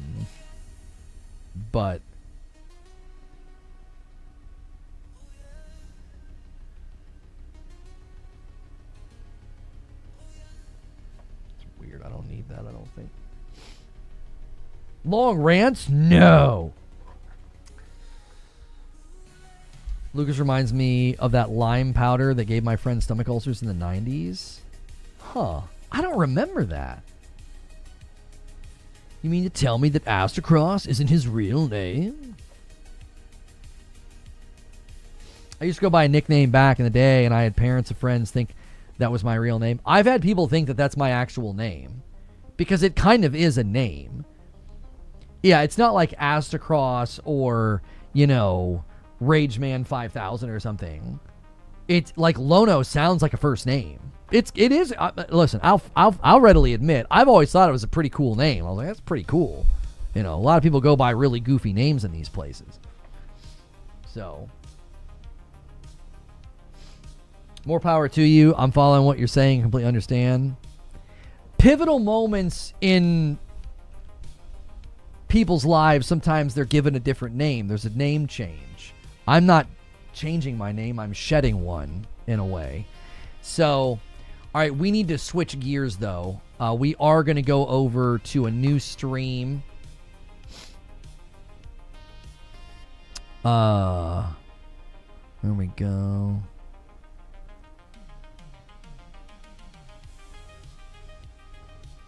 Going to go over to a new stream. And the pre-show, oh my gosh, the pre-show actually starts in like 3 minutes. We need to get going. I didn't realize they were doing a pre-show. I think they're doing it with Kyle Bossman. I thought we were going to go over and have our own little 30-minute waiting thing. That's not the case. So let me get us going here. You didn't know Lono wasn't his real name? Yeah, a lot of people thought that Lono was my actual name. Again, it's understandable. It sounds like a name. It's not like it's not like everybody was calling me Banshee or, you know what I mean? Or well, some people call me Predator. That's a bad example, but there's somebody in chat named Predator. It wasn't like I went by like, Warrior or things like that. So, it's understandable that people thought it was a name. Okay. There's a link in chat. I need you guys to head over to the new stream. So I've been calling you Lono for 5 years. I don't know anything else. I'm not going to be upset if anybody calls me it. I'm not making it a big thing. I'm just not going to refer to myself in that way anymore. It's a perfectly fine nickname. Okay. All right. So click the link and head over to the new stream.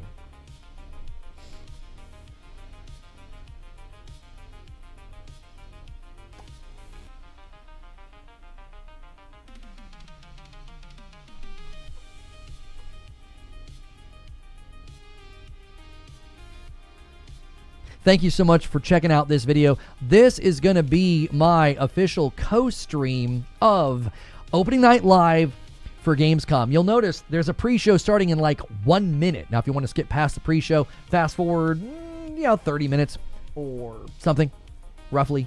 If you want to get to that point of the broadcast, maybe you don't want to watch the opening. If you want to be subbed to the channel, you don't want to miss out on the content, hit subscribe, hit the bell button. If you want to be a member to be in my my Discord, you can do that. I'm going to end the previous stream and bring folks over with Redirect. We had a waiting room. We like to do that. We like to kind of hang out while we